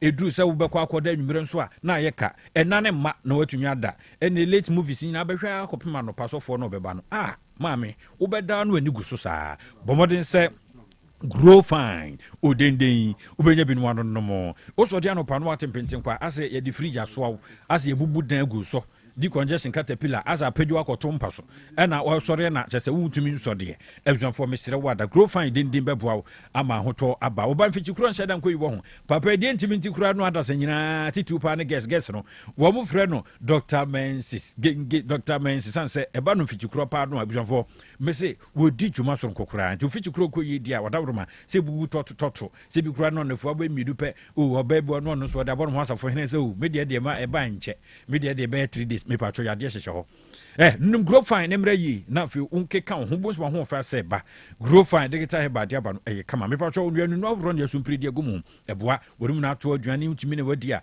nunum bi kura no a wo ho de kompa so nyina nhyɛ da ma nunum bi saa bonse ahoto eba wa yare na ahoto wo a me patro ade betumi abo ma ahoto no aba ntentem so grow fine you din me pacho ba bia benya bia tumi ato ma me nkyero ntento so kra Miss Eba wo bi Colina Keba wo bia town mrom ho no a PFA pharmacy Tafo New Road ho ukwa akoto eye panipa wo no da no ho ukwa obehwo dodo bia opebi obo mo bia tumi ato smart herbal nso oboase afi eye chemical shops no herbal shops abro woni mo mentwesa so bebia nso betumi akemi obo Otec FM video mo nso akosua wo ho akosua yivon bebo bi na wo de akodi dwuma bia posa budi edie afi aso kese mu nso Kumase ameku run about one why ben Bank of Africa wom so aso ye hodwa obeba na grow fine din djuma sonkon number ni ye Fred Dr. Mensis so we no wo fra won na epeke enya free na no bi na no okay me Dr. Beka sama debi won number ni 0244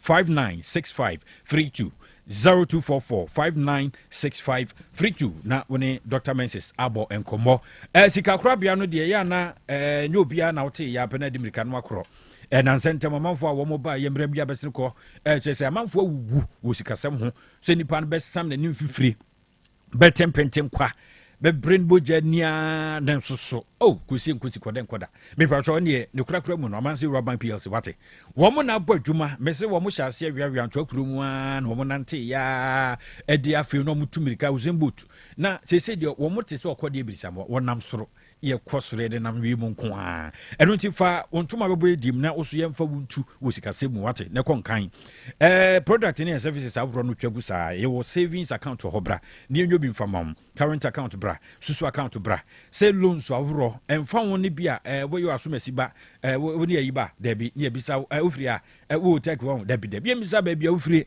wo ba say loans pa so de kwa yeyi tentem tukra no na ye de amount na wo kwa yeyi no akoto so na fi microfinance loan ekoso ho pa susu loan so ye mo ay tususu ye nyina no sa ye hyehe eta ho ay twen ye commercial loan so da ho twen ye pensioners loan edon so ho sanso na salary loan so ho controller loan so ye mo ye abadwuma no edon so abechi twen ye so no kokwan so kra digital banking service no so say ATM service say Ghana Pay say mobile money service switch no nya de afisi kamane the money transfers no edon so ye ria no ni Unity Link Western Union say edrosun bebre ebujon for besere wada bomodin on Yamansi Bank betumi ato ekese enkrabata no de fere nyina to trim nyame atom na ben bia enkrabata no no a no abohwam na woni mpedifo akoto kese anto akrum head office no ho na ewo manso adubia wo ho manso nkwanta manso data no anhwen nkwanta boase kwanso no a honso ye bo dwuma pa be kwai ye ben post office no am sanso ena santase uwas akatachi forum campus ho no a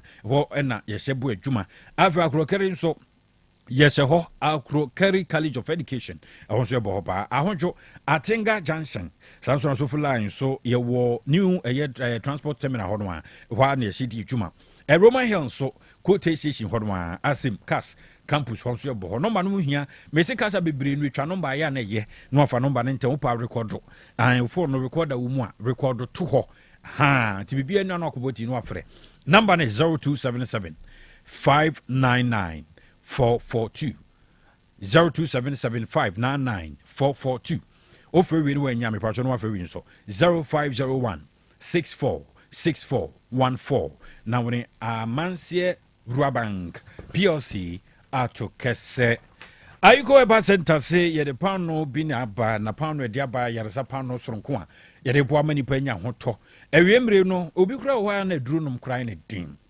enti we no a ye de enoma brode agugu pano mu no ye de ebo ingredients no mu pa ama pano no bi a betumi da no tin kakra na pano no saw yadwa ahuro no ede amam ye di djuma wo fidua mu ha ya ne ye hwe ni padua no ayedu so ni padua no amamfo wo mo ba ye betuto bi edodo am hyehia wo na mi bisa wo mo se anyim bia pano am to ye ensusanso ba na firi mu aba mo se hwe pano no samo se ye omo numbers se gu ye phone so ani esan ya pani e pe okira kwan ne ye kwa kopi bia to se se wo mu di amaboa wo ma me ba ko se na kuma bo pre ofura se di ayiko eba bread no aboa no ama ahoto ba ni padua dum me pa twa o se ya de nyiri tu ase di kukura me pa twa bi kura no akọ na so ya na tempentem kwa sanso na so diabetes to so bre santri ni nkasa o ma me diabetes ne kun no me so no na e ku me pressure ku me ma me ku me papa enti we de am so no na e ku me dabi sa de me to de biara da ero nti no anso benya yiko heba bread no bi no adidi ebeboa stroke ya de ebetu ase stroke ni mu to bi ma no ni kakra bu so be nanka wo kasa nsisi so bu so ase ano no ase bi achia no na eteneten bu so bibia da na kwam osuku ni atempentin kwa wade hwemu ya kire wade ade achia na wo kan shisha asem ade achia na kan sem wonfa kwam misre unya bi na udidi abon so wadwena no ye bechiru bia bekem ebema wo so ohuna de pa asma no ne ewa bia ensem fatayiko heba bread ebebo amankunim dia ba the normal raw na dia fra sa dia susu mu akama bo awokoko wom cinnamon wom garlic yi atadwenom ne ade adam fruit nom ye di ni nyina na egumu ya keka ye nyina bom ne afoforo bia eno so yahinta sementi mfantudwa ya kan bom ne de mu wodi na bo won we ya de dan so wu pebi ato a ya na bu akwa se paso wa bobra ho wate besianse brodu no a wor mo hye ho bodwuma bi kura na obekọ woni so be ntotontoto frempani wo 0541 173658 Otec FM video mo hanso ba uramu ni uramu ansa wonsani fa so pe store so no a wo ho no a wo so pe sister Portia wo ho a provision store no ehye ho ukwa abenya bi atumi ato KGT anso bu akwa station sister Susie bodon so ebe ma obi atumi ato wudru ho no afre no 0246 041423 0246 041423 ayiko bread say ayaresa pa no di nenya yaresa wanko Hepa Plus doctor wa ha. Oh, okay. Won komo bia o se TNT no. That's why. All right. Yes, na that romanti any to me bomb voice notes ni mamu. But they be tin answer. Doctor wa ha, Doctor Hepa Plus. Dr. Ben. Good morning. Good morning. Doctor Zay. Nyankopon adom. Yeah, bia ko so kama. Yes, that was so say ukra mu na mama mfotimi ka o madwene. Yes, it's important. Na o hwe se de dodo no anso frɛ. Eda se eduro no onomu a adansi wom no wosoro no a eno nso boa. Ma ehye nkran. Na last week ni na me hit hard. Se be ma de eni kwan so ma oyem titim na o de bia se constipation. Na se wo be chimni ade. Na feedback na mi nya no. Chese ama ehwa behia sese obi ye obema oti ana wo ye oba kra na wonim so kunu no bribia no constipation ye ne problem ana ono de okọ ehonom a enwuma obeto ne chim obechim no aya na no edin a mesrewo eni akope Hepa Plus Pavi Plasmos mano enye constipation ne per se na wo correct ene ne daachi na wo save nse obema bia sabi otumi ejane na yie bia no sebe ne mema asem yoki no kre ena obema bia so a otime nka otumu se 3 days sabio na ontumi obetumi ejane na kro jisu anom aduro bia ansa no onu adi adan se niam mienu enye oki wona brabo no kre Kanu 1 se ne dwonso odwonso inflow yi so obi pese o ye experiment we a Sebi adwen no ene ye dwonso ne ye jana ensem ne communicate pa enti so obema bia akọ na sebi o kompono di ka dwonso ya ansa na okọ bebia ese o jana nan Kanu na ogya ne nan free ewia dwonso bi a etumi eba no obema bia ni gye ho sen bibia gitwa no gitwa bi da betri no o se ebe free na eche se wakoma ho bedwo ehɔ na ese hu se sebe uyam team as obema na bibi nti ontumi nja onan ne brano a affect dwonso kwane esese eflu okay na two affect mema asem nso okay ena obema bia da so ne se obenyi no anyi yie na wabɔ ne bra akɔ ewe ne gemu de ne ba ya sisi obema nyina na usuru se de droban beto ne bema mu anase yemfa droban ento ne bema utie mi a well-being ho asem ne yɛken okay hepa plus pavi plus ena plasmos kopebinom asempetia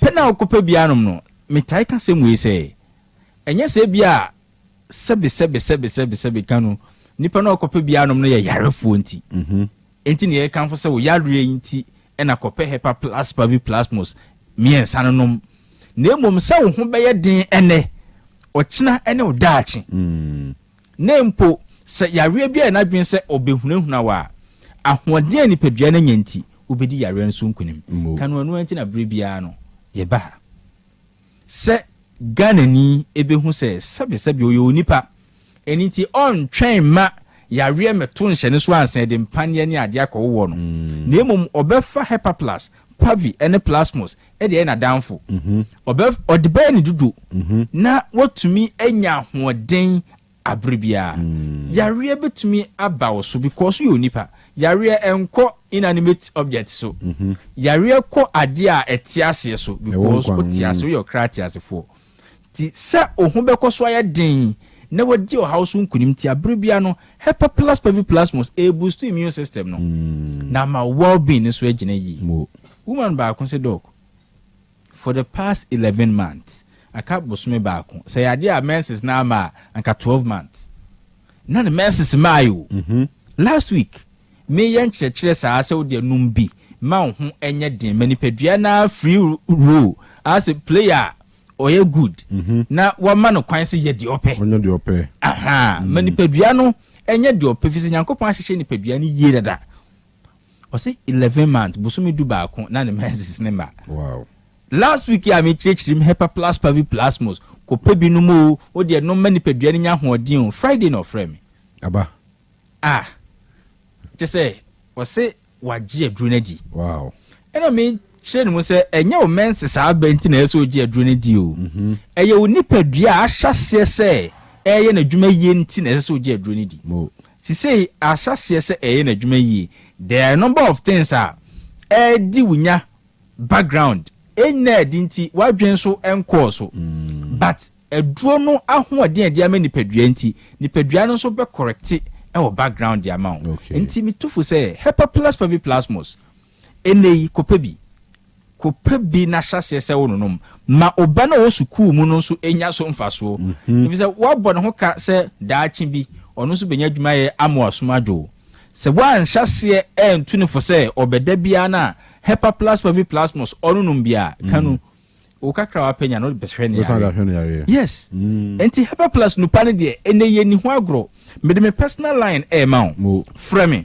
nkomo bia pese ye die no ye betumi adi e wo 0542 77 85 72 0542 77 85 72 and 059 13 67 898 059 13 67 898 Uwa manonia 0542 807 907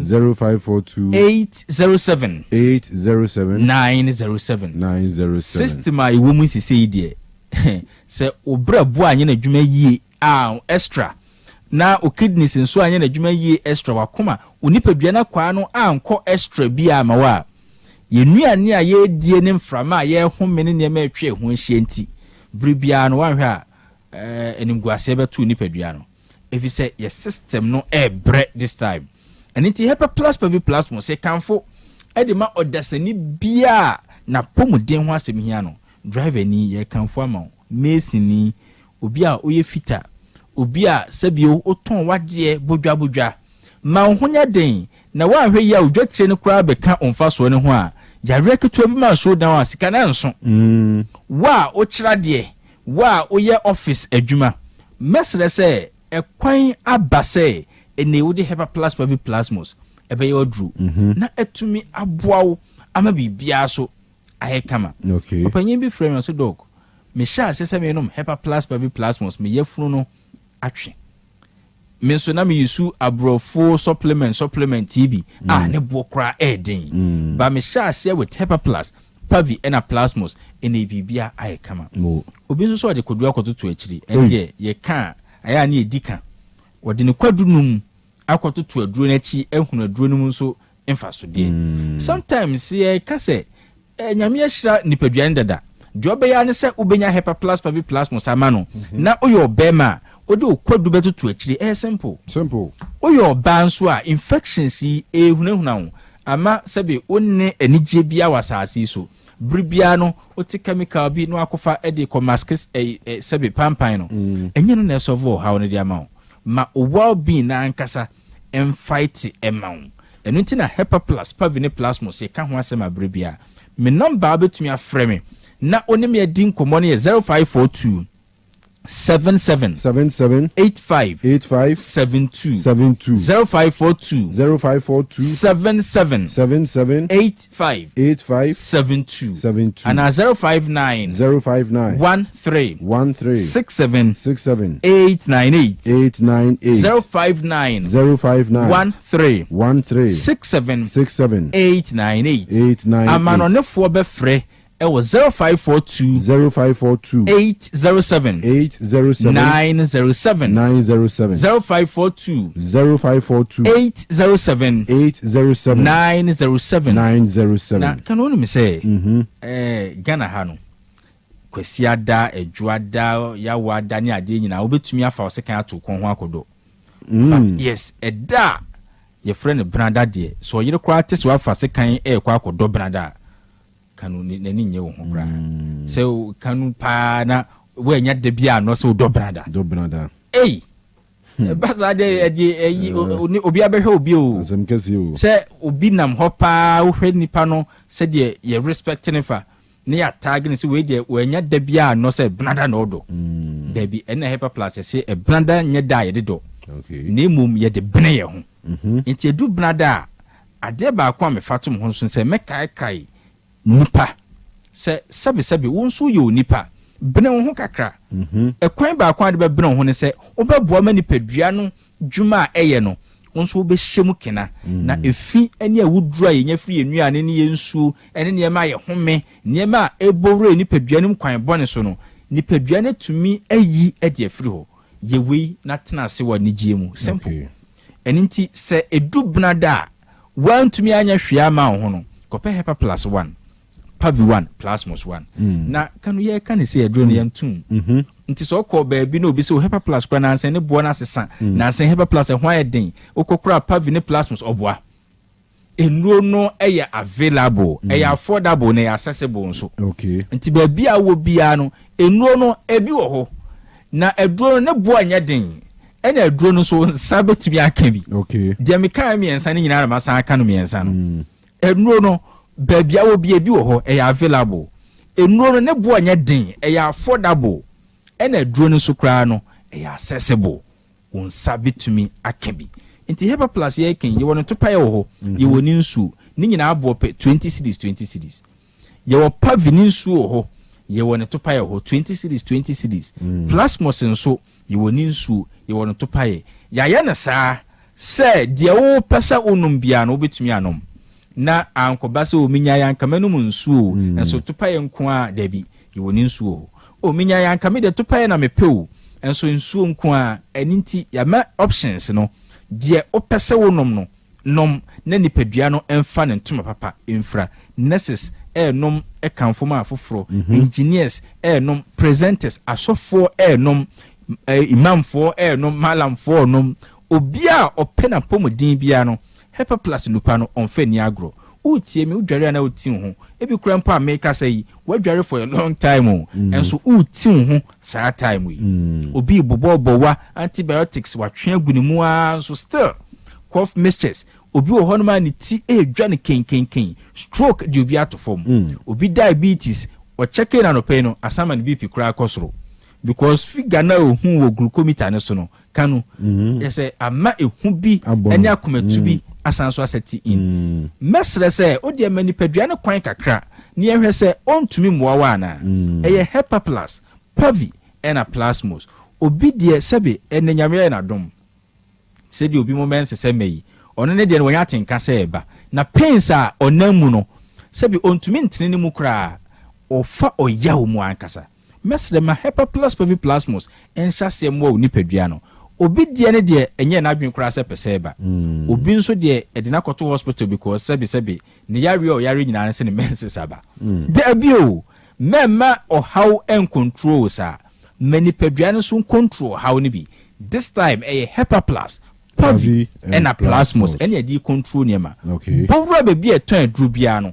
okwa wo se me pe Hepa Plus miensa ni bi ebi mo friend fear some 3 minim so for panyin bi o se dog o 3 some na kama pa o yes just say aboa no enti se de oba friend bia no de hia ne se ba be si Hepa Plus Pavi Plasmos so na wakwa akwaji bi de menye bi da ene se okoye so Hepa Plus de bi wa ha Pavi asanti gi edro we bi menhye Pavi na da bi me obi mfa dro foforo bi ama se ode hye mu manaye miensa make sure say Hepa Plus Pavi Plasmos Jimmy personal line ebi oba for the first time o person dey attach to akiri frame na menkyere ode obeye obema o person so for the first time o de kwadunum ni bi eto akiri obi kura de o person ode ne kube nsuo akire bibi kakra eno so frame ya meto me bo ase akire o ekwan pa no because onipa hia moa my personal line is 0542 77 85 72 0542 77 85 72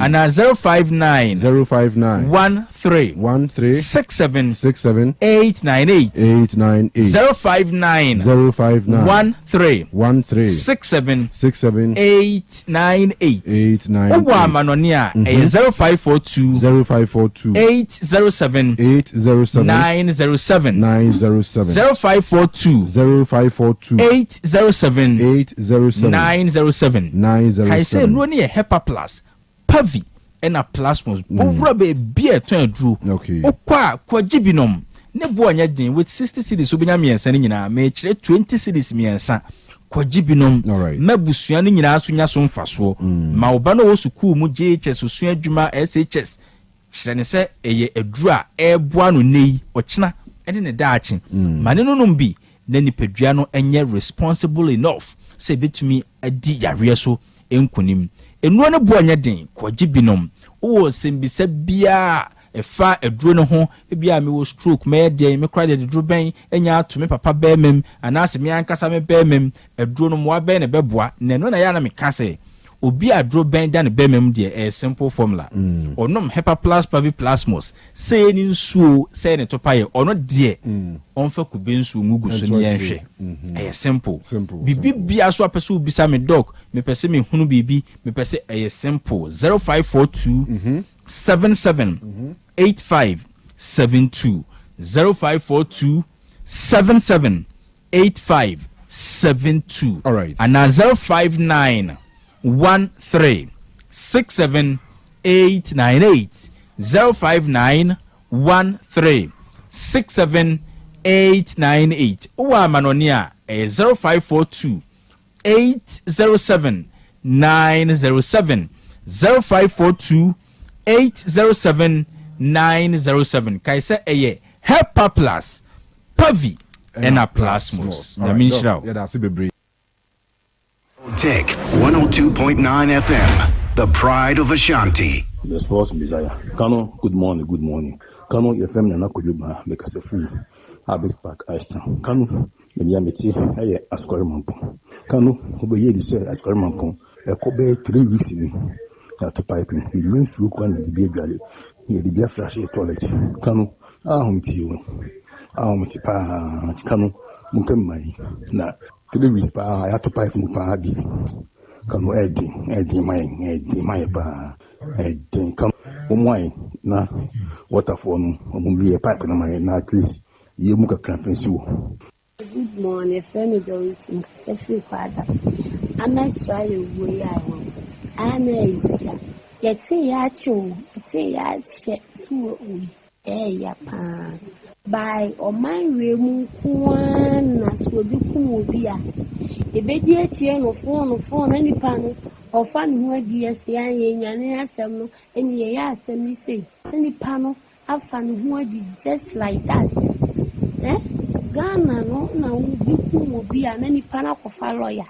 Se wo mebo o meka bi mame. Be nim so ni ku obi na lawyer so bi echi. Good morning, Mr. Kanu. My only otifo no ahwefo nyina achi. Mr. Kanu we kwa misi alutu sticker yinya house president so dan. Mr. Kanu me mo abaso na me mo unu edwumayfo abaso na me mo president mama abaso papa. Fefe education na obestene na ko private school nyina me bona abaso papa se ne bosa o se nyina wudi so. Ne mu momfa na ne hwe yi si gini Greek wo. Obi biara obey gena bi so be ma na memu no atosi ne die. Omomo gia se ni bonim yi a obi se ni panafio. Na me NDC party na timi agina brand na timi akona ni.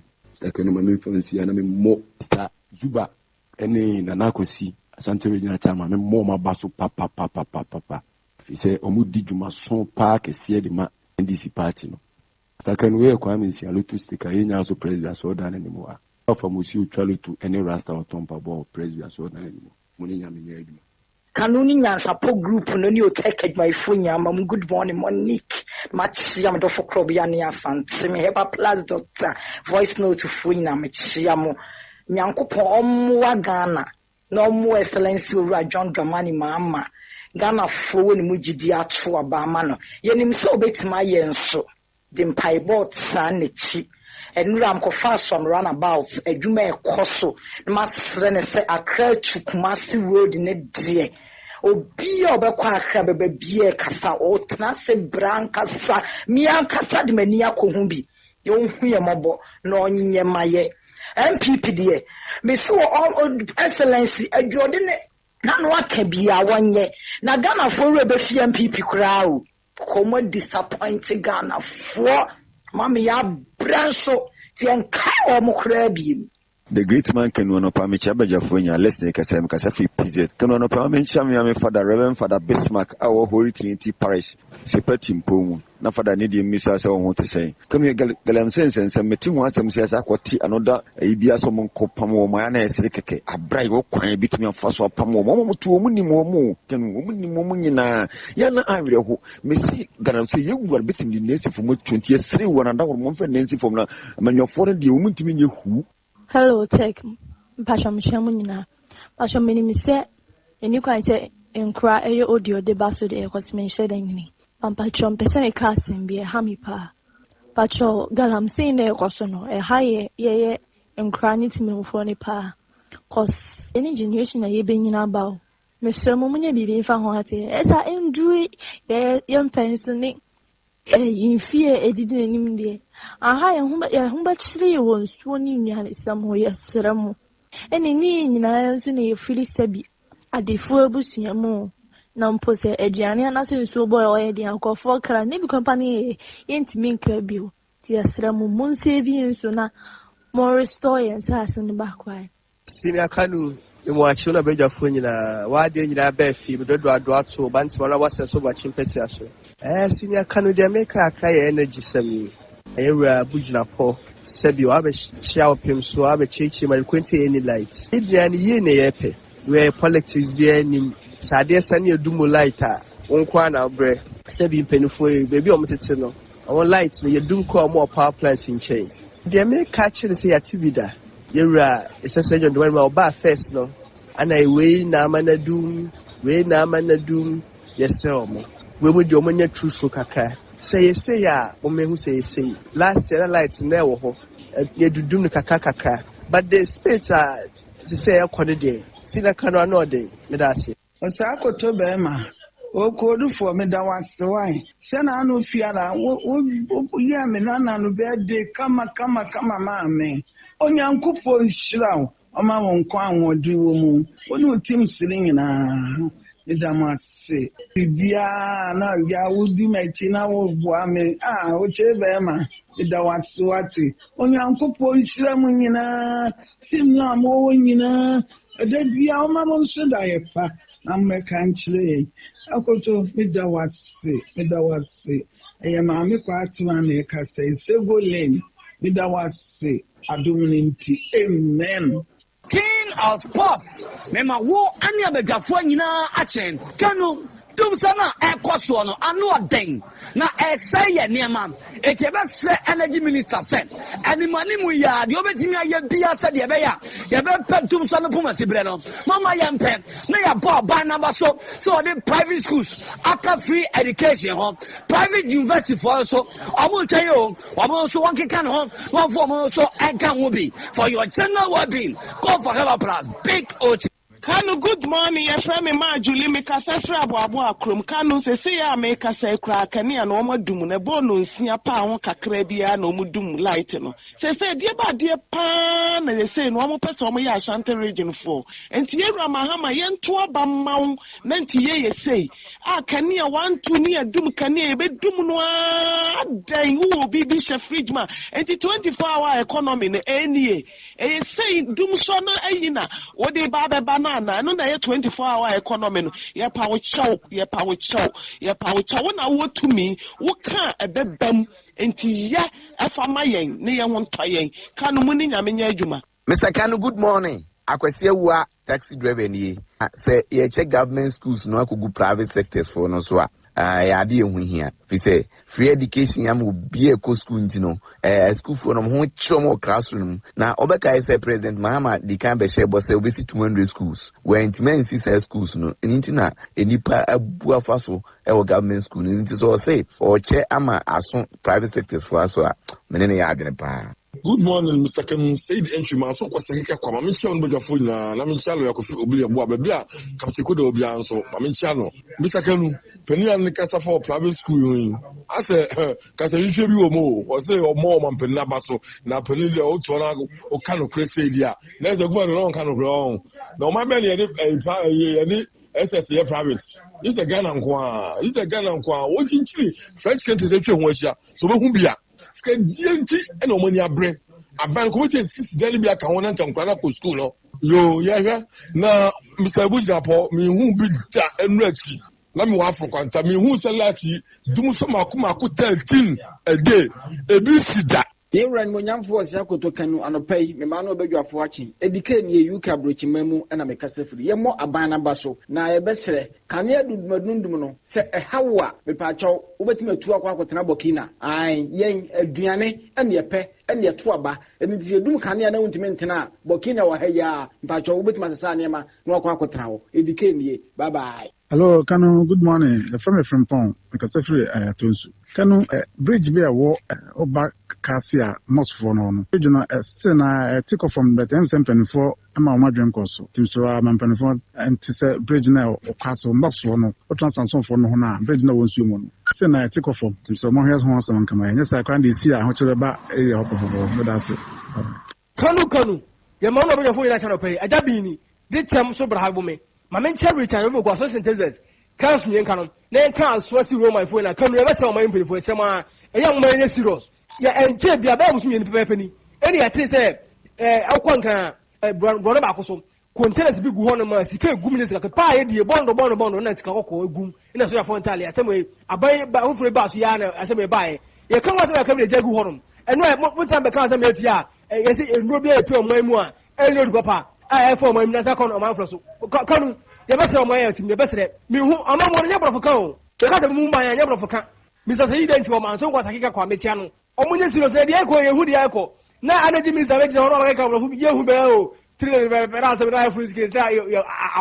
Nyansapo Kanu me fa konya we so na machia wo ne abadwafo nyina ene de ni Otec atiefo nyina ya make nya ne se esra o memu mpanimfo radio stations amutiti ne esra mu pa se mu mfa Otec nka ho ye pa na munti na ensema omo ifiri adwara kusi ifiada omo Kanu Nyansapo so no ye ensema ibuku todwum ye pa nti mpanimfo esra mo. Good morning. If you are not going to Sophia Pianaka say, na Galanse was me. Yes, sir. About free, I can want some pa.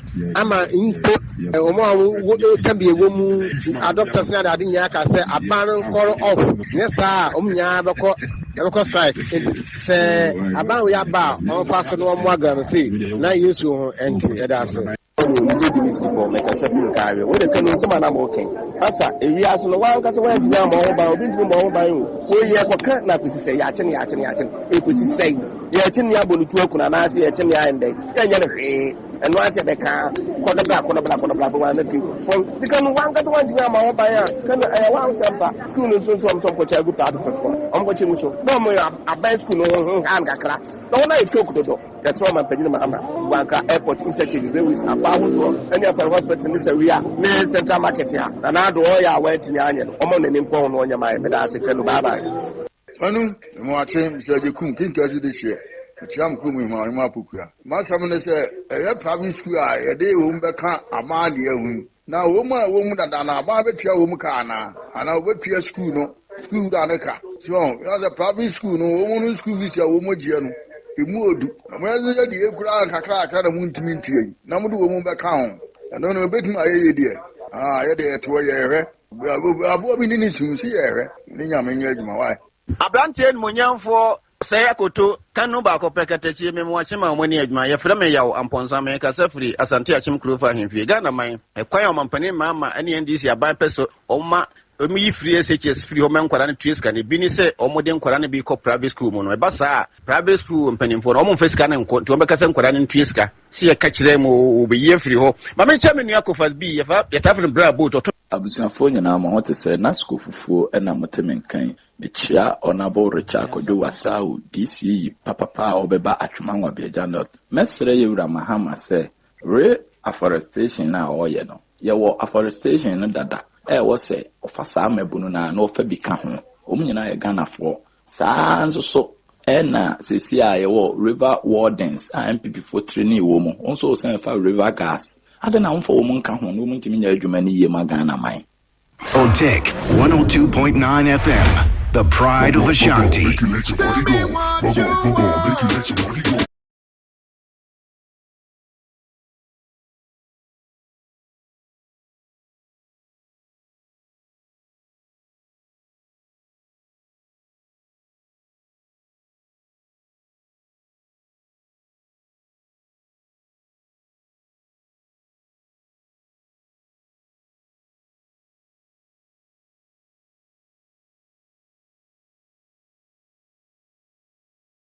Otec 102.9 so any. Yeah, ya kwenim kai bo ho. Ye wi abe be sakra. We are watch be back on na chese we 10 also dey na 9. Say we so dey cry 11 after 11. We so dey 9 after 11 we dey 10 after. Just say nya yibia. By 11 no dey abo. Ba kwa bridge James o munyina dey pu ana. Yeah, how watch no na chese ana. But 11 no dey abo. Anyway, 11 dey abo. Dia catching you be an idiot. Obiara ne dey o say obiara no watch who say open be my appointment I share time I cause obiara ne dey emped dey correct dem fancy to obiara ni do how Easter say nyanko birthday now we here na wa start ejure no Youth Parish Youth Council APYC awomo All Saints Catholic mu wo Franchimbra Santasi omni Otec FM akambo mu ye Easter Praise 2025 Inti hallelujah is our song you know for him what shall I say of dancing shoes there we dey nine be sasa that be you make say o make say because we feel no one baby never she eno never bua because I done ye kwa kudiasa nyasem asha nyankopon die nmunyam papa yes inti ene sa 27 ne ye wadwuma pa ye wo bibi pa ye wo bibi because na star you free 27 na ye sanko hallelujah is our song fantastic eno so ebe kama pa onye mama esi beba jojo ahin beba Peter Uso ansa ebeba eye free yenye ubie sika nti all saints catholic no ewo fanchene bra santase enwumre no 9 ye nyina ye free na star April na se ani e de ani ahweho ya kodi asa kode nyame ase ewo ho no mo nti otonsa free ye nyina afi Asante Central Ghana Conference of SDA one wey di 10 years conference no 10 years yi mu no wahyehyɛ dwumadi ahodo adi a sese di aka ne dwumadi no ankasa 10th anniversary no ne mpompo so ankasa eno nti krobia Asante Kotoko hene otumfo say to the second Asante Mewra nana wonkwaso nananom frɛw say royal guest of honor eneu ewo dwumadi kese a etise mu eti yafo no nyambra na fe his excellency John Dramani Mahama onone guest of honor omampenia oda omai Ghana no so no so mra no meka wo ho afi Pastor Professor Robert Osei Akoto onone West Central African Division President oda SD Asoriano Ward President ba ena de oda Mid Ghana Junior Conference ano Pastor Dr. Kwame ano Boahin ono so ho ena Pastor Jonathan Usu igwe na ankasa oda Ashanti Central Ghana Conference ano